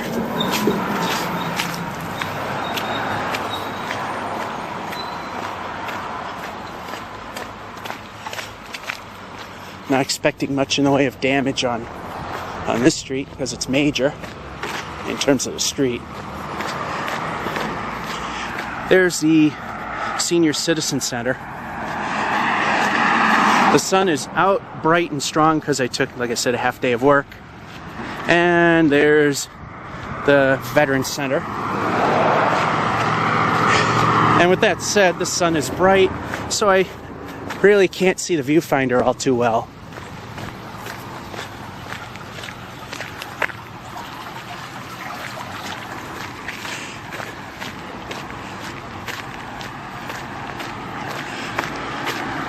It didn't fare too badly. The Senior Center.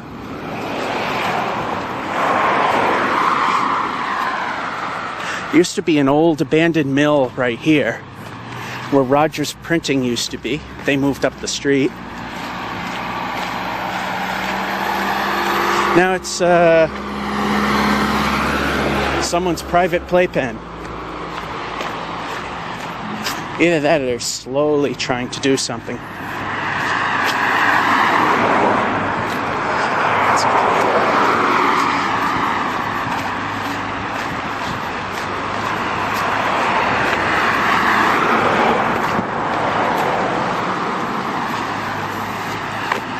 Okay, what we'll do is we'll do a little bit of Elm Street, which is on the right. But we can't go there right now because of construction. This is completely unrelated to the storm.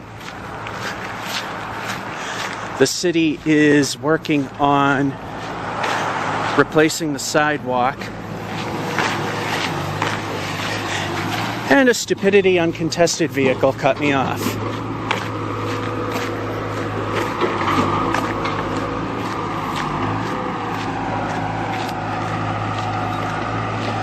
Here we go. There's some construction video. Completely unrelated, but there you go. Nobody coming that way.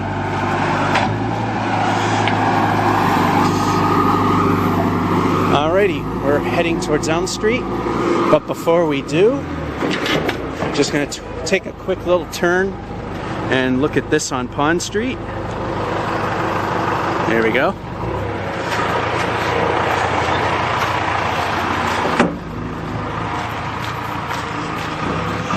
And we got people coming the other way. So we'll turn here. Oh, we got some damage here.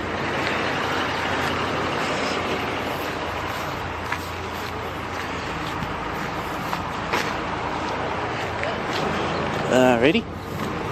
I'm guessing at where the aim is. Hopefully it's coming in. So like I said, I can't see too much.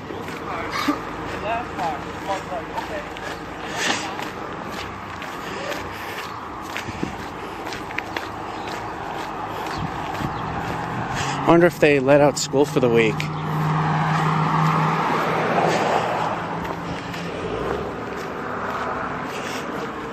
What sucks about our school system is they allot 5 days for snow. And this one blizzard before the winter, or should I say nor'easter, I don't know why I keep calling it a blizzard. Although in some cases it was blizzard conditions.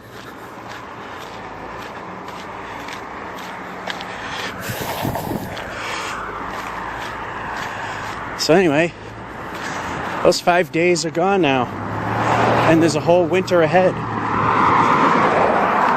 The only sort of plus side to everything, as we go to the side of the street I want to go on, is that, let me get over here. I got distracted by a utility truck further up ahead, which we will see.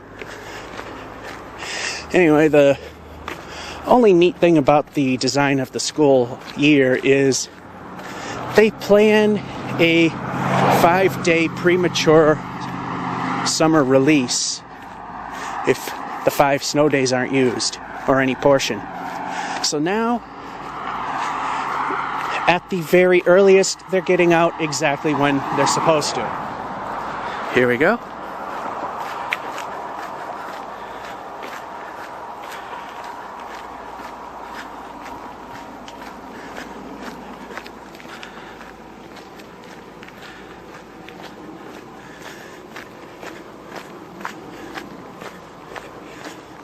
And now that there's pretty much nothing to see, we'll pick up the pace.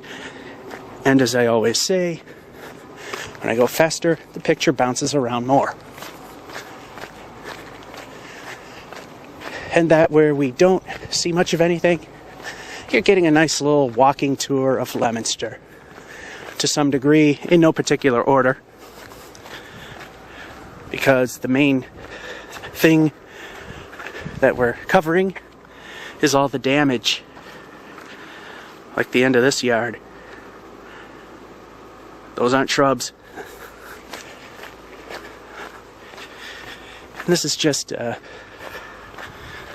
Just woods.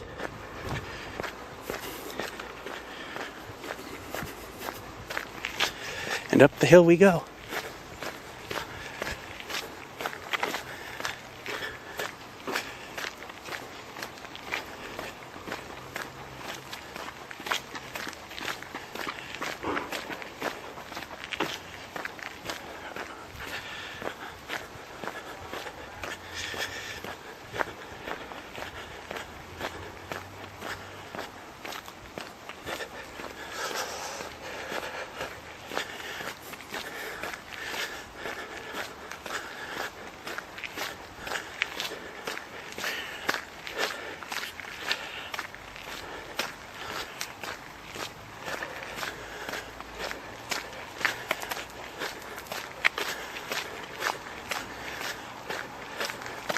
And up the hill we go, and wonder who it is.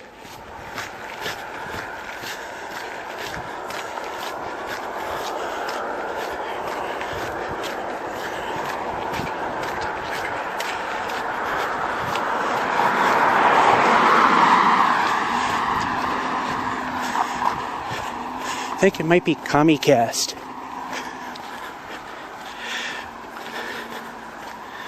And, but at least they go out and fix things.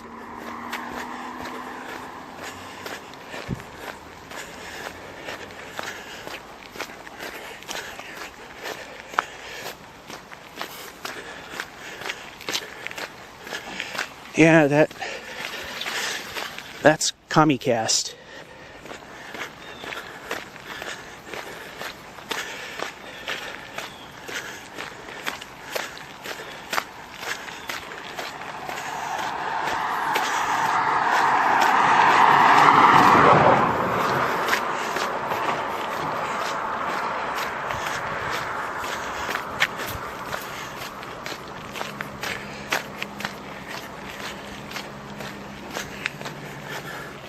And there they are. Xfinity.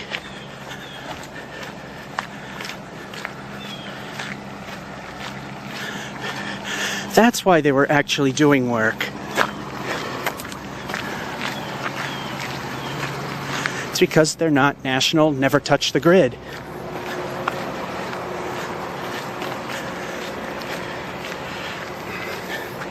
And we got a car behind me because this is something that is better seen from across the street. Here we go.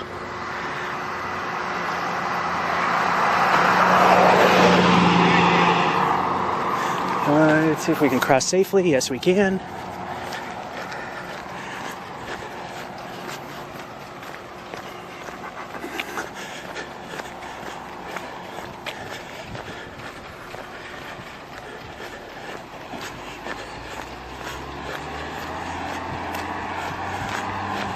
I have no idea who that is, but it's not national, never touch the grid.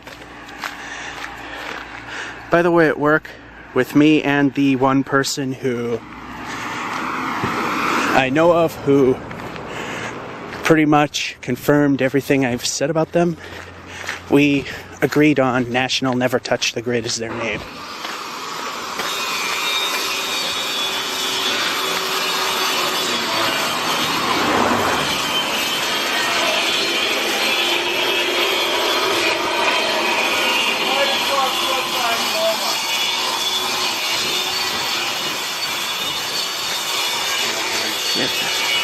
There was a lot of damage here, which you can't see anymore, but this expanse was loaded with branches.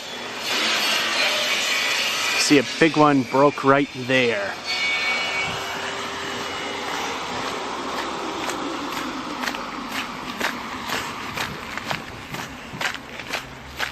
And that is Birch Street over there, which connects to Exchange, which we went down in day number 2.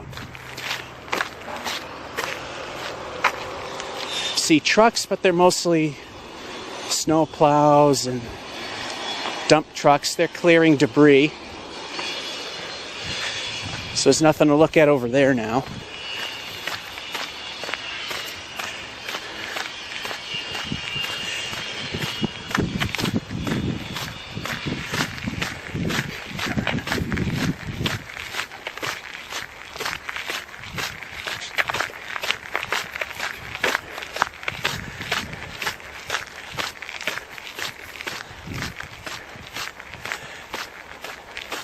Yeah, we got a couple of big hills to climb here. And I gotta remember to keep an eye on that timer.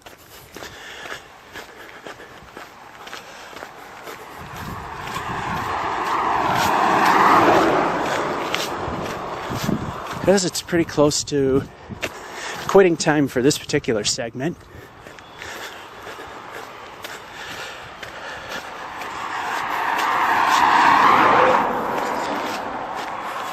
Alrighty, we are pretty much approaching quitting time for this particular segment.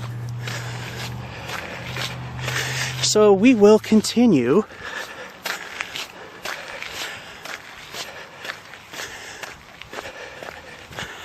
up over there if it quits out before I stop it.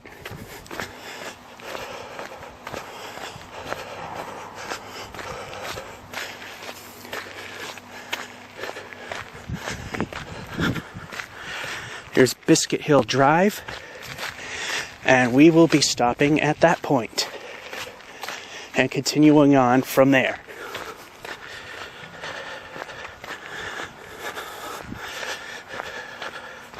Alrighty, here we are.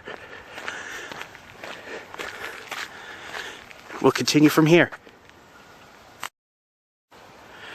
Okay, we're a little ways up Biscuit Hill Drive, and we got some damage here.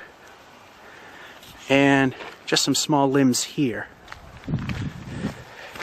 And here's the sign, Biscuit Hill Drive, and here's Elm Street where we pretty much left off and took this little detour. So back on Elm Street and back up we go. We will get on at Hill Street, which is after a couple more big hills and an S-curve.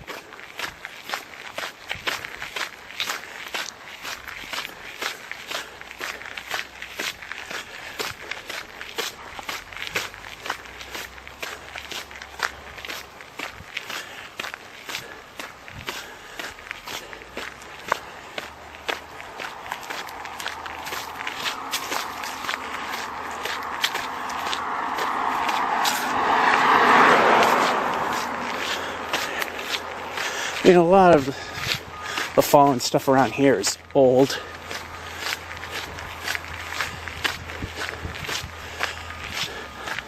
Although I sure don't remember that one.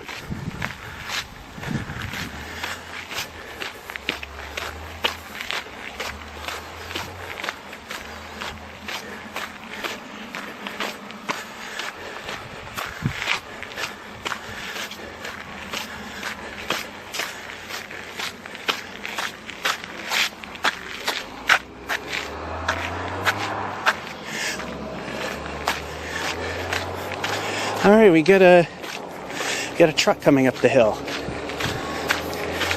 think this is one I wondered if it was utility or not. That's old. Alrighty, here they come.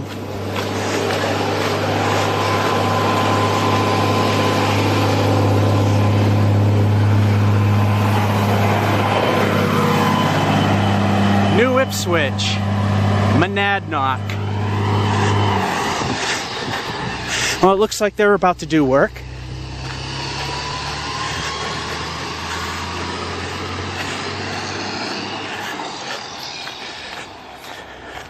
This is new. The big tree is not. A lot of this was damaged from the ice storm about a few years ago. So we get some sort of a view from here now. And up the hill we go.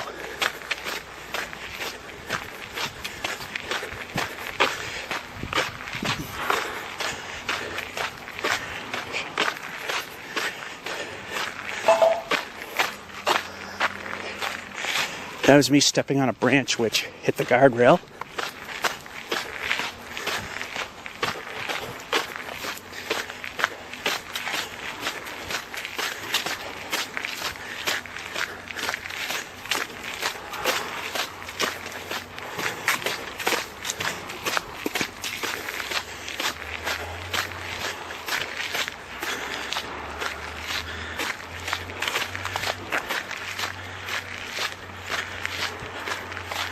Yeah, that's actually some damage there, some damage there. Big dead tree fell there. That's definitely new because it's sticking out into the street. It's actually in multiple pieces.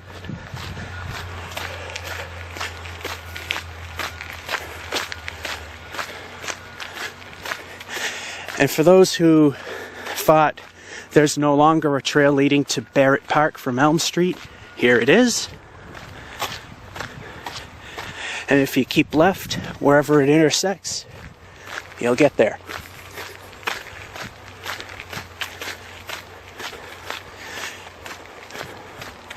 I gotta pick up the pace again.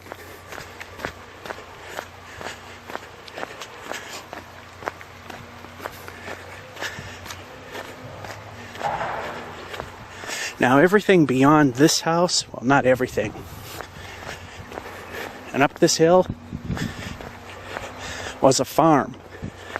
I don't know what kind it was, but there was a L-shaped farmhouse with an L on the back, which was used as part of the farm. Not sure where the barn might have been, as I never remember the house having one. These are new houses. These two have been under construction for I don't know how many years. At least 3. And Sheldon Hill, it's supposed to be a new development, and nothing seems to be happening since it's been there for like 6-7 years. They're finally doing something. And all the land here where these houses are was part of the farm. And the farmhouse was abandoned. I don't know when, because it was in really bad shape in the late 80s when I first saw it. And the barn structure collapsed behind it. The second floor was still intact, but the first floor buckled under. Here's the farmhouse now. And they tried to somewhat recreate the L by adding some living spaces and a 3-car garage on the back. That's because I somewhat explored the place when it was being renovated. Now I'll stop for a little bit to show you the front. Bavenzi, who redid it, pretty much screwed it up. Pretty much like any building he touches. I'm surprised the woodblock building actually looks right. I think it's the only thing he did that actually came out right. Here's the house. Now the door, that was not him. The owner eventually put that in. But the windows are completely out of scale. The originals were at least 6 inches wider. And they were not, I don't know how it's going to come out on this down-converted video. It is not a 6/6 light pattern.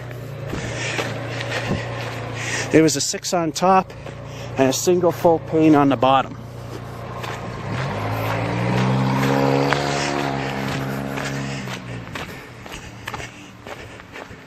And that's why the first McGrath building, downtown Leominster, is the one I call the Bavenzi train wreck. Because outside of removing all the white paint to expose the brick, everything else he did about it is 100% wrong.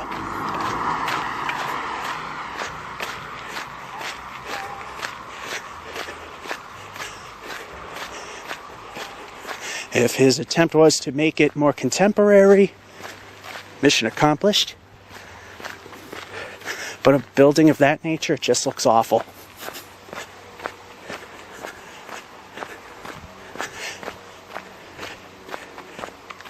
Alrighty, down Elm Street we go. Yeah, I've been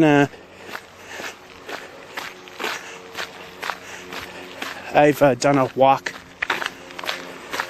through Elm Street, Wachusett Street a while ago, so there's no real need to do a video of it.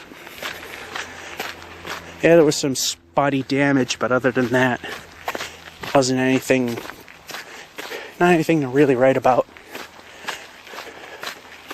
Wasn't a whole lot done here either. And I believe this was part of that farm.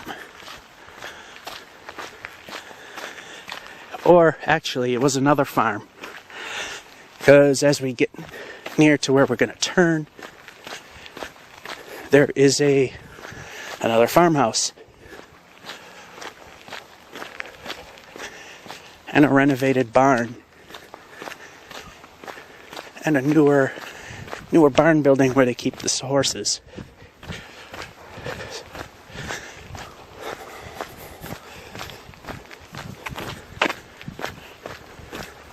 Oh, that was a lot of steep hills. You might be hearing that. And believe it or not,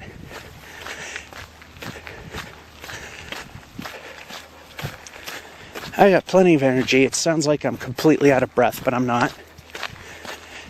After all, if I were completely out of breath, wouldn't I sound a lot like this? Now, the way I'm holding the camera and the way I'm looking at it, I'm breathing pretty much into the microphone, so that's what you're hearing, and that's why it sounds a lot worse than what it is.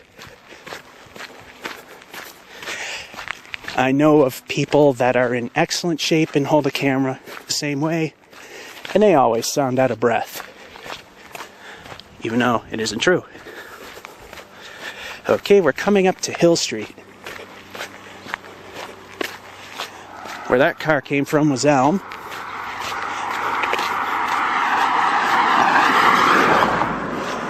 And right here's that other farmhouse.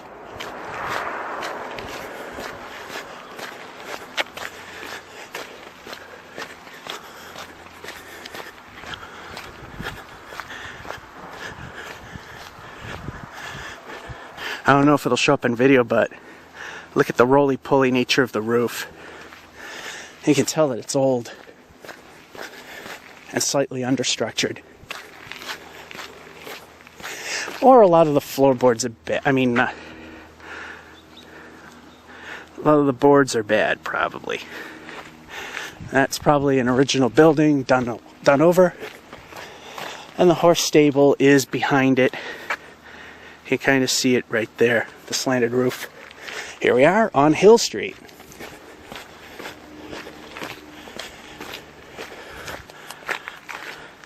There's a tree branch right up against the house there.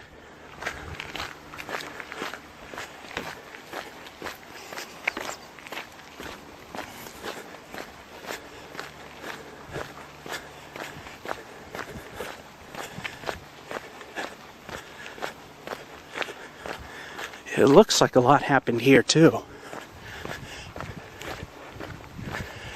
And I don't see any physical evidence other than things getting maimed. Because everything that looks relatively normal is what didn't get damaged.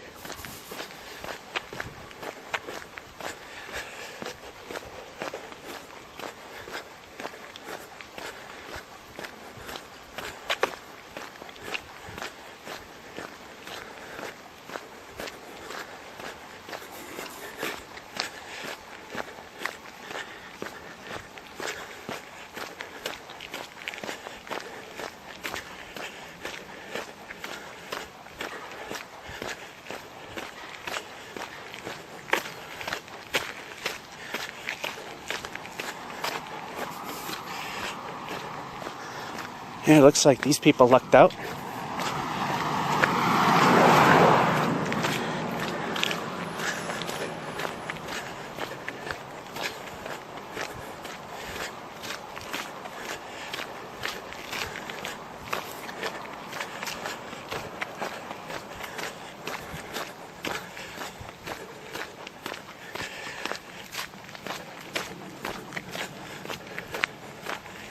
And across the street,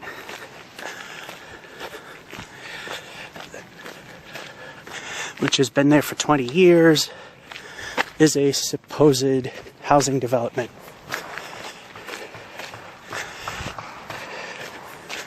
It's stalled. Every once in a great while, you might see work being done there. They still haven't cleared the land. We'll get a good look of it in a couple minutes.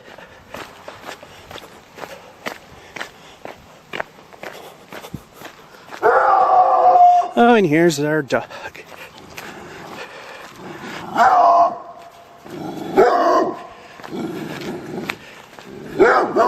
Say hi to YouTube.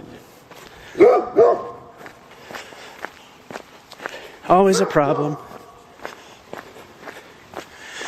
They have an electric fence, so either they have power here or he's really well trained. And since it's pure daylight, it's hard to tell.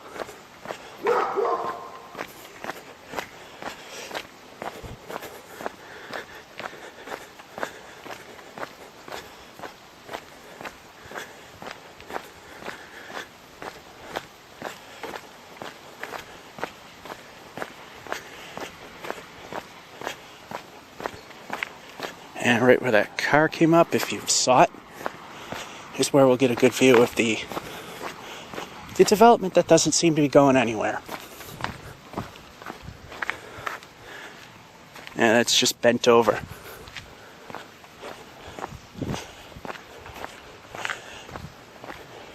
And you think this tree might have had some rot problems?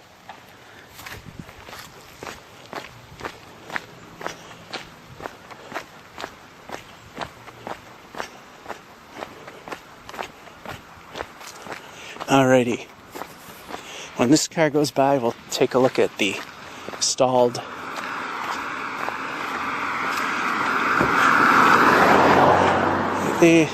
housing development, which is right there.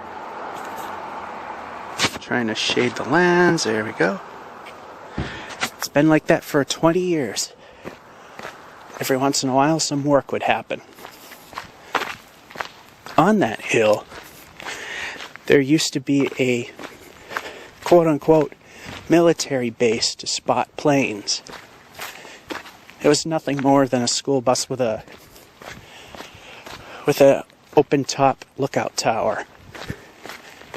And apparently people would see UFOs. It was apparently something somewhat common over here. Here's a better look without the sun wrecking it.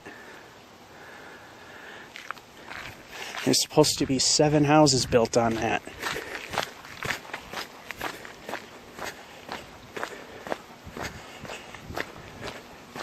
It seems whenever the owner gets enough money to do something, they progress forward a little bit.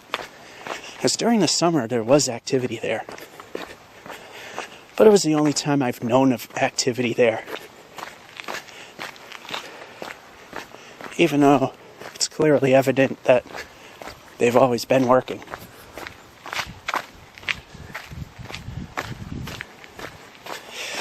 And down Hill Street we go.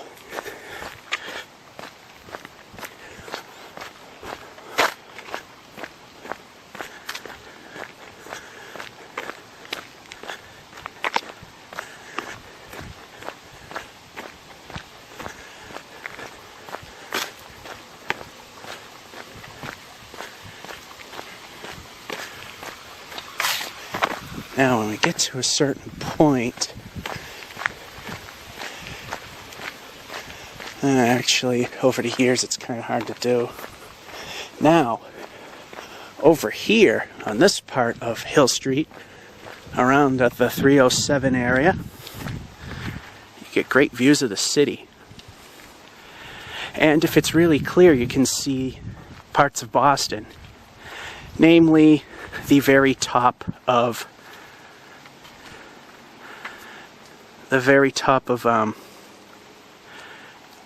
the John Hancock and the Prudential.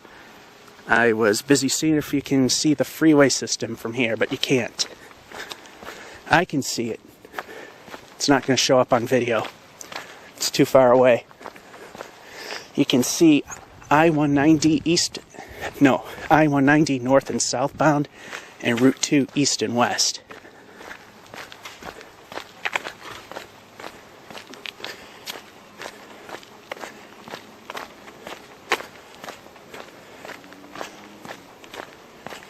Okay, here's what I wanted to show you.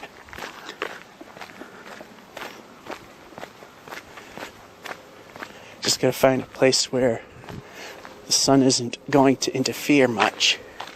Alright, right there is a mansion. It was built sometime in the late 90s, actually more like the mid 90s, right there. And over time he had another house which you can't see. Well, I can see a roof section right there.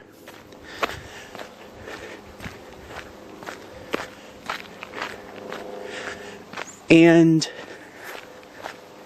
a few other houses are built alongside, next to it.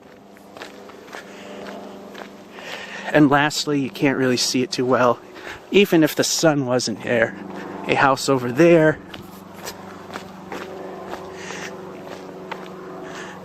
And there's some that are over there you can't see because the sun's really hitting the camera. And the trees are blocking it anyway. So, I'm not going to mention who's there because they're pretty prominent and I'm sure they wouldn't want to be disclosed. But the important reason to point those out is you can almost see that anywhere in the city, that mansion and the house.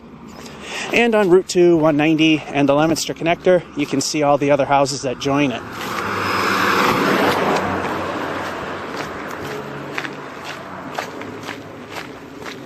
So that's pretty much the reason why I pointed those out.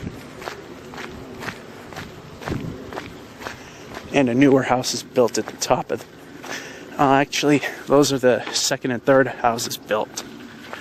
Or third and fourth. It's been a long time, and I didn't really pay attention to what order they were built.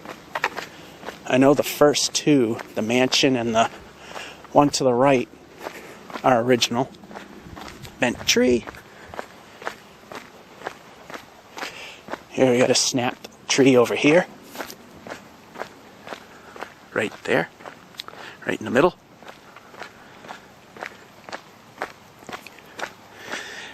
And here we are at an intersection. To the right, Hill Street continues. To the left, it's Low Street. And we're going down Low Street. Unless we see something over there, which... nothing out of the ordinary. So we're going down Low Street. This was my second neighborhood, teenage and a good chunk of my 20s. Lived here from 1988 to 2000. 12 years. Although if my jobs at the time paid better, I would have been gone much sooner.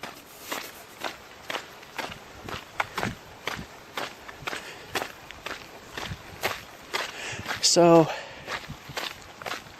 here we go. And I'll point out the house that I used to live in.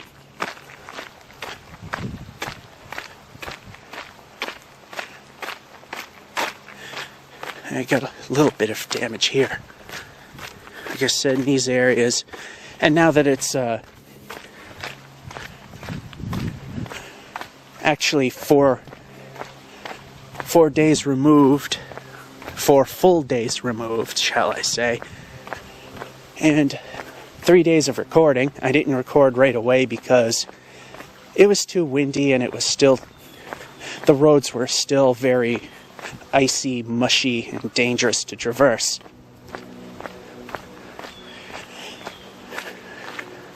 Now that I have power, I have a whole lot of editing to do. Fortunately, these little chunks of video don't really take up much space. think a 25-minute segment is barely 150 megabytes. But it stinks uploading it.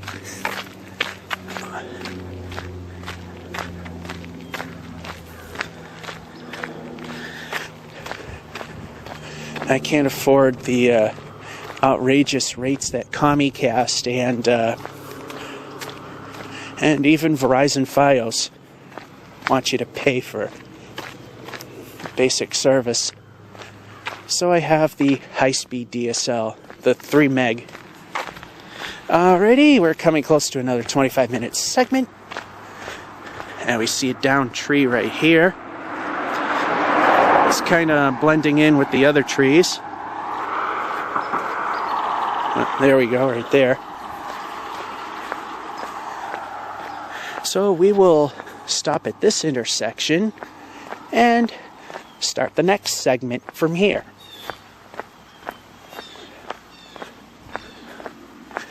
We will stop here at the intersection of Low Street and Apple Tree Lane, which probably didn't show up too clearly. Here we are. And we'll just point out the only damage I see here, which are some flattened plants here and a pile of debris there. And now, to start the next segment. We're here at Apple Tree Lane, and we already saw the damage from here, and this is Low Street, and we are heading down this way. Here's some damage here. Actually, a lot of damage, but that's woods. It's still something to look at. And down we go. Small branch there.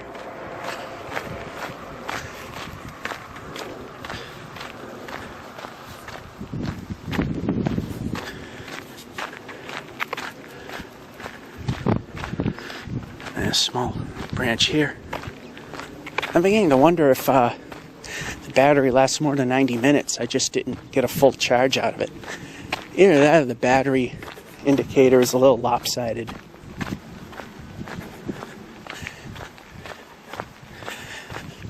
I got 50 minutes of recording done and it still shows a full battery.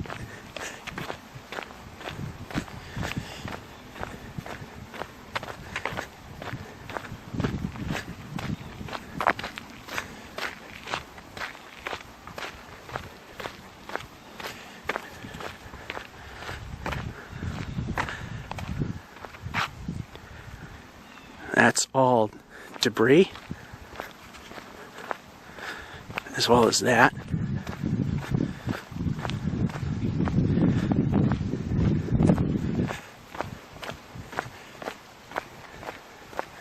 And here's some more.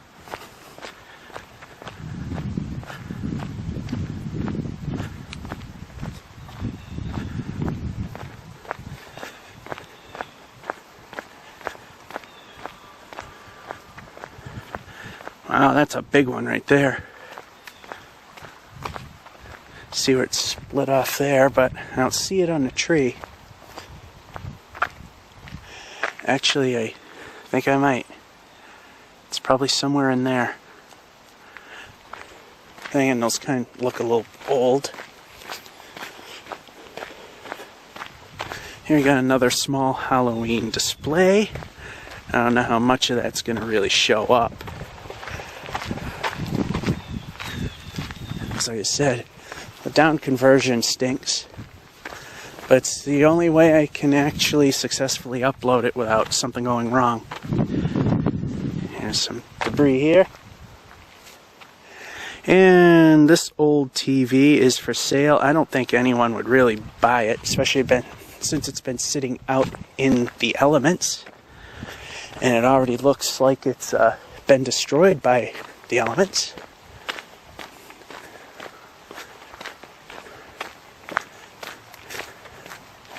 Yeah, this tree got scalped. And behind it is where the where everything has fallen. In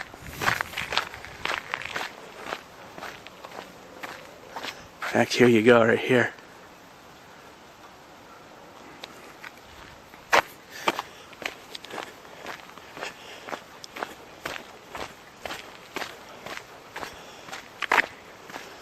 Yeah, so there's a series of 4 streets that run along it on this side.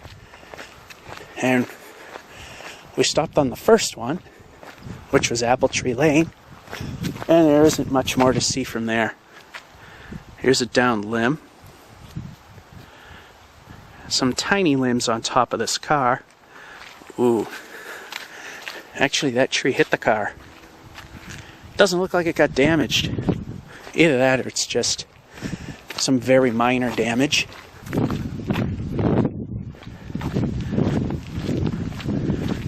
Caution tape. Oh, yeah. You definitely see why there's caution tape. Well, besides that small branch there, that giant widowmaker there, which is on the cables. Now you see, I don't know how well it comes up in detail, that twisted metal cable.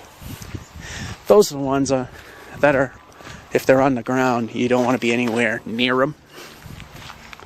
Not to say that the other wires are, you're free to touch.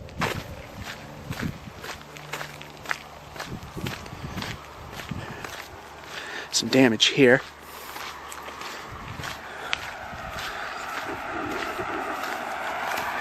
And we're waiting for this car to go by. Well, we'll look at that over there. Now this house over here has an interesting story. Apparently up till the very early 90s, 1989, 1991, somewhere around there, supposedly a drug lord lived there. I remember coming back from vacation and there were there were like 8 or 9 police cars in that driveway and the house surrounded. Apparently the guy that lived there was a drug lord. So that's what the alleged rumor is. And also, another alleged rumor, which isn't true because the lawn is in pristine shape, is that there is a box buried within the yard with hundreds of thousands of dollars in it. If it were true, that would have been dug up a long time ago. No one's ever went there, so invalid story. And that greenish house right there was the second big important home that I lived in. From 88 to 2000 when I moved out on my own. The house was originally white trim and a very faint bluish gray body. It was more gray than blue. And the front door and the garage doors were the same color as the house. Then this house was built and they copied the color pattern, color scheme, should I say. In the late 90s, my parents painted the house the colors that you kind of see now, right there. Sure enough, after they moved, they painted the house the same colors. Ultimately now, this is the scheme they have, and it still has the color scheme minus the darker green doors, which were painted by my father to sell the place. There's some damage here. And this big tree always scared us. And surprisingly, that's all that fell. The big hurricanes we had, well, they weren't really big. Hurricane Bob was minimal. Hurricane Gloria, a massive thunderstorm with 90-mile-per-hour winds rolled through. Nothing did anything to that tree. some gusty winds and a foot of wet, heavy snow, and just that much fell, which is a good thing. And down the hill we go. We're blocking someone's progress. And here's Pleasant Street.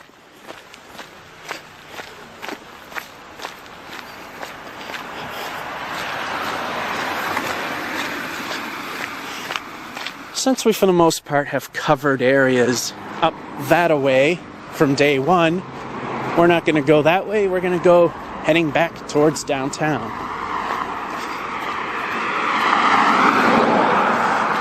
Oh, we see another truck doing work. But guess who it is not? Although around here you don't really need to see them anymore.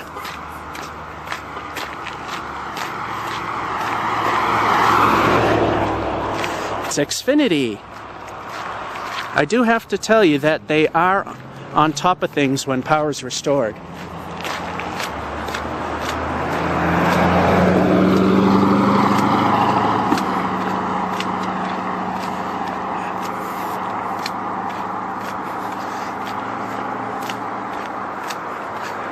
Now, there was a lot of damage along here, but it pretty much cleaned it up.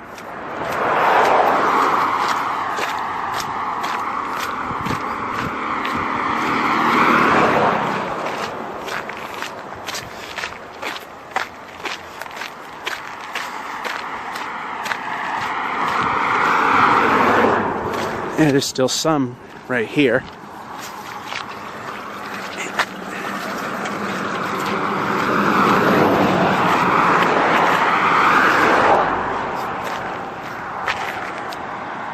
Right there. Some big limbs from this weeping willow.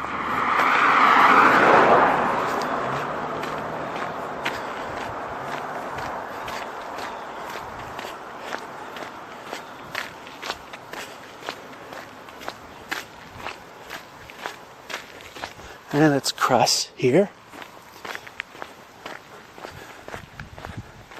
We still have a good pile over here. And now the battery's starting to show wear.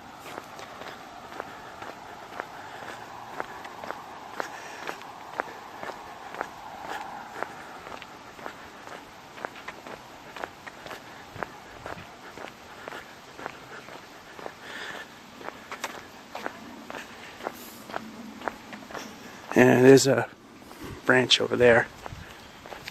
Some over there. Mess over here.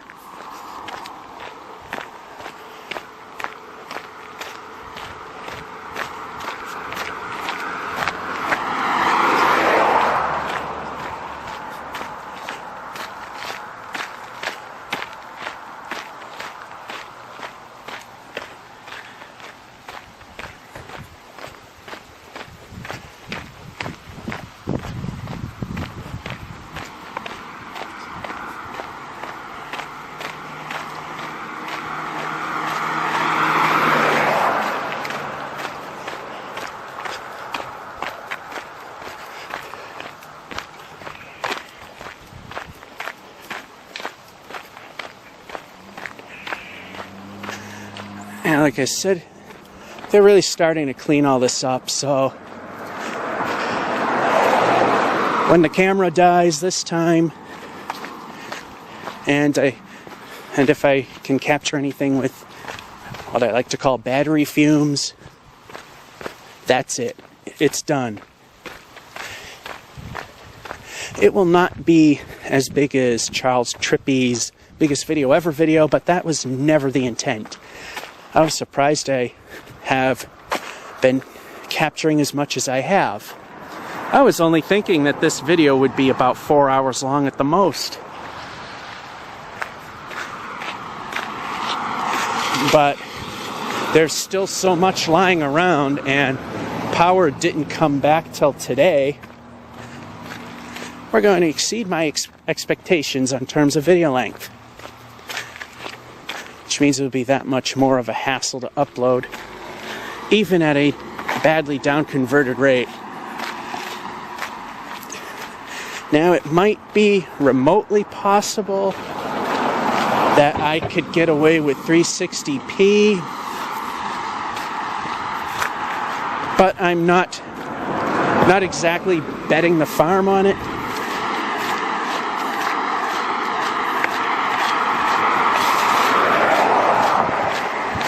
I think 240p might actually, the 240p resolutions that I have available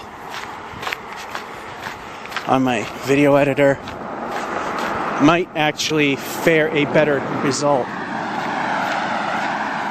Some down stuff right there. And a little tree that lost. Here we are at Colburn.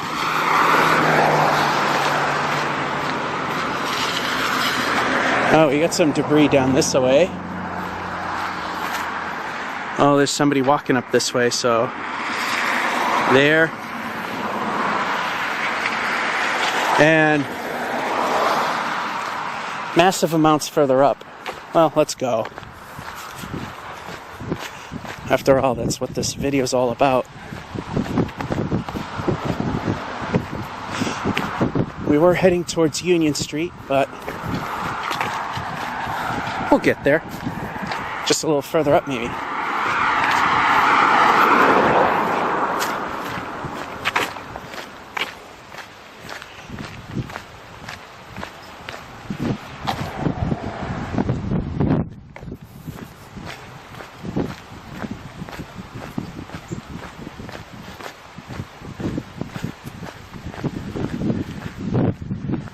There's a breeze blowing, so we know if they had to do more work. National Never Touch the Grid won't be working today because there's wind. Oh, and we have down lines here. Yeah, this looks like Comcast.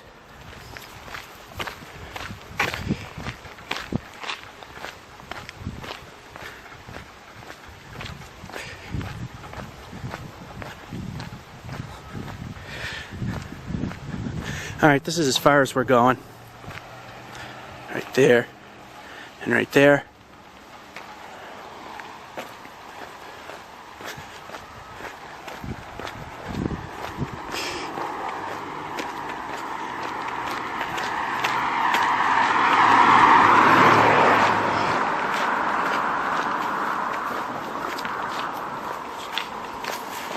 Okay.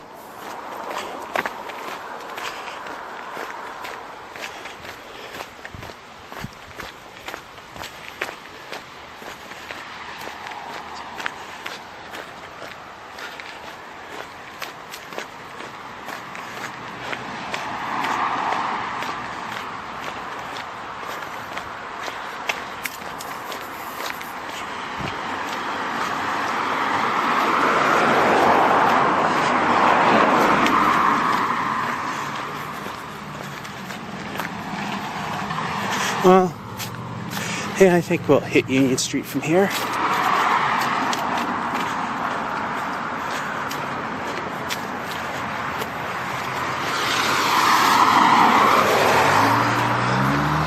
And we'll wait for this car to go. Some damage down there that we've walked by, actually.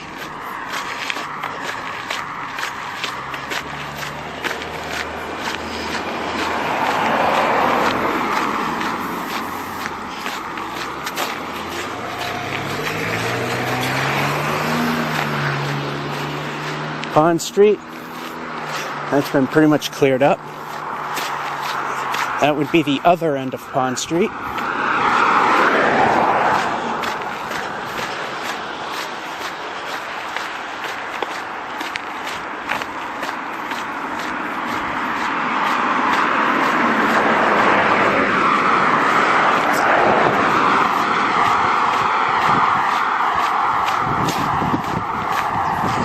And just a small limb over there.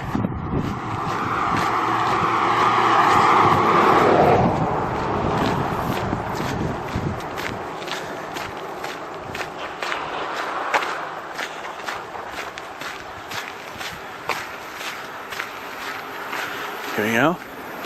And right across the street, two things to point out. In that triple decker right there, on the far right, where the red portion is Lane's Market. Rumor mill has it that the convenience store has shut down for good. However, the delicatessen operation that they have inside is still running. And we'll cross here. The delicatessen is still running. You can still get potato and chicken salad, tuna salad from them. We're on South Cotton Street, and we're not going to go far because there's only one huge pile. And sure enough, I happen to choose the time when someone's pulling into the street.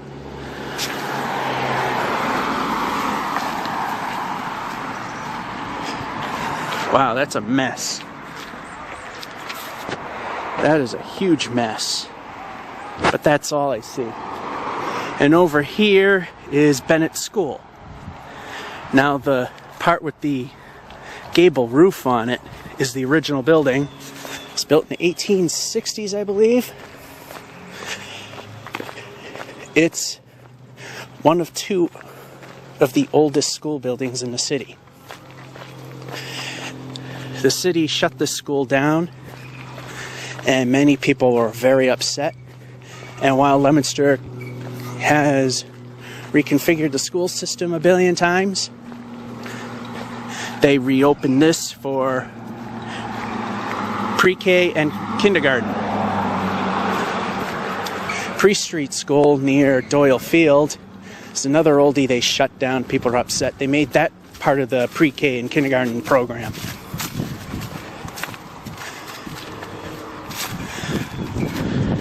And before the temporary classrooms, and I use that term very loosely, were put there, people would play baseball.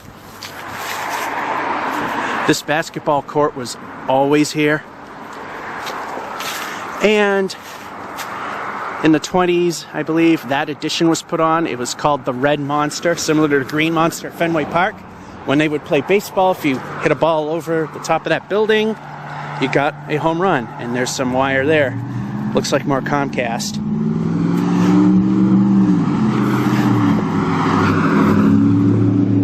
Alright, we got some good damage over on this little side street. Now I just gotta be able to cross over.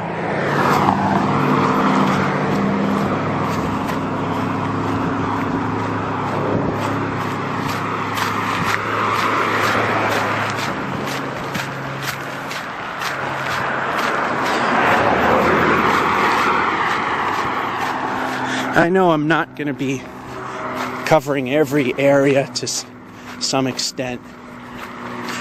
And I know that there are some broad regions that aren't getting any attention. But like I said, until this became no longer feasible, either by the cleanup efforts or that I finally have power and I can do stuff again, that whatever I get at that point is whatever I get. And there's a lot of damage done here. This is why I wanted to come down this way. We'll start with something small because we'll have obstruction to this. Debris pile there. Huge debris pile there. Oh, look at that. They're using trash cans to put debris pile in. Debris there. And here's a condemned building, which is actually still used. Tree fell up against it. Not really sure if that's storm related or not.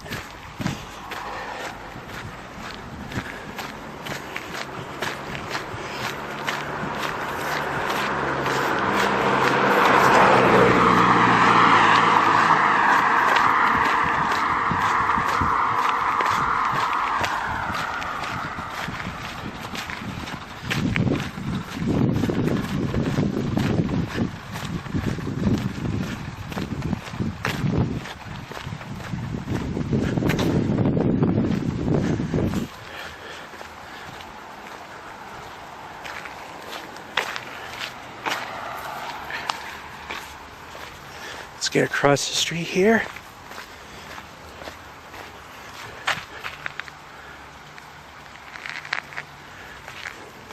And over here is another tree. And I thought the house was gone, but this stone is a little off to the side. But over here, which appears to be an abandoned house, was the former Drake house. What's making it a very important house to the city is it was one of the stops in the Underground Railroad. Here we go here. Ooh, low wires. But before I show you that, here's some more. Another big pile. Look, low wires. Touchy, touchy, touchy. And of course, if you're really stupid enough to do that, you deserve what you get. Alrighty, now we're on Union Street. Well, once we hit the intersection.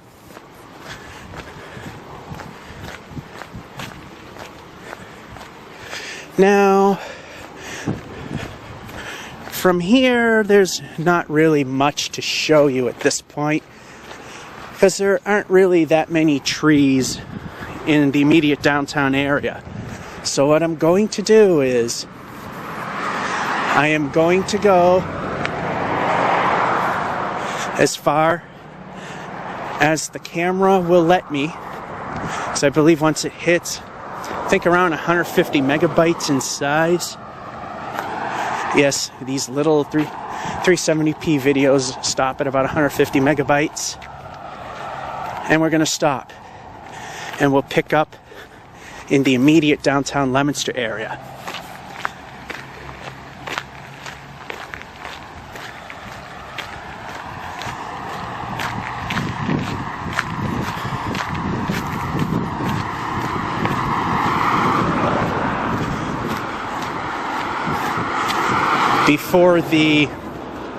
Long before the tractor supply company came about, we had the Farmers Exchange, and there used to be buildings over here where you could get your farming goods. It closed long before the tractor supply company came this year.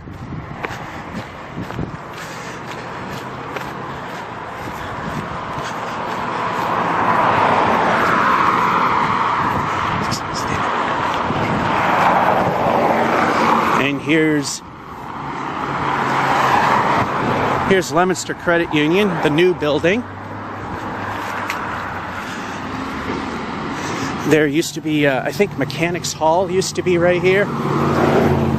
That and a 3-decker which pretty much burnt down in the early 90s.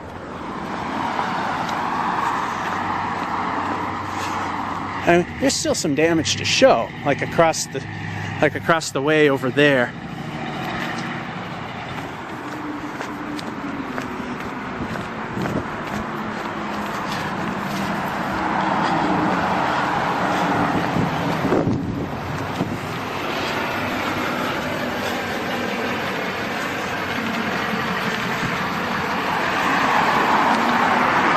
And there's the damage there. Now, for a very short time, we're on Central Street. There's some damage right there. And just further up ahead will be the immediate downtown Leominster. And that's where the next segment will pick up when this one ends. Okay, I kind of have a little something to take care of right now. So right around there where I'm pointing, right about there, that brick building in the center is where we're going to pick up. So until we hit the limit and this thing stops, let's enjoy a little walk through downtown Leominster on the southern side. Where it stops, nobody knows. Foster Healy. There used to be an apartment building right there. There was some there too. Monty's Garden used to be here. Now it's a Walgreens. They sold their restaurant thinking they would have absolutely no problem with somebody renting to them and continue the chain. Or should I say the business. It wasn't a chain. Oopsie, nobody wanted to rent to them. So guess what? They're gone now. There used to be a seafood restaurant right here, which this camera thinks the rightmost window of Mezcal and the leftmost window of Joseph Jewelers is part of a face. Lando's Subs. I have never been here. I heard the food's good. I am surprised that this segment has gone on for nearly a half hour.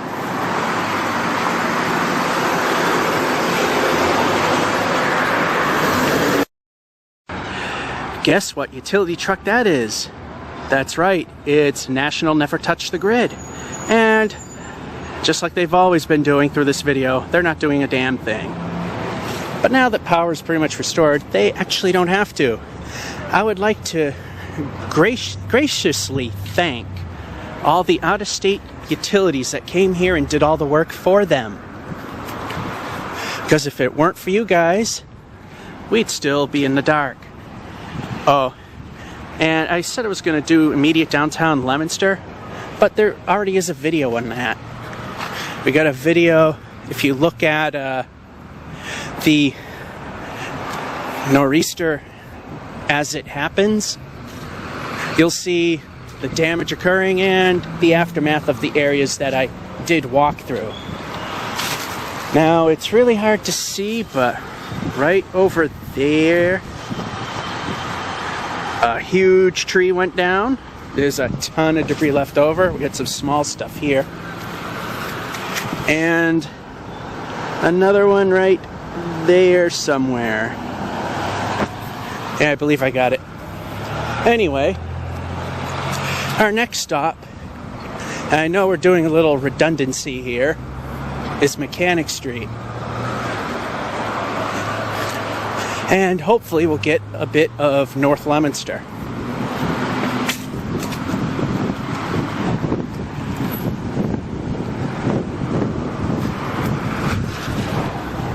A lot of damage here. Now going down Manning Ave.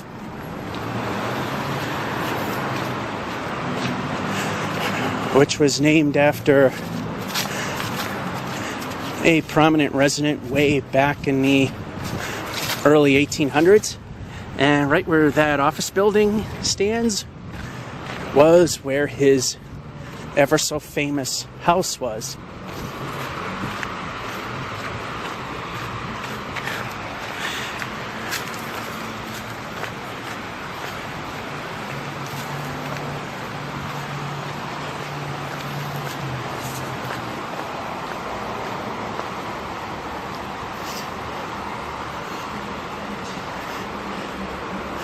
And just to prove if anybody has actually been watching this whole thing, we're going to ride the elevator.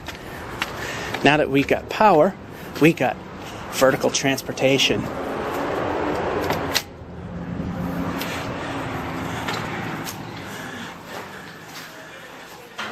EPIC fail. Wrong door. Well, the power failure knocked out the elevator. So there are two elevators that I was going to ride for certain people that watch these videos, the elevator enthusiast community, and neither of them worked. First one, probably because I wasn't thinking that there was no power, and the second one is knocked out because of the power going out. So my question is, if you've watched this whole thing, which two elevators did we ride? And we got people coming.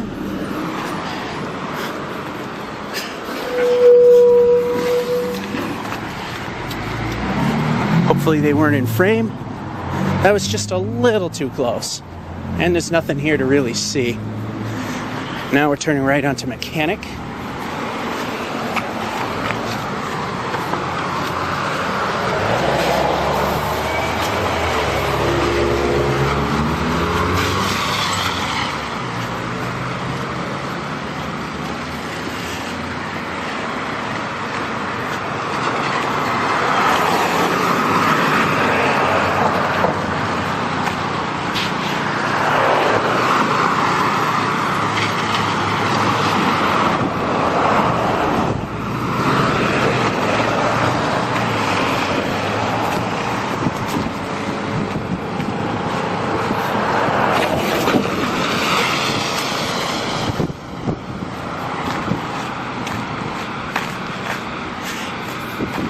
And apparently,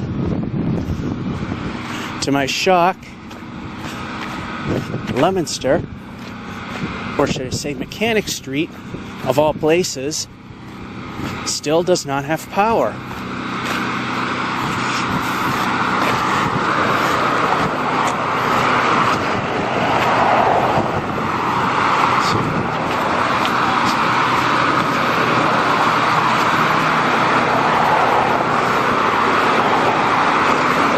Ooh, cigarette smoke, yummy.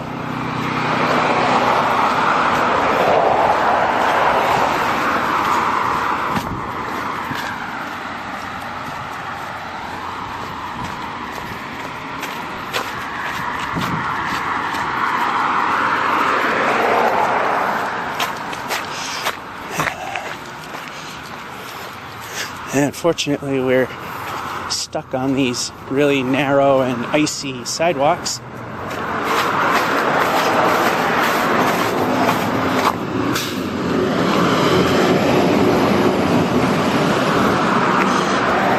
And we got people coming, so we'll aim that away.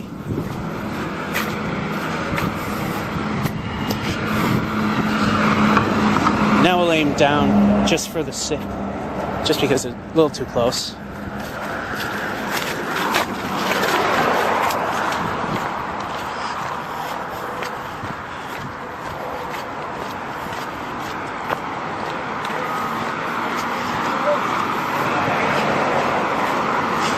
And we have some tree damage here. I mean, a little bit of shrubbery mashup there. But over here, we get a lot of tree damage.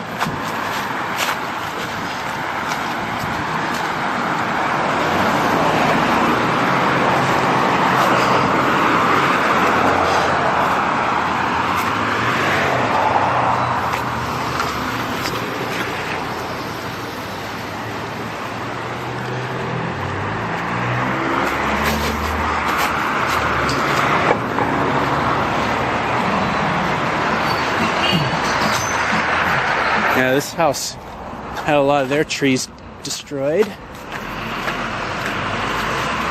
Got trees in the sidewalk here.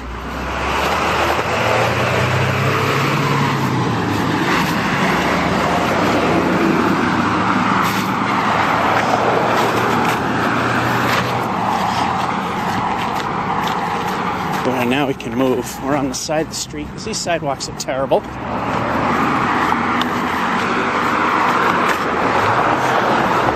Now it's good enough.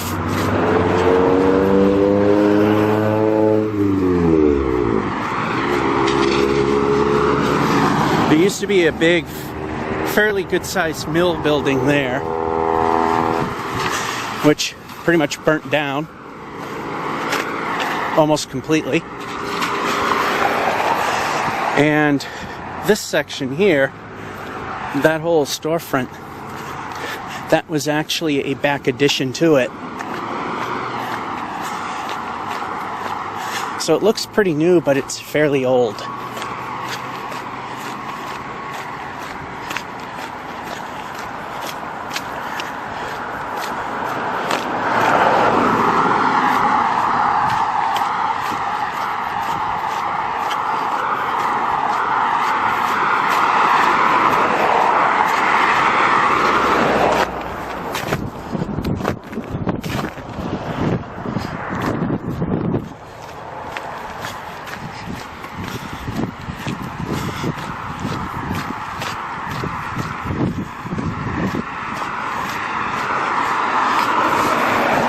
Hannaford shopping cart.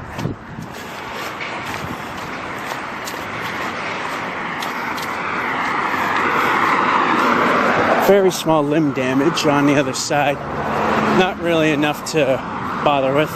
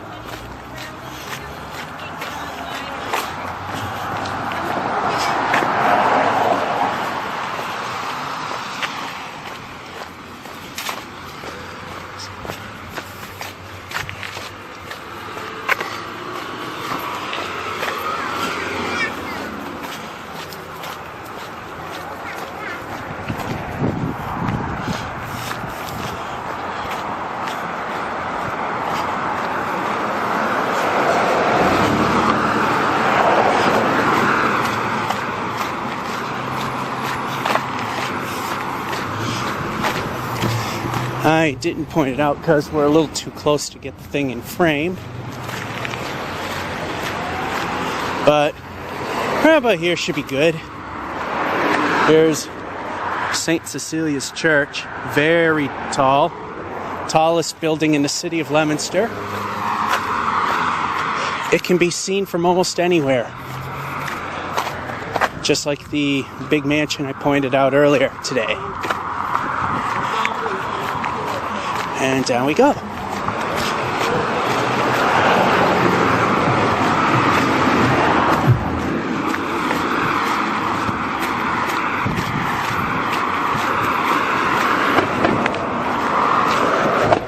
And to the left are the numbered streets that we went by on day one.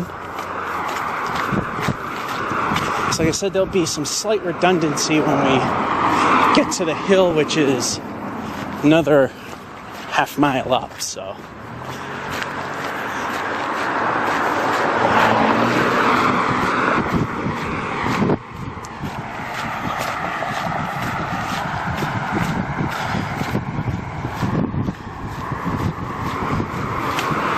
And sidewalks are good enough for now.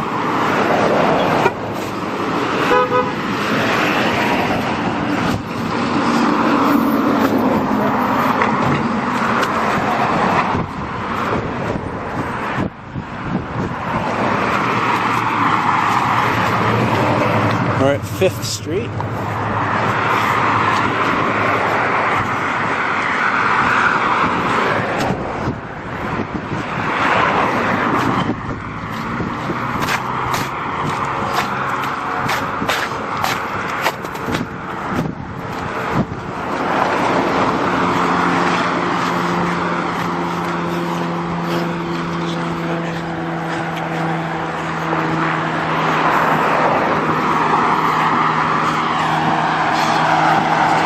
National never touch the grid. Notice that they're driving through a portion of the city that doesn't have power.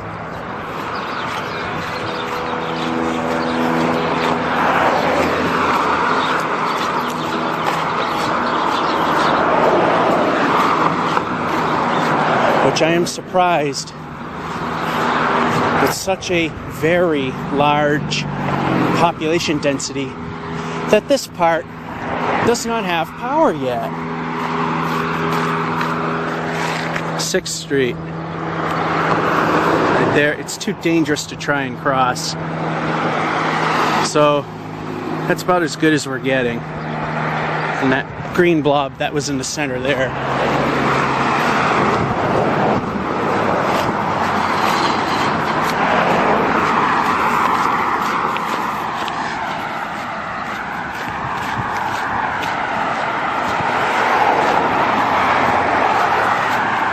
Of course, if I knew that regular batteries wouldn't last in the flip camera, we'd have more footage. Although, as I also pointed out, it's starting to get too dark anyway. Slip and slide.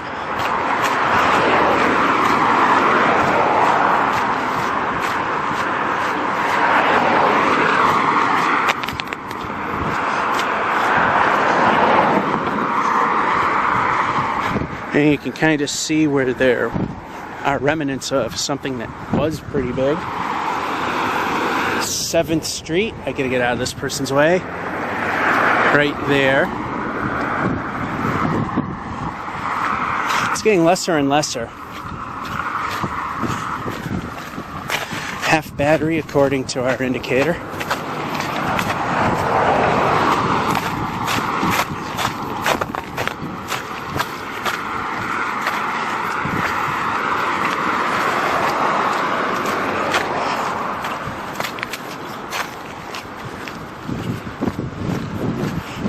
Now we're coming upon 8th Street on the left and Viscloyd Avenue on the right, but not the part of Viscloyd that we walked down.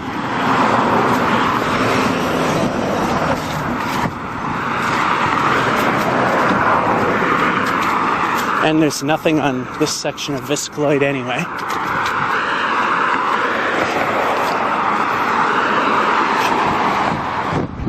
Large chunk right there. Stopping in the middle of Viscloyd is like committing suicide.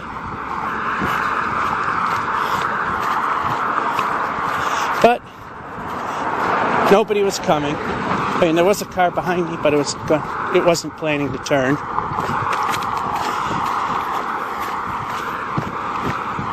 Okay, we're going to have a very small redundant period.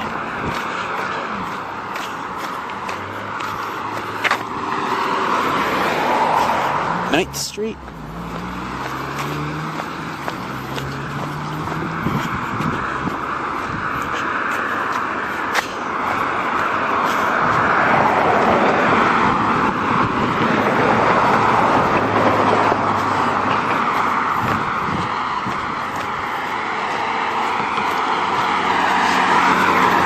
And while we didn't see it in great detail, we get to see this part in great detail now because we're right next to it.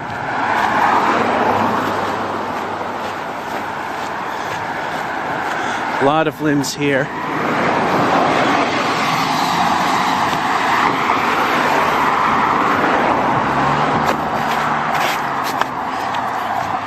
And a big mass right here.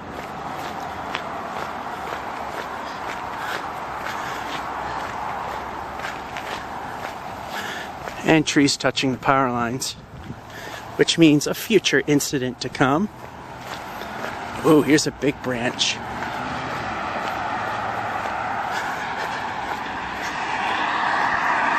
Here's a branch that broke. It's dangling on the lines. And we're crossing Johnson Street. This is where we went up. And here's that cable we saw before.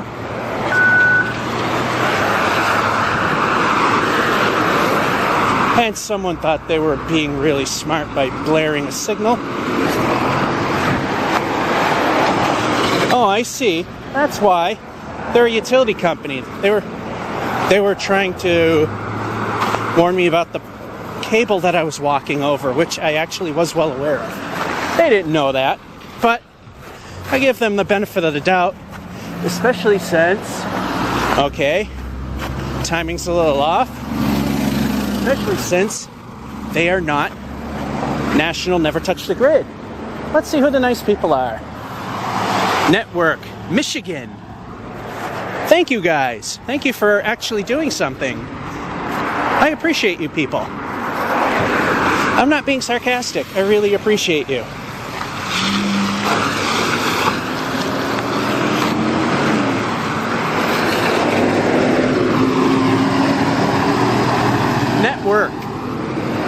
Network Electric from Michigan. I thank you guys for restoring the power. Seriously.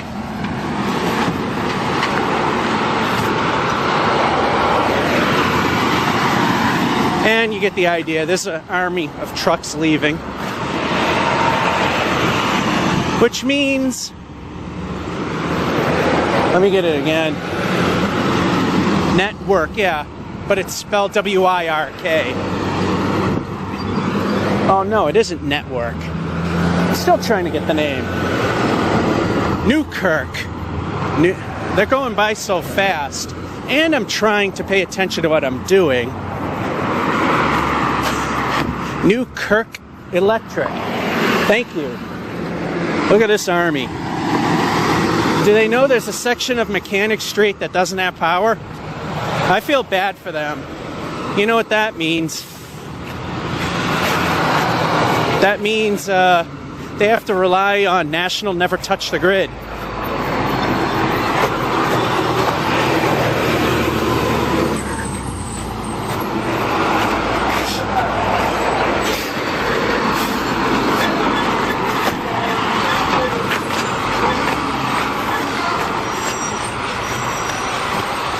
You're not getting anywhere, guy.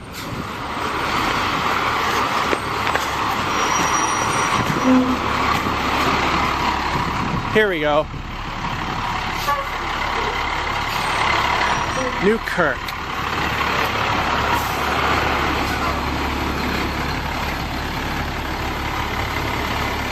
Muskegon, Michigan.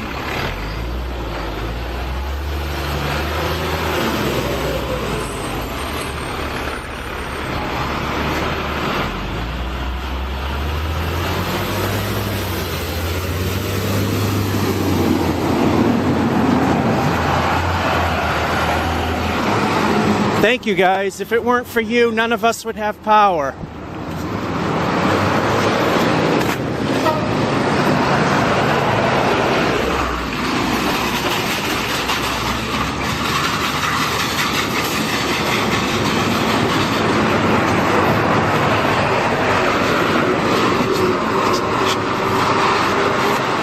Unfortunately, like I said, you guys forgot a section. But you know what? You guys can't do 100% of the work. That's just being ridiculous. And I don't think they know that if they went up that way, up the Leominster connector instead of through Whitney Field like they're doing now, they could get to where they were going. They could get to Route 2 West from there. Would have been a lot easier. Their traffic nightmares are about to begin. And now we're going up this end of Mechanic Street.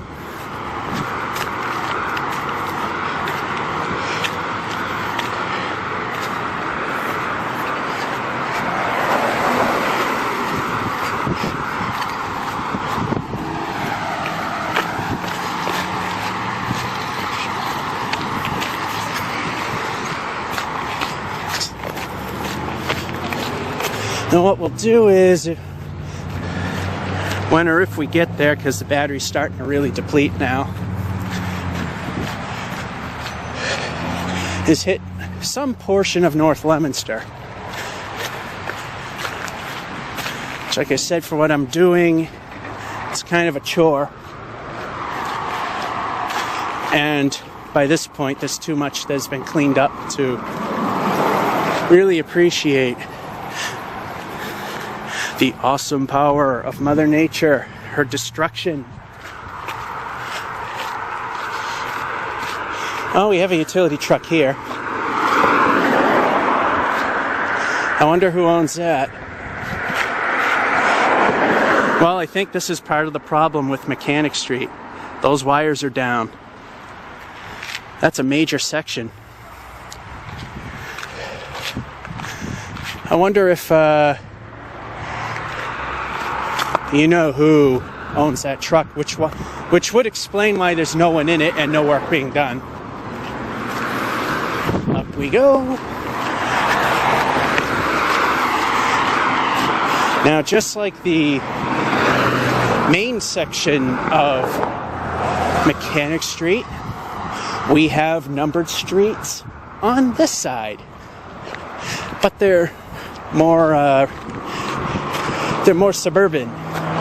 Instead of being numbered 1st Street, 2nd Street, and so on, it's 1st Ave, 2nd Ave, and so on. And we're getting close to 25 minutes, so it's time to end another segment.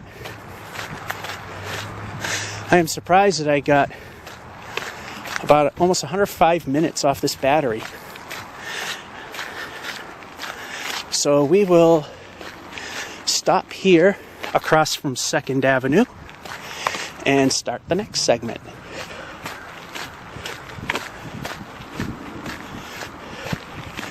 Alrighty, here we are. It looks like it's pretty clean, so that's it. We are now crossing 2nd Street, or 2nd Ave, on the upper portion of Mechanic Street in Leominster. I couldn't get a shot of some of the damage that was on that street because there was a school bus and kids, and the last thing I need people to think is that I'm a pervert taking pictures of kids. Not enough to wait for the bus to go by and record. Now this segment may not go 25 minutes because my battery is at quarter strength according to the meter. So now it's how far can we go and call it a video.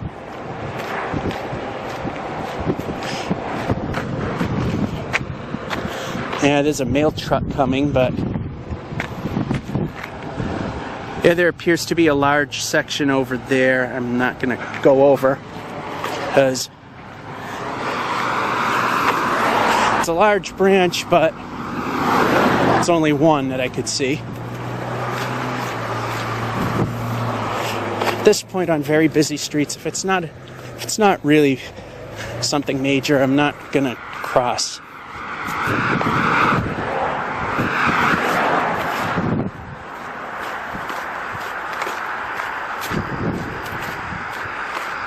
And at an initial glance, it looked pretty big. I mean, it was a very big branch, or a pile, but it was just one.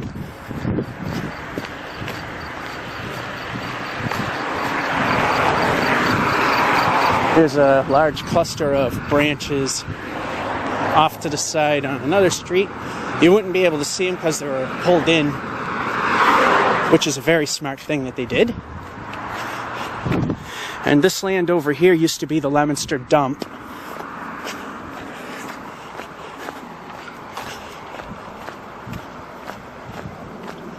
Now it's just a wasteland. Wasteland with gas pipes emitting obnoxious fumes.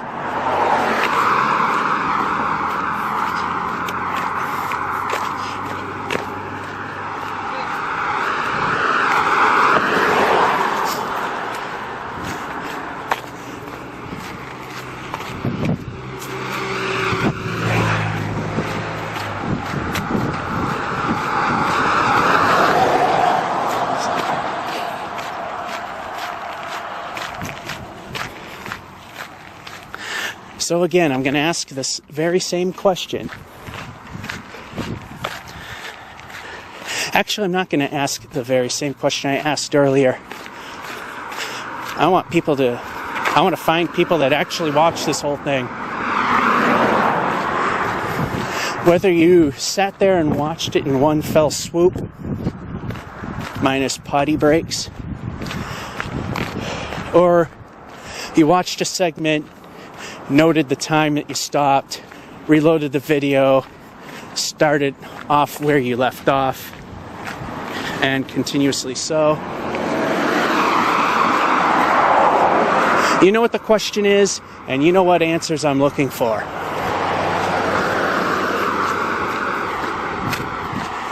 And don't bother asking, what was the question? Because then I know you didn't watch the whole thing. And frankly, I don't blame you if you didn't.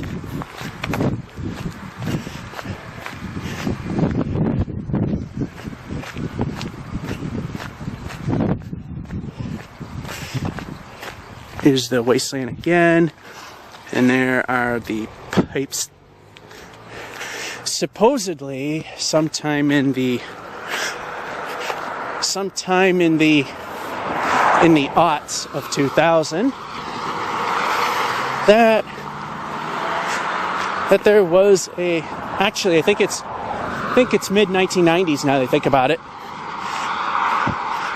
Rumor mill had it that a water park was going to open up here, kind of like a Wet n Wild. That never happened. Okay, now in the aughts of the 20th century, a minor league baseball team wanted to build here with stadium, of course. A minor league stadium, reconfigured streets and traffic lights. That never happened. They moved to I think they moved to Brockton, and it became the Brockton Rocks. I think that was the club that was going to be here in Leominster.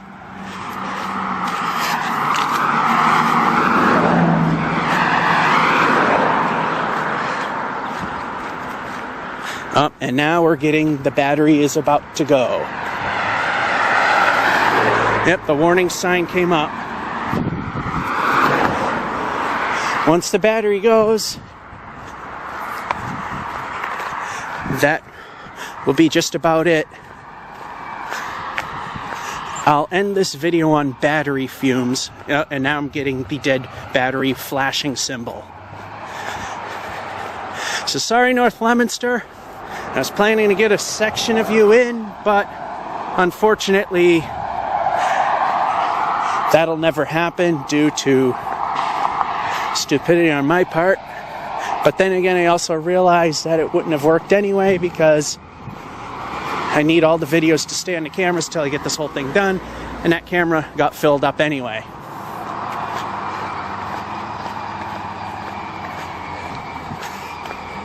Here at Crossroads Office Park, little known factoid, this 2-story office building was actually built for Digital Equipment Corporation, which was a big computer manufacturing firm similar to IBM. It was its own system, pretty much like Apple has its own system, the Mac. IBM had their own system, and Digital had their own system. And that's what this building was supposed to be, and never happened. It took them a while, but they ultimately filled the park. We'll end the video with an elevator. Crossroad Park. It's not here.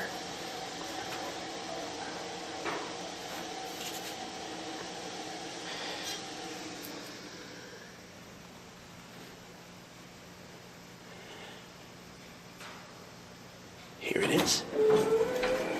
Ooh, it's got the old bumpers. Dover Impulse. Look at that. Old bumpers.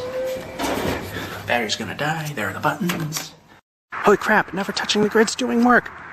Oh wait, it's a Verizon truck. Oh, that, you wouldn't have believed me anyway.